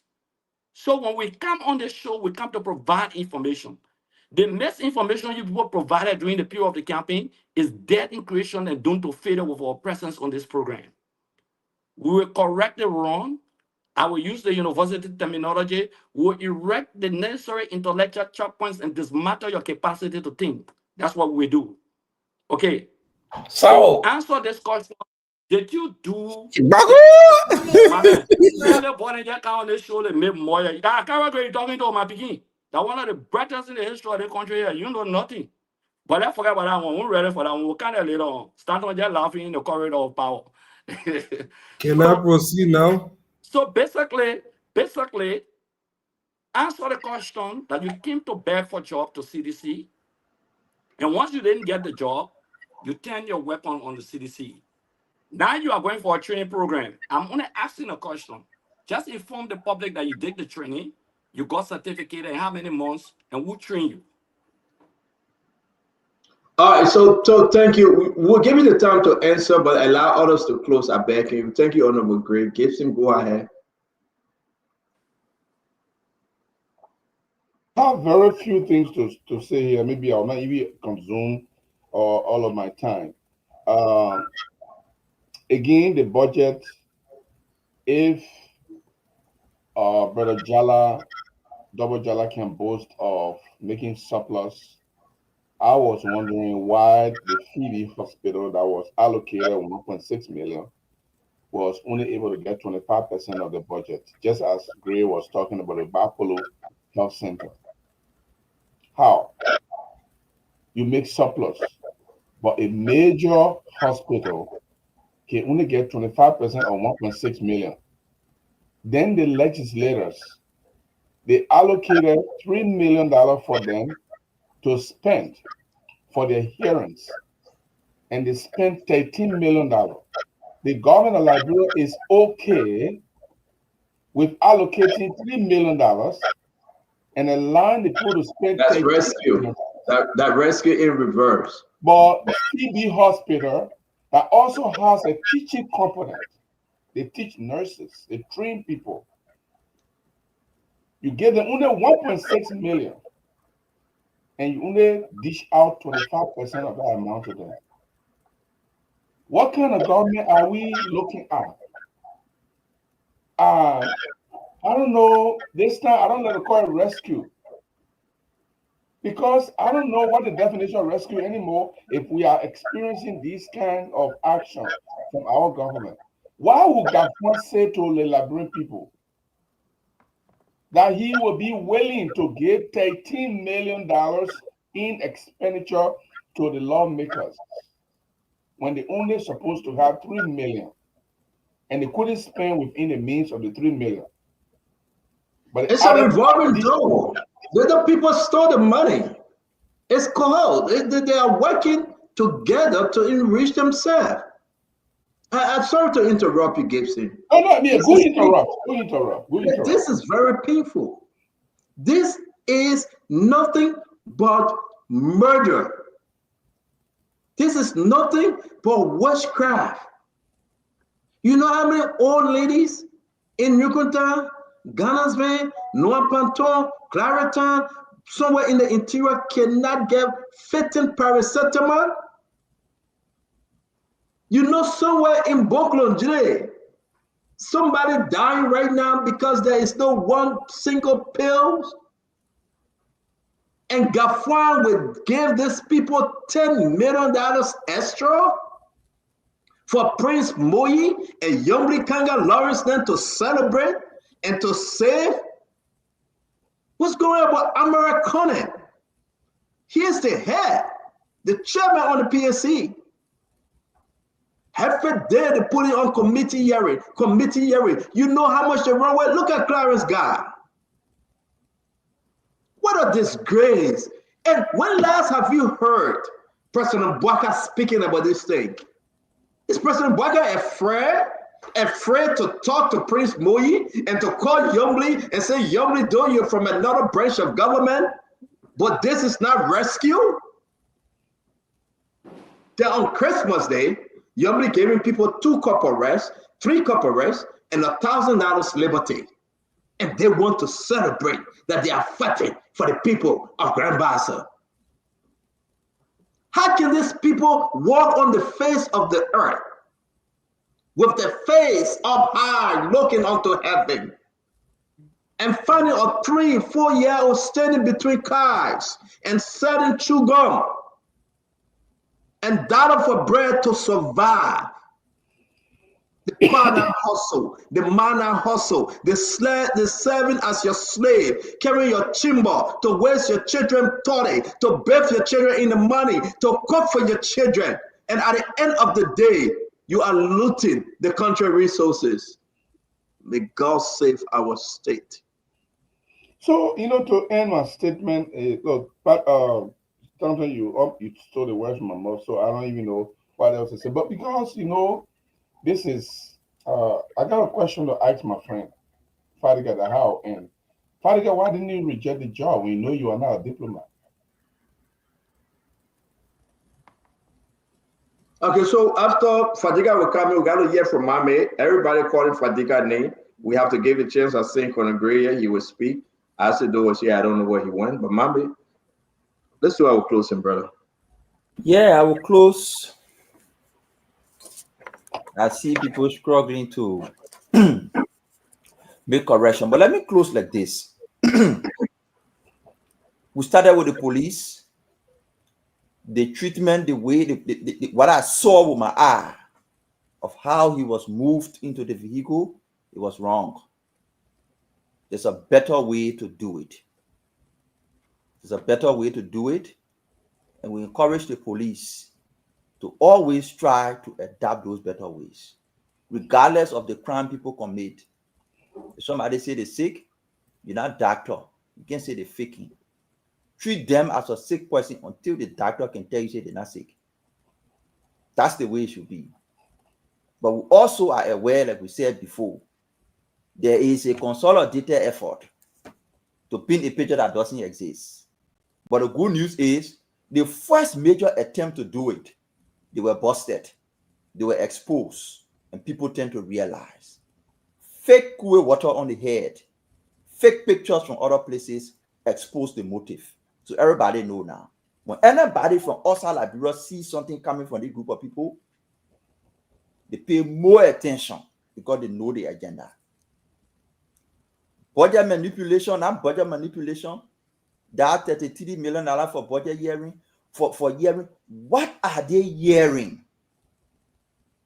that we cannot hear? What are they hearing that we cannot hear? That they are spending over, I think, $13 million. What they want here, we can't hear. God talking to them, they hearing God. Let's be realistic with ourselves.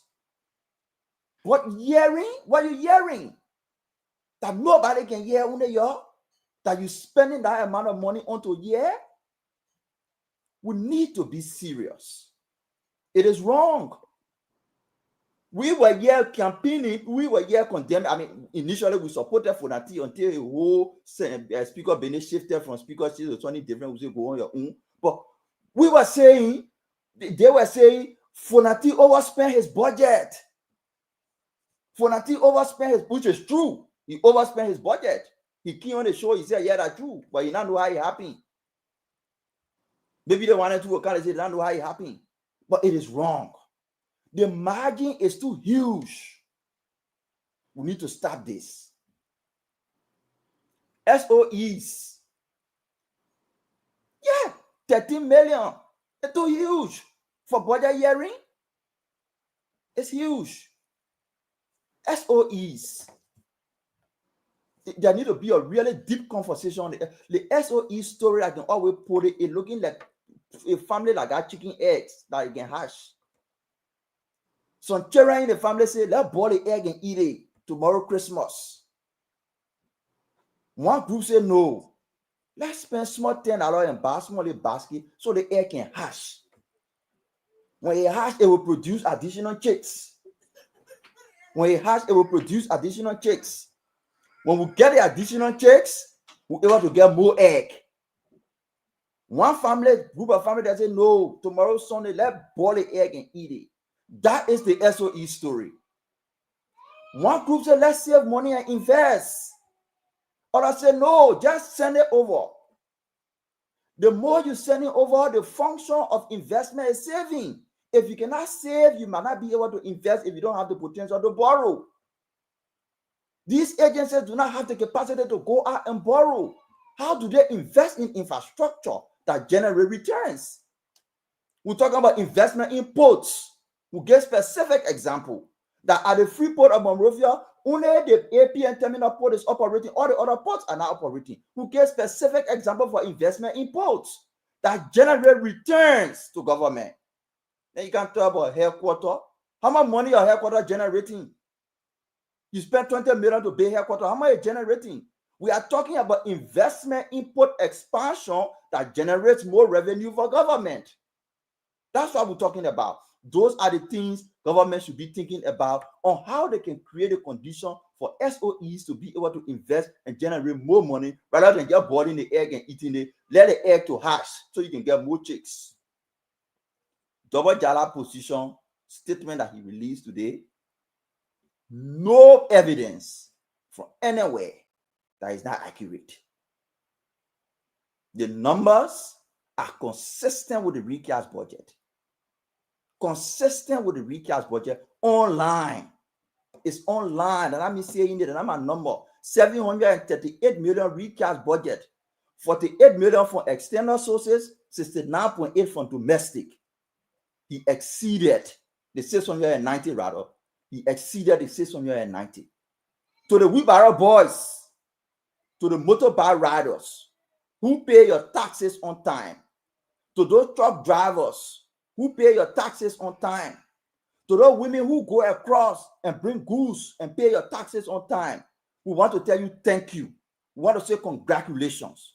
This is a new year. We want you to increase your commitment to your country. The only way countries can develop is when people pay their taxes and government use the taxes to invest in the people. That is why now we will move the needle from just calling for government to increase taxes for our people to pay taxes to hold government accountable to invest in the people. Revenue collection still goes on. I can't agree the lawyer passed in the legislature. The PFN law says the LRA can collect 90 days after. I was shocked that you were asking questions here. How can the year now end? You still say you're waiting for revenue. You still say you're waiting for revenue collection because the PFM law allows 90 days after to collect revenue. I said the budget has elapsed. I spoke distinctly on the 31st of December 2024. That's what I said. Okay? So my concern here was that, and you know that if you did economics maybe better than me, but you know Allow him to finish up, please. you have correcting. You know what the but you budget have time to elapsed. speak. He almost done. Okay, no problem. No problem. Thank you for that. Thank you. Yeah. Okay, no problem. Great, I listen to you. I will call your clip. You ask specific question on the budget period has elapsed, then you still talking about collecting revenue. I am telling you, When budget period closes, you can still collect revenue because the PFM law that you people pass allows that. It says 90 days after you can still collect. That's why he's still collecting revenue. I just wanted to make that correction. The law you pass allows it, and that's why he's doing it.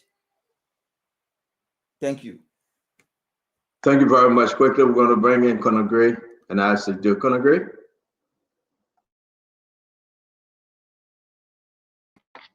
Yes, Stanton, thank you so much. Hopefully you can hear me.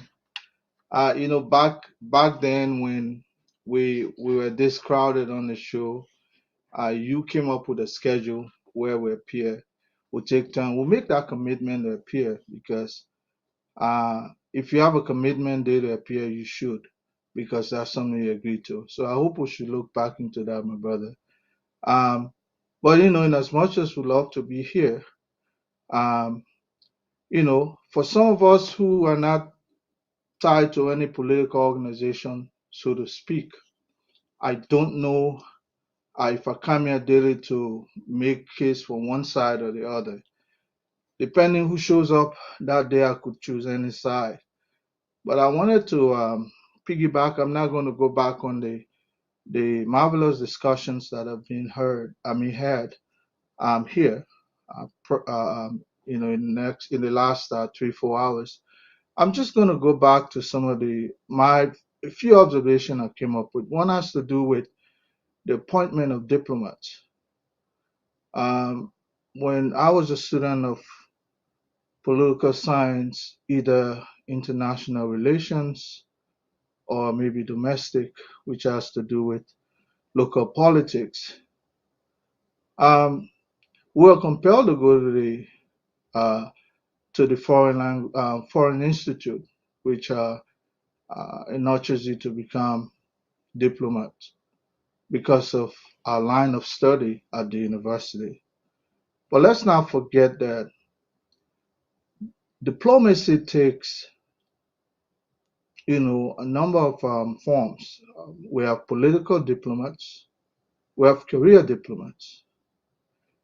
Career diplomats are those appointed by the Ministry of Foreign Affairs, and they go through that orientation with the Ministry of Foreign Affairs.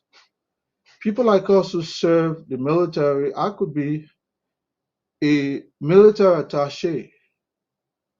I don't need any appointment from the Ministry of Foreign Affairs. I could be appointed by the military, just as Fadiga is appointed by the Ministry of Information. Those are not career diplomats. They get something called political orientation. In other words, there are various departments sending them abroad to represent them. We give them that orientation. Those don't need to go under the Ministry of Foreign Affairs Foreign Institute. So I just want to make that distinction. Sometimes we beat on others out of our inability to understand. Other people call it ignorance. I will not, that word is too strong, because what I don't know does not mean I can't know it. It just means I've ignored to, do my due diligence. So I just want to bring that up, Stanton. But Fadiga here reports to the Ministry of Information, or the Minister of Information. As you know, that's not a diplomatic corridor.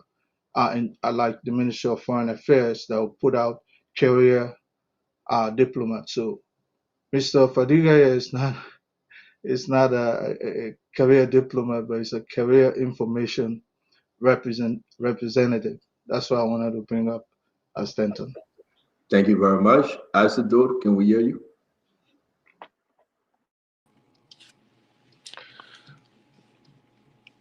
Few months ago, I haven't talked yet. Few months ago, all we heard on the news were all accusations for bad things. I want to take this time today to ask, where are we with all those bad things? We heard plenty of bad things from CBL. It's been 1 year now. Where is the rescue with all of those bad things? We heard plenty of bad things from LTA. I want to ask rescue, where are we with all of those bad things? We heard plenty of bad things from NSA. I wanted to ask rescue, where are we with all of those bad things? Of course, we heard plenty of bad things from Ministry of State. Where are we with all of those bad things?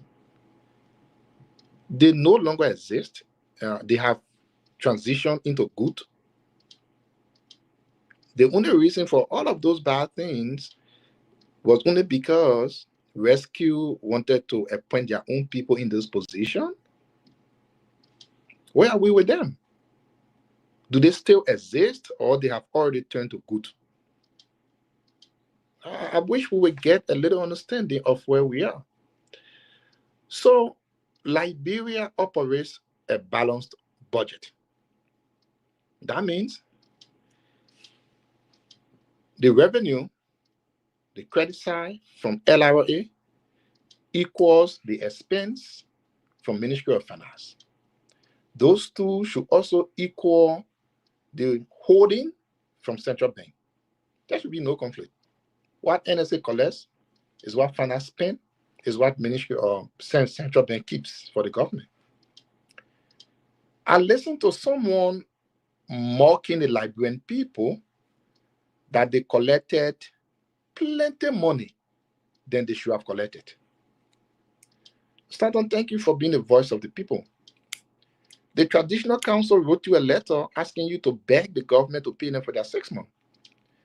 The excess of money cannot be used to pay the people. The Ministry of Youth and Sports, I don't know if they will still run it, but ran a project called the Temporary Employment for Community Youth. That was a project that provided temporary employment for young people in community. The monthly payment for that project should have been around $426,000. The government of Liberia only gave $300,000. So Ministry of Youth and Sport pay certain people, they pay other people. The plenty money they collected, they can use some to pay the people just 1 month after 1 year. Linsu, FLA, Mano River Union Youth or Parliament Liberia chapter, all have not gotten their real money. All of the money they collected, the excess, they can use it to pay these people, to give them the money. And we are so blind that we sit on the show and believe one man said they collected plenty of money. But all the little things they're supposed to do for them, no, they're doing it. Somehow we should believe it. I thought reasoning is part of human being. Who's reasoning like that? You went in the market with plenty of money, but you can't buy so. What is that thing? When will rescue realize that campaign is over? Where you can lie. This is governance now. That you cannot lie. When?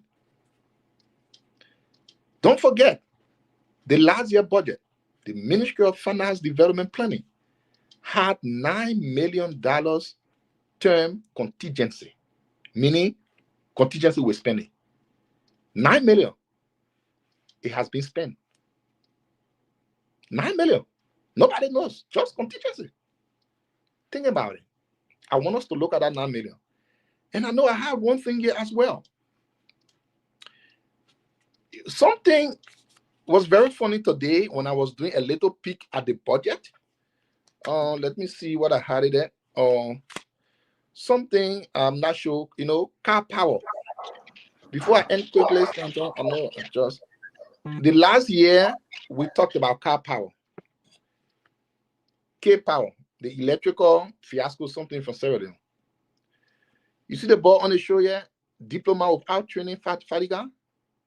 He boasted and said the government can listen, so the government will remove it from the budget. When people go look in the budget, you will see something around 170,000 in out term towards car power. My people, what is the level of this stealing? Can anybody help point to cap out in Liberia? Why are you stealing broad day like this? What is the level of stealing? Why are you stealing? Cap power is in the budget with outturn around 178,000, my people. I was just doing a sketch on it today. I saw it. I said, Jesus Christ, hallelujah, sweet Jesus, where are you? Why is this government so corrupt? Why do you guys steal so much? Why? Fadiga, you boasted that the government removed car power. It's in the budget, outturn, meaning they pay money towards car power to do what? Why are you guys stealing? Why is the level of corruption? Senator DeLong did the right thing to apologize to President Weah. According to him, they didn't understand it. Now they understand it. I'm kind of asking my own senator, Senator DeLong, to go further and apologize for lying on the park, say the park is nothing. Apologize for lying on market building, say the market building is nothing. Apologize for saying they will fight corruption when corruption is fighting them. He needs to go further to do many, many apologies. We appreciate and we welcome one because we know time will come, he will apologize. So we call on all rescue to have a national day of apology for lies. Car power, 178,000. My people, why are you guys so evil? Why are you Thank bad? you. I also do next time come early, my man. Let's be part of the conversation. Why? No, I gotta do my own closing, thank you. and everybody gotta go. It's good to have you. When I I've not close, responded to all I the. will give you the chance. I beg you. Let me just take 1 minute to say something real quick. You told me you are going to give me your minute. Huh? Yeah, Honorable Great, you will speak. Well, yeah, I'm going anywhere. My thing is that it's just important for us to continue to speak truth to power. It is a disgrace for us to sit here every evening, uh, fight for the country that we so love and desire, wish well, and these things happening. Let me send a shout out to Martin Colley. Martin will be coming on the show pretty soon this week. He got my picture in the corner and it said Guantanamo Bay Witherspoon accuses. All right, and he have a promise betrayal, rescue government sings in waste. Listen, we always ask you to go ahead and get a copy. These are very, very great men and women putting together stories that can inform you. My brother as well, Front Page Africa, Rockner CA, Martin Colley, and the rest of them. They got some fake one, but man, you want to take a copy of these papers. They are very, very good. A promise betrayal. And one thing I want to say about Martin, you cannot beat on him because he was the rescue Rambo. A promise betrayal. He asked me a question. Contempt of court. And he got me in the corner. He said, Guantanamo Bay, what was done to Tom, if it is true, is even more than Guantanamo Bay. And the government should be held responsible. The government should come up with a statement to condemn it, to deny it. But if they refuse to do so, we will hold them to what Tom said. There's trouble at Enfield. Enfield director, Chris Dowayan, I mean, he's in a serious trouble. We have all the documents that he asked him, Mr. President, to intervene between he and the health minister. I mean, it's what's going on. Like everywhere you turn, it's trouble. I mean, this is month 13. People say it's just the first month, it's just the second month, it's just the third month. It will be okay. Are we going to enter month 14 with this same mess? I remind you yesterday, though, my Uncle Joe, he have over 42 years of experience. Nobody thought this was going to happen. I didn't. And that's why I did everything to push his agenda, to support him. So let me say this. Have you asked Jeremy Pierre what he gave us document about the media intelligence make out $70,000? You forget about this story? That $2.3 million couldn't nobody can give account for. Mika is receiving $70,000 when Yamplu talk about it. People say, oh, Yamplu just talking. We have the document, folks. Jeremy Pierre should understand the world is watching them. If they come up with this game of media intelligence, the government giving you $70,000. What do you have to show for it? But this is Jeremy Pierre. Not telling the truth. Listen to him briefly, and I will close with this one. You also have to want to propaganda and they don't know what to do and propaganda goes wrong. You get what you say, you go to a particular community. They're not going live, but they get there first. They engage people. Maybe they choose 12 person. They know the orientation of the 12 person they like people with talk to. When they say they know they go live. John Brown and Peter go 5 years, who go better? And then some of people are so faint-hearted. When they listen to those things, they don't want to use their own understanding. You live in a condition. Somebody will sit down and come from the store, so I can tell you what happened here. You can tell them what happened here. Because you live here. And you panic when you hear them say some of those things and you hear everything collapsing here. And you know, I mean, what's going on with some of our brothers that come over here to speak truth to power? Can you be serious? That is same network that went on the street during the election time, Gibson, Jerry, and we say that yes, we go on the street, and the people have been so truthful. But Jeremy Pierre said people are putting people in buses, carrying them to relay market, and telling them, say that Joey Afueye were better than Joseph Boyka first year. I never thought we could have had a Baghdad ball in Liberia as information minister. Jeremy Pierre came on the show and lied about the Nicotech scam without being informed, zero information. He lied.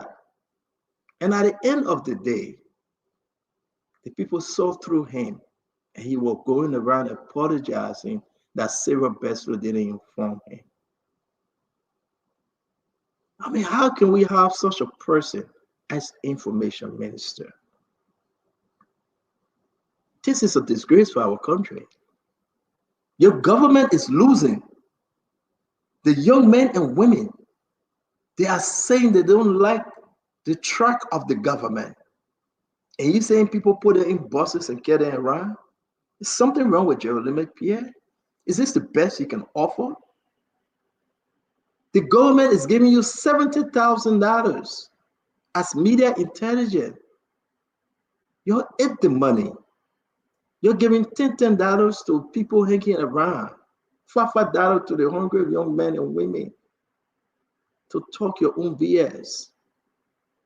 Why are you deceiving the thing that we so champion? Why? And this is what we got today, this week. I will end with Delon. We will not stop fighting for Joseph Yima Boyka even when they don't like it. Even when they don't like us. Even when they wish us evil. You know one thing? I don't talk about the others too much because like I said, I closed them. I fed them. I took care of them. So we are not mate. So I will not dignify them. We can never, ever be mate because there is no grace and no mate in grace. When you find grace, there is no mate.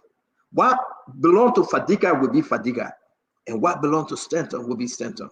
You go up, you come down. You will never be Stanton with a spoon.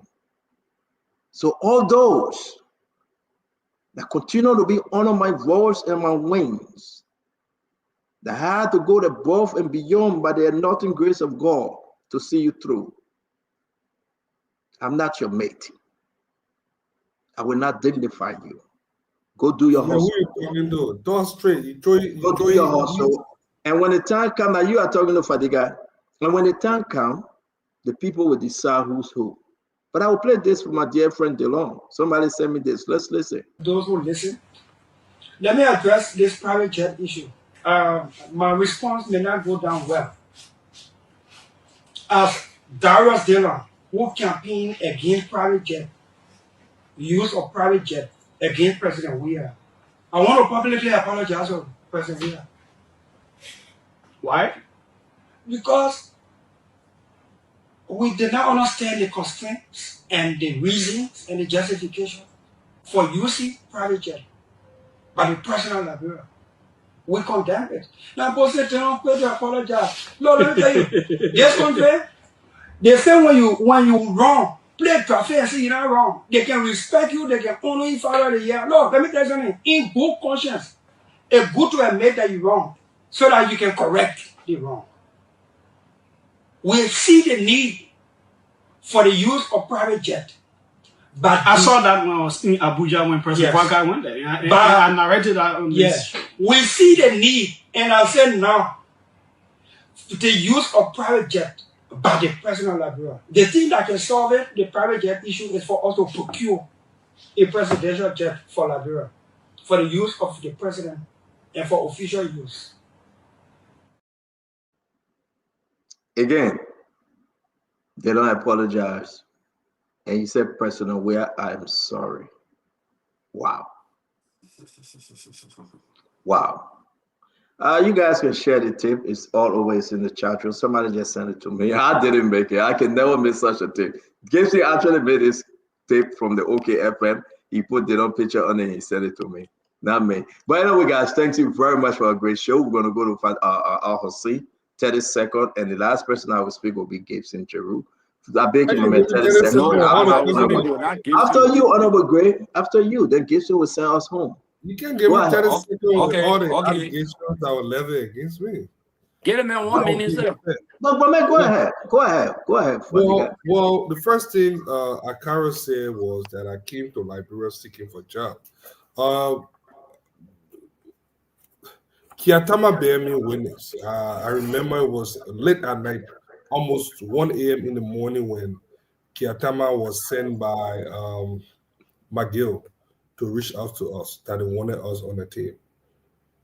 If it was because of finance, I would have been in Liberia with the CDC. When we came to Liberia and we talked to those guys, you see, one of the things that Akara did was he shed a light on why the CDC is not in power today. That thing that you had to go on the sycamore tree and take blood oath and sow allegiance to the Messiah, because we were not willing to do that thing. So Liberians were denied an opportunity. I'm an educated person. I'm qualified for most positions in this country, but we're denied because we did not pass the truth test. That means take the blood or go on or something. We're not willing to suggest ourselves to that. But I did not come here looking for a job. I want to make that clear. Ask Kiatama. I'm talking. He's still alive today. He will tell you. Look, gone are those days of kakistocratic governance. Gone are those days. We had a foreign service that the men presiding over were accused of sexual impropriety. In the US, he couldn't come. We have a foreign service that was damaged. They sent their girlfriends and a bunch of people out in the foreign service, and they refused to pay them. Ask anybody in the foreign service whether they're not getting paid. They talk about your certificate.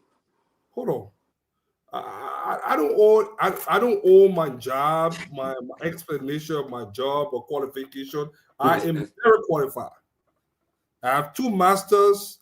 I've been around for long. I'm very qualified for any. Did you get a certificate? Did you go through the training? I don't need which school you get 2 masters in? Which school? I don't even know my role. I don't need a certificate. Gibson, you need to. It's a requirement by the foreign ministry. Yeah, which school the man get 2 masters from? Which school? Okay, let's get him a chance. Gibson, wait. Gibson is very important. Gibson, you can find out later. Let him explain, man. Yeah, let him explain himself, please. I beg you, Gibson. You're ready to talk. That's why I say, gone are those days of kakistocratic governance. I will say this. I'm very qualified for I will never take any position that I am not qualified for. I'm not a person that looking for money. Hey, I've made a lot of money in my lifetime. I've worked at several prestigious institutions. I want to serve my country. I'm going to serve it. I'm not going to go into my role and all those different things. You can do the research. Follow me on my LinkedIn page. I do more LinkedIn now because it's more professional. Follow me on my LinkedIn page. You will see my job, my title, what I do, my role. Yeah. So, yeah. But what I want to say here is we had an administration that destroyed our foreign service. They sent a bunch of different people there. They use it as a welfare program, and they barely could pay those people. At least, if you ask anybody in the foreign service, then they are getting a pay way beyond time now. They are saying it. So it just speaks to what this administration have brought, and in some of the changes that we expect to see, and some of the delivery that we are doing. But I will say this: I'm not going to talk about my job and Gibson General. So I will say you that I'm not going to talk about my job, but I will say this. Jesus. I will say this.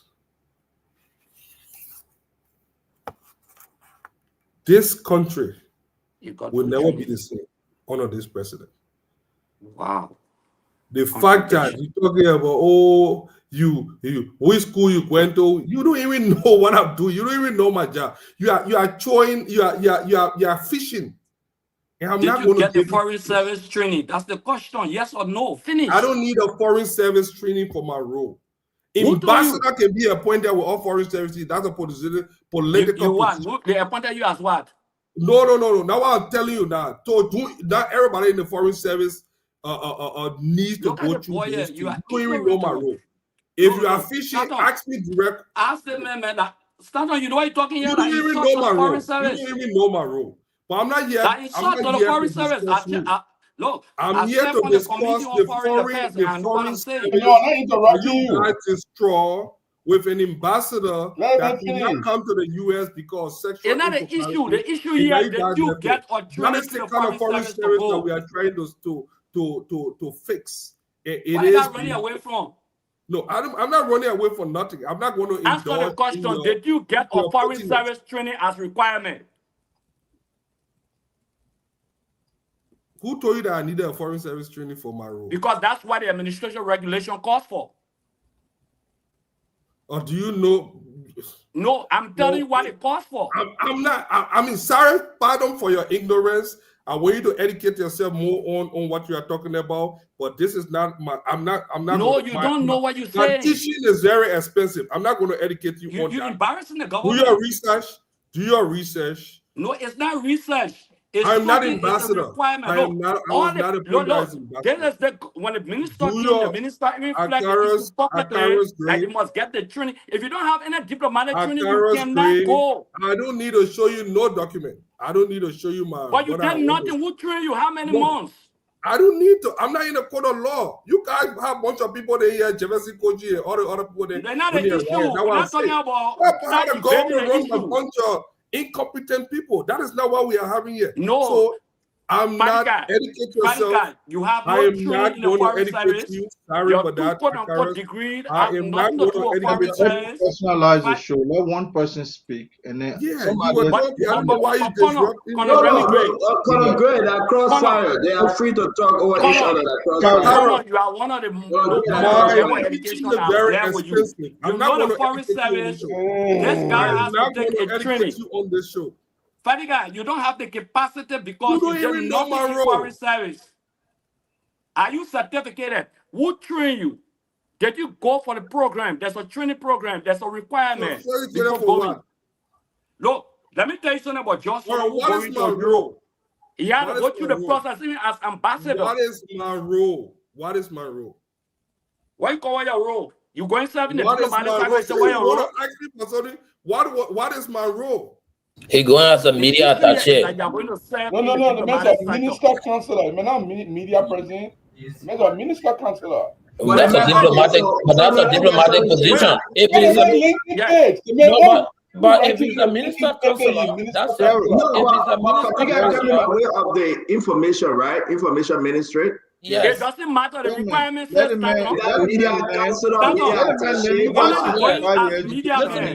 are you going as non-media man? You must go through the training program. Stand on that argument. Stop laughing. Akaris, let me learn. You guys can come up with your opinion. I mean, I agree with that opinion, senior man Remy. It's not an opinion. Okay, that's the fact. It's not a debate. Whatever it is, you're not presenting a book. You're presenting. Okay, let me do my 30 seconds so I can finish. But the man, I will not get to market his ignorance. Don't be all flag the issue with the foreign ministry because you are unqualified. You did not go through the elementary mechanism of the training by requirement. But why are you going to the foreign ministry if that Jeremy Pierre by that boss sending him? He has no. But even if they're sending him, he has to go through the process. That's a requirement. It's not a debate. You ran a government. I serve on the committee for foreign affairs. You're not going to talk about me. You're not going to talk about me. These are the issues for flag for John Salika up to now. You are fishing.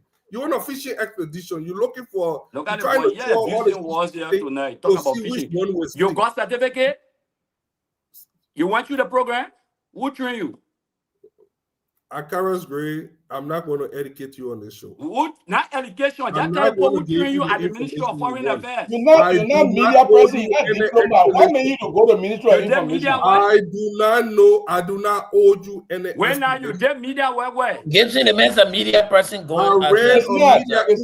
One of the largest media person. Facebook. Okay, you go to media person, you must do the training. Minister of Transport, whatsoever you must be trained. So he's actually a media attaché to the embassy. You guys, listen to Kennedy. The man LinkedIn page. Kennedy. The thing on the man LinkedIn page. Kennedy. Yeah, but guess what? The message of minister council is that different? It's different from media attaché. The media attaché is a media person attached to the embassy to provide. Let me answer something. Minister councilor is different from media attaché. Yes, it's different from media attaché. Okay, different. Because a minister councilor can be designated as a you can be the minister councilor as an overall title, but then you got to be designated a certain thing. It's like you are director general or deputy director. Media attaché is what? Media attaché is the press officer, the PR officer assigned to the embassy to provide information to the government on the embassy activities in the foreign country. Do you need diplomat training for that? That's the question I'm asking. No, you don't need diplomat training for that one. You got to be a journalist. You got to be a media person. Once the country is sending you, there's a regulation at the foreign ministry. That's but Akaras is saying no, Gibson. Akaras is saying no. I don't know about that one. No, listen to me. As a pressman, as a media person. Who are you? Do more research. I'm not going to make this up because when it's sending you now, they have a procedure now. I want you to keep guessing. You have to be trained because you have to have some diplomatic understanding. Akara,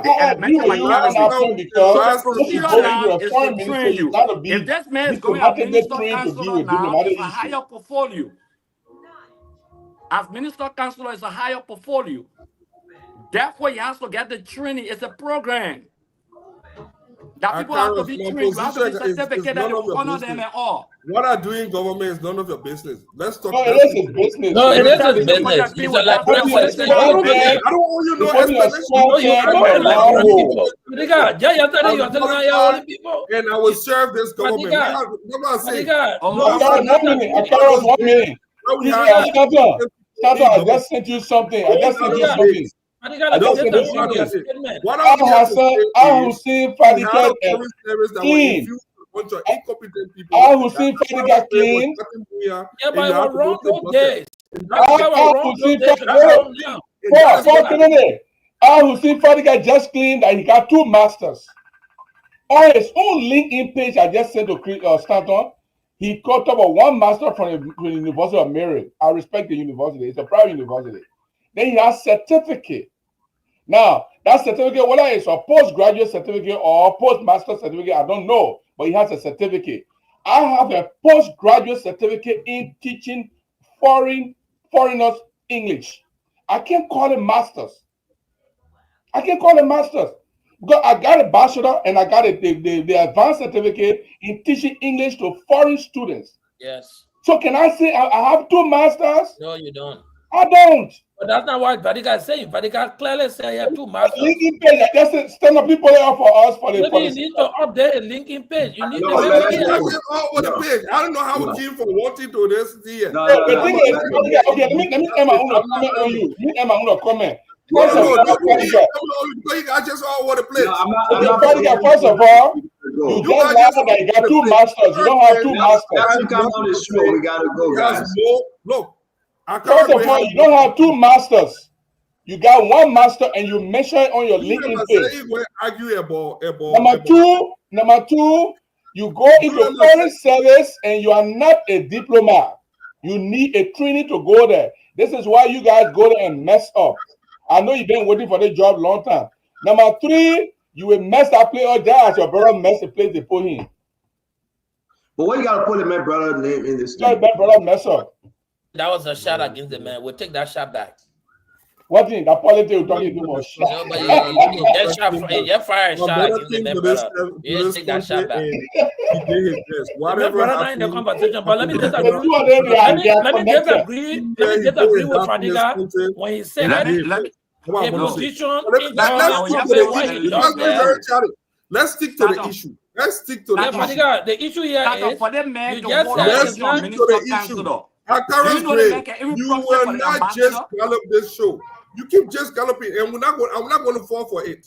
Fadiga, I'm not going to endorse you. I'm not going to give you the credence that you're looking for. Fadiga, no, but you're a blatant liar. You cannot compare this government in any shape or form. No, Fadiga, you are not competent for the position. You know what they call minister councillor? Are you guys okay, so let's move on, guys. I gotta go. You cannot compare it. Fadiga, minister councillor, are you guys looking for moral equivalence? Listen, Joe, thank you. No, but there is a disgrace to the government. Colonel Gray, thank you very much. Jason, thank you very much. Colonel Gray, as always, man, I salute you. Wow. Thank you a lot. Colonel Gray, thank you very much, man. No, stand on, don't do that thing, man. Stand on. Stand on. On a serious note, stand on, you should flag this issue. Or minister council can even proxy for the ambassador. Yeah, so let's provide all the documents and then we can flag it. Because we don't know. Guess what happened? Yeah. Guess what happened? I want to give you a reflection recently. We'll provide everything. Okay. When the minister took over civil vessel, yes, and they began to call people back. You still have one of the reasons the justification they provided that they didn't go through the foreign service training and they challenged it. Okay. They said all of these people, even if you are appointed as an ambassador and they didn't have the training, they will have to train you before you leave. So they recall all the people. Yeah, that's not true. That's a lie. The recall the man internet. That's a blatant lie. But he's lying. The guy has a very terrible internet. Akara Gray is a liar. He has nothing to say. They come on Spoon now because they believe that it's an avenue that they can run propaganda. I simply were running propaganda the other day. Spoon, no, we didn't run propaganda. Don't said the truth. Don't condescend Spoon. And why you're doing that is that not good. Not because what is condescending about? Condescending talking down on it. Why are you talking? You asking me about English? Fadiga, don't go there. No, but how can you say I condescend Spoon? But your statement. Not in my language we're condescending. That's what you say. You come here on Spoon because the public network available to you. You come there now and do not. But how is that condescending? Do not try to honor Red Spoon. We're not going to do that. How does that say anything about the Red time? We'll come here to spend our time. The foreign affairs minister, the information minister, was doing it just now in a video, talking about people can go and stage people. You try to discredit the network. The information minister was right. You know, he was right. So, Fadiga, let me ask you a question. Fadiga, let me ask you a question. One more minute, Fadiga. The economic variables. Fadiga, I beg you, Jared, let me ask you a question, my brother. Fadiga, do you believe what Jeremy Pierce said? That people went to hold on, let me finish now. I'm not talking about people saying it to Joe, that people went to special area in Douala Mikey and Reda Mikey and put a group of people together to say that Joe was better than Bouaka in his first year. Do you believe that? Yes, I believe there is a massive propaganda. And the second thing I also Do you believe that spoon? We put people together to answer that way? I don't know. I don't know what happened. I don't know. No, I'm asking you a straight question. You can explain later. Yeah. When you were on the show, when we were fighting for Joseph Yemabwaka, we ever did that? Was that part of our what I think happened? What I think happened? No, Fadiga, you gotta answer the question. I mean, you're trying to put Fadiga against the boss. Fadiga, when I answer that question, you know that. Fadiga, you are on the show. Fadiga, wait now. Fadiga, wait. I'm sending you something. I want you to put it up and see the guy. Yeah, wait, Fadiga, you are on the show. I am not putting words in your mouth, right? We can disagree and we can come from different side. Do you believe? Allow me to answer. I want to ask the question again. Do you believe this network, Nelson Colette, we get up in the morning and go to Douala Market and put people in bus and say, you can't answer against Joseph Boyka? Like I'm saying, I don't know what happened, but let me tell you what I believe. You don't know what happened? What you mean you don't know what happened? No, let me tell you. I don't know the whole situation. No.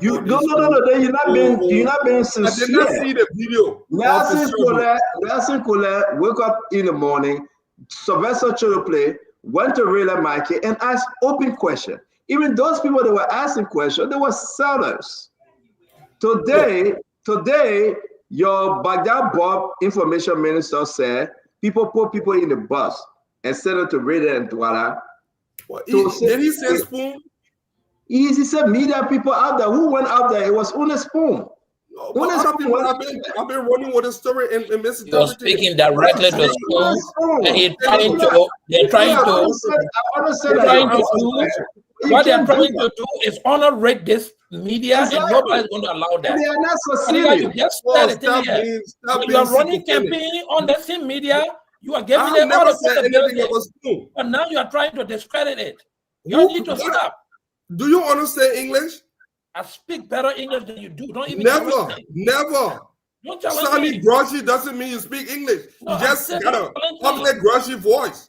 My voice different from English. You have an ugly Groshy voice. It doesn't mean you speak English. That's my personality. I've never said anything condescending. I'm not God to make myself.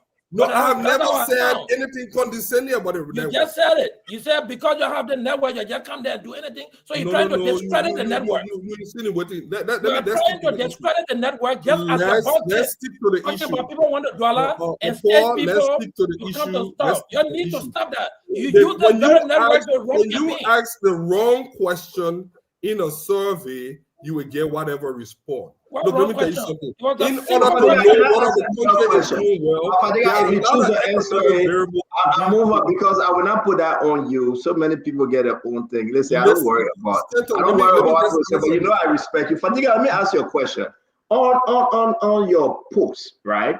You say Al Hussein Eugene Fadiga, Minister Council. I'm not even answering the question. If you don't want to answer, that's fine. But Minister Councilor for Press and Public Diplomacy, Ambassador of the Republic of Liberia, Paris first. Is that your position, Minister Councilor for Press and Public Diplomacy? Is that your position, right? Because you post a for Paris, for France. Well, let me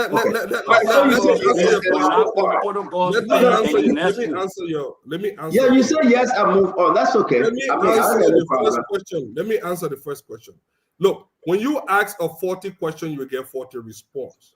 When there's never a time in my lifetime that librarians have been okay, even people that work. When you ask a question, look, in order to know that the economy is doing well and the people are doing well, there are a lot of economic variables that are taken into consideration. When go down Douala Market, people are saying, can I ask them about economic variable? But let me give you the show, man. Yo, hold on. There's a problem here, Fadiga, and you know you might try you be being out telling somebody say economic variable, and you destroy the government because you see a 16-year-old 18-year-old that never went to school. They get crying. They get say, my pa was teaching. I used to be in school. Under this government, my pa not teaching no more because they're not paying them. Now I got to cancel. Can I get you saying economic variable, Fadiga? That is not true. What is not true? The people the babies that sitting in the cell that we play the video on the show from Bon County, they are sitting in the cell. No chairs. That is not true. Fadiga, come back tomorrow and have a great. Come back tomorrow and have a great conversation. Stand on. Fadiga Yes, sir. has to come because he even put in his writing that he was assistant diploma. Fadiga will come back tomorrow. He will not run away. He will come back tomorrow. As always, Fadiga, our brother, he never run from the fire. He will come. I want to say thanks to all of you. Nelson, come back on the show now. I want to say thanks to all of you. This is what makes Spoon Talk. After our big program, we go to Crossfire. You get men of Fadiga or Al Hussein Fadiga. He coming like giving it all. And we respect Fadiga. We respect every one of you. Let's have a great show tomorrow. Yes, sir. We got to go. Just a second. I'm not talking about the Fadiga issue. Mami said something very important there. Like a correction. And the correction is that the reason why the 90-day grace period is given, it has to do with. But Mami, let's do it tomorrow when Mami No, it come. has to do Mami with the coming issue of the tomorrow. expenditure and not revenue collection. Yeah, but Mami coming tomorrow on our grade. Let's do it tomorrow. No, not revenue collection. I hear you, but Mami came from different ways and said they gave 90 days. He's not here. He will defend himself. No, not him. It's just for the public to understand. Thank you very much. I'm so happy today. Tomorrow you go to come on the show and we'll provide information. I think I have to come on the show. I will be here tomorrow. I was just making a guest appearance today to say happy New Year to my folks because a lot of people have been asking. I think I have to come tomorrow. Then he's talking about embarrassment to the country is this. Because of pure embarrassment. Akaras. That's shameless. They made judging my grammar. So ladies and gentlemen, we'll be going home. We'll be going home with this. And again, I don't think before we go home, I got John Yomi. John Yomi is coming. He was in a position Fadiga is about to occupy. Let's hear about John Yomi and see what this position entails and what he brings. We'll take a few minutes with John Yomi. John, are you there? Can you come on? We see that your video is not opening. Please hurry up. We got to go. We will be bringing in John Yomi, and we'll hear from John Yomi this position that I think Fadiga is taking over from John Yomi or somebody, I believe. Not John Yomi, but you hear similar position. But you even train, you don't kind of think this so like embarrassment yet. No, are you there? We waiting for you. We don't have enough time. You want to talk about training? But Remy, the thing that hurting me is that there's a procedure at the ministry. Akara's great. You will not change this. I'm not imagining. You guys will not change this. You can even have PhD. We will continue to discuss the issue. I will not discuss when you go through the training, that's how you will talk to the people in the diplomatic cycle. That's why you need to be trained. Could they waive the training? Could they waive it? You call in France, you call in Greece, you call in Portugal, you call in UNESCO, all those areas. Look at what you wrote. That's the way you go sit in front of UNESCO people. And Akara's great. You can represent the country in every capacity, in any capacity. What capacity you can represent the country? Look at you. Pure embarrassment to the country. You guys are shameless. Whenever you are defeated, let's bring John Yomi. John Yomi, welcome to the show. Nelson, can you upload what I say you real quick? John Yomi, welcome to the show, man. We bring you in just to speak about this real quick before Fadiga leave. Fadiga, just few seconds. John Yomi. Did you serve in that role? Did you serve in that role? No, not in the role. I serve as the coordinator of the Foreign Service Institute. Talk to us about the position Fadiga is taking. Thank you. So firstly, I've been following the show and a lot of people call me because I am one of those persons who have been heavily engaged with the Foreign Service Institute as well as publication. I'm an author. I also have a blog on Amazon and have been mostly engaged with protocol and etiquette. So from the point of Conor Gray and that of Honorable Gray, I know Honorable Gray very well. When we all serve at the time I was at the legislature, but to the point, the Foreign Service Institute was established in 1951. And the primary responsibility is to provide training for foreign service officers. And like Conor Gray mentioned, we have two categories of diplomats. We have career diplomats and we have political appointees. So as per the virtue of the establishment of the Foreign Service Institute, or career diplomat absolutely must go through the training of the Foreign Service Institute. So that Foreign Service Institute was established and was rebranded in 2002 by Almoni Captain. That's the time it was named the Gabriel L. Dennis Foreign Service Institute, in honor of Gabriel Lafayette Dennis, who was one of the ministers, and by the time they were called, it was the State Department, they called Secretary of State. So when President Sirleaf came, she introduced something called development diplomacy. That is the shift of how we can use the economic aspect of our diplomacy more than just traditional diplomacy that was more like state to state. So in that arrangement, if you are not even a career diplomat, going to the foreign service require that you understood the basic rudiments, like the protocol. Let's just interrupt you real quick. Now, Fadiga coming by way of the information ministry, what say you to that? So it is a political appointment, but it's something called the crash program. You will not have to go through the actual training that has to do with obtaining a diplomat in or diplomacy and contemporary foreign policy or foreign or international relations. You will acquire a crash recognition, usually 3 weeks to a month, that talks about the rudiments, how to receive guests. So what's the main position there, Yomi? I know we'll have you tomorrow. Maybe if you're available, come on. What's the position right there that Fadiga going in Paris? Is it a media attaché? Is he, like you said, seasoned diplomat? Or I mean, what's the position? The first thing they established Stanton, besides being a foreign service person, I'm mostly into research. So the first thing they established, what is that position?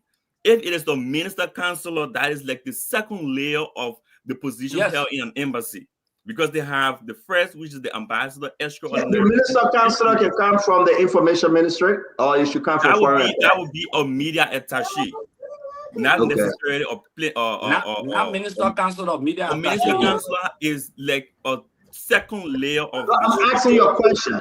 Minister counselor, who gave that position? Sarah Beslow or Jeremy Pierre? So this is what I'm saying. You will have to establish what is leading to that appointment. All right, it's like a layer, it's like a title. So minister counselor for what? If it is for media consultancy, for media public diplomacy. Let's give Fadiga the chance. I beg you, hold on 1 minute. The role, I didn't. My man, you didn't wish that you gotta bring it. I didn't want to go into let's be serious. Since Yomi is explaining it, I would just go into it because he has some notes that I wanted to relate, but I thought that it was not relevant. Why a certificate? You don't know what you are talking about, and I'm not going to educate you. It's Minister Counselor for Press and Public Affairs. And what that means is I'm in charge. Sorry, I'm begging for the Ministry of Foreign Affairs. Hold on now. It's all right.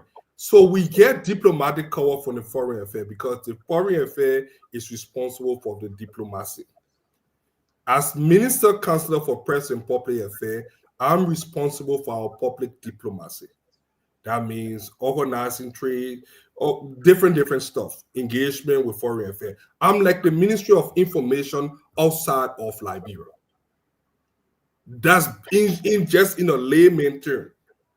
So whatever the minister is doing in Liberia, organizing things, cultural affairs, different things, I'm responsible for that engagement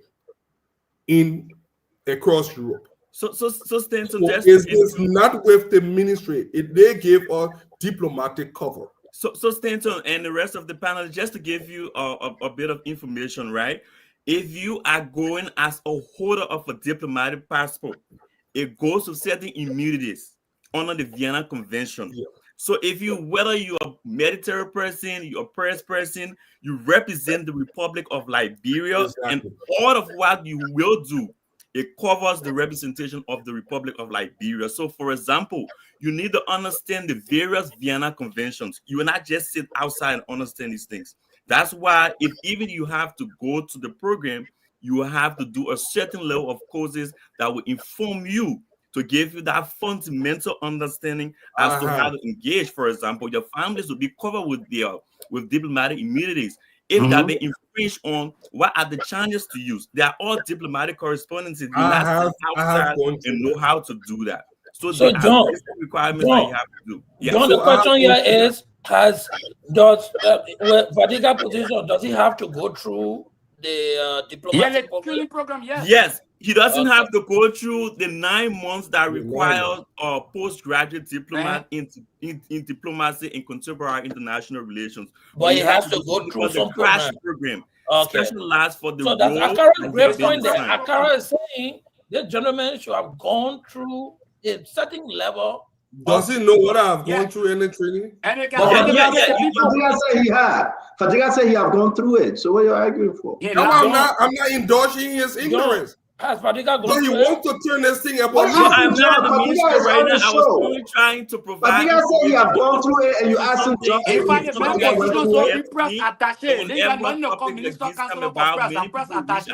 is the current ambassador in Liberia. The current information on that. Let me tell you something. The current U.S. ambassador in Liberia was Minister Counselor for Press and Public Affairs. No. He was Minister Counselor for Press and Public Affairs. Your position as press attaché. Hold on. No, but Akara, they made. I think at the end of the day, let's finish your job. If you want to, they don't understand the aspect of the foreign ministry.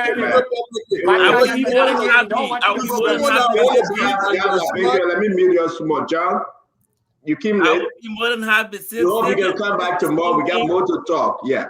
This is something that is this is my field. Everybody who knows that I research about Liberian foreign policy, I have books about that. Honorable Gray knows me very well. He was on the ground floor. We worked over there before I went to the foreign ministry. I serve as an intern. I serve as a research person. I serve as a coordinator. I serve as an officer in charge. All those people know we work together. When it comes to Liberia, I'm very passionate about it. So it's not are you satisfied now? The name Yomi, man. We first when we were small, the name Yomi, where is coming from? Oh, from Nimba, of course. From Nimba. Okay. All right, but it's good. It's good to see. Question: can I do the course while I'm in Washington? Can I do the course online? No. Maybe in the future, but as it stands, no one does. I gotta be Manuel. I want to do the course. I'm a seasoned diplomat. I will lecture you. Are you satisfied now? One thing we can take home. John said you must take a course. Fadiga said he has taken a course. Fadiga, the only thing I would say, this is what we do. At the end of the day tomorrow, bring the certificate and we shut. I'm not going to show a certificate for what? You will never see any paper for me. That one you can keep waiting until 2029. You will never see any. I don't owe you any explanation. You have 2 master's degree. Are you thanks for the opportunity. Whenever you need me, I'll be happy to come on. Thank you. I got to thank you very much. You need to apologize. To be fair, for Akaris to apologize, you must bring a certificate. Then Akaris will apologize. I will never show you that. You want me to believe it? You want to have an LRA again? Adiga, we want for them to apologize. So bring the paper. Bring the certificate. I don't need to show you no paper. The government you are running and I see lot you have 2 master's degree that why you get a job.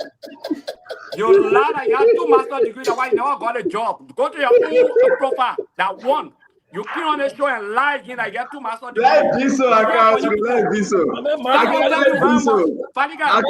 be so. You never lie. I'll be here just because of you. Okay, you got 2 master's degrees. There is no way that we allow you guys to continue lying to the Liberians. You got 2 master's degrees. There is no way we're going to continue lying. No, you got 2 master's degrees. I will be here every night. I will be here every night. I know this. I know that.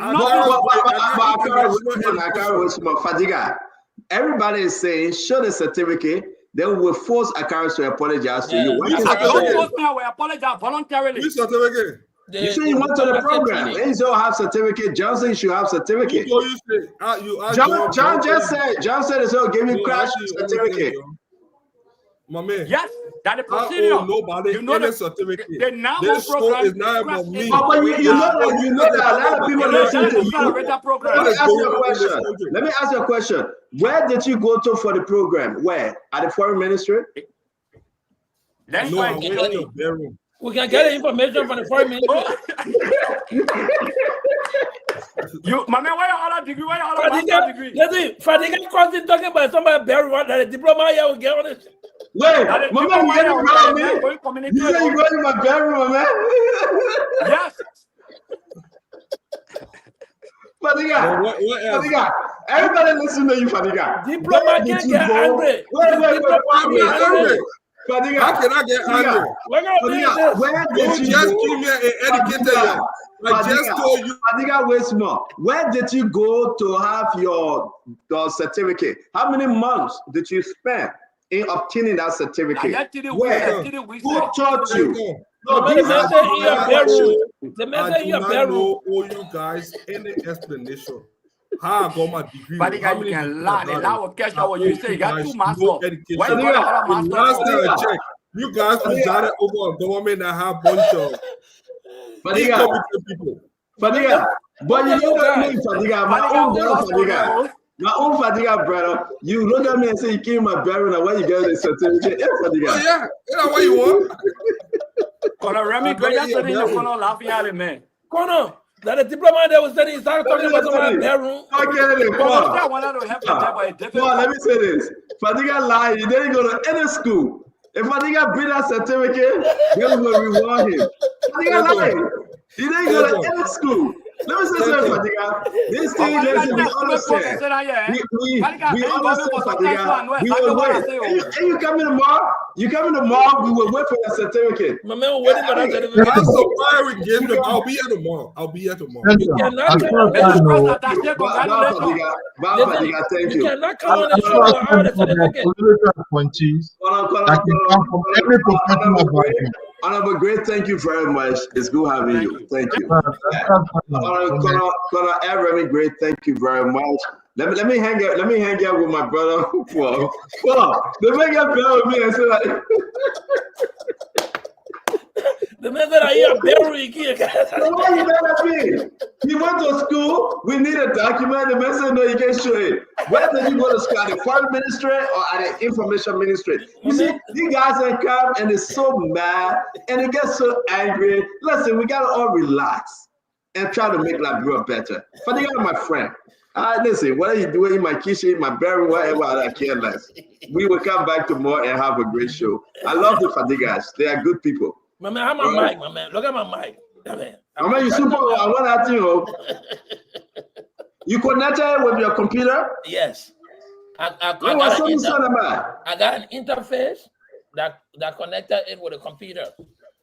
So let me ask you a question, right? The whole system. Let me ask you a question. You bought it online? We bought an interface online, but we bought a microphone from Best Buy. Okay, send me the name. I'll go to Best Buy and check it out. Yeah, I will send you the detail. Yeah. But it's good having you, my man. I'll see you tomorrow. Y'all have a wonderful, enjoy the anniversary, my man. Thank you, buddy. We'll be here again. Thank you, Chief. Yeah. Now, that's it. At the end of the day, listen, my eyes running with water. But oh man, Fadiga, that was a great show today. We want to appreciate every one of you, man. We love you all. Just remember, we'll just come here and have fun and do it for Liberia. Don't forget, come back tomorrow.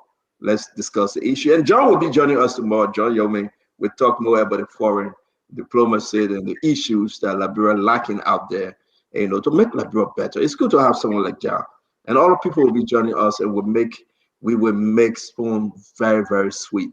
All right? It's good having you. Nelson, you better go sleep. You laugh. You better go sleep. Bye, man. All right, folks. Have a good night. Okay. No, let me say, don't forget 1 p.m. Liberian time. Copy. I will be capping. Let me look at a 5-finger flag.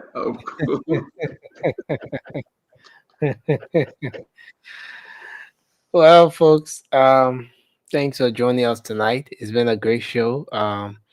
We appreciate all of you for your contributions.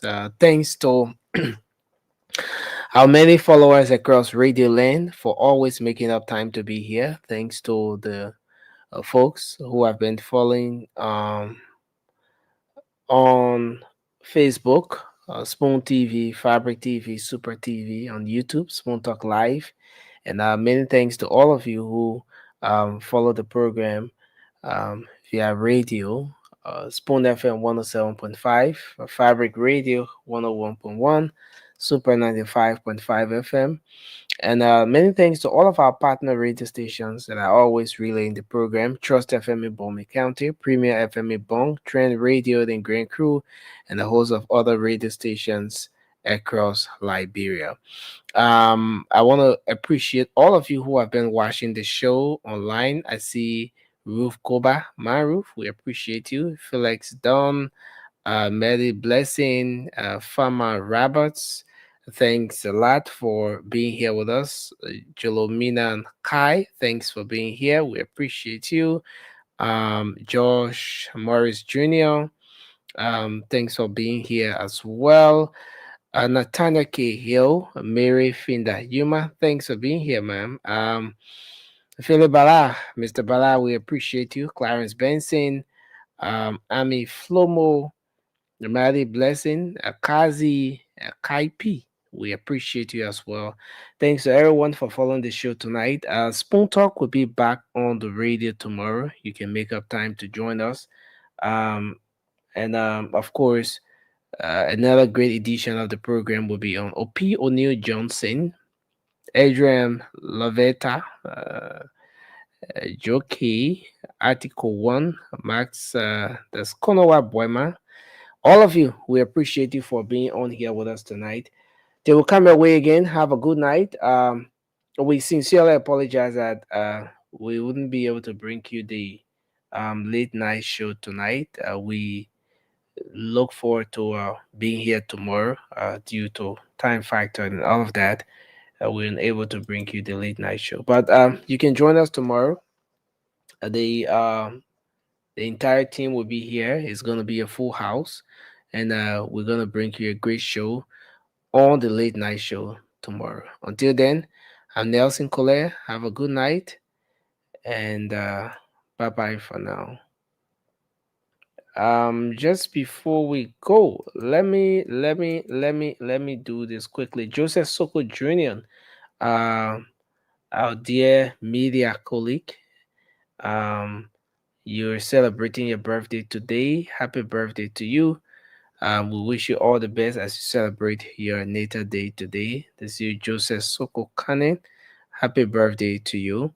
And to all of those celebrating birthdays today, we wish you all the best as you celebrate your natal day. Join us tomorrow for another show. Until then, have a good night, and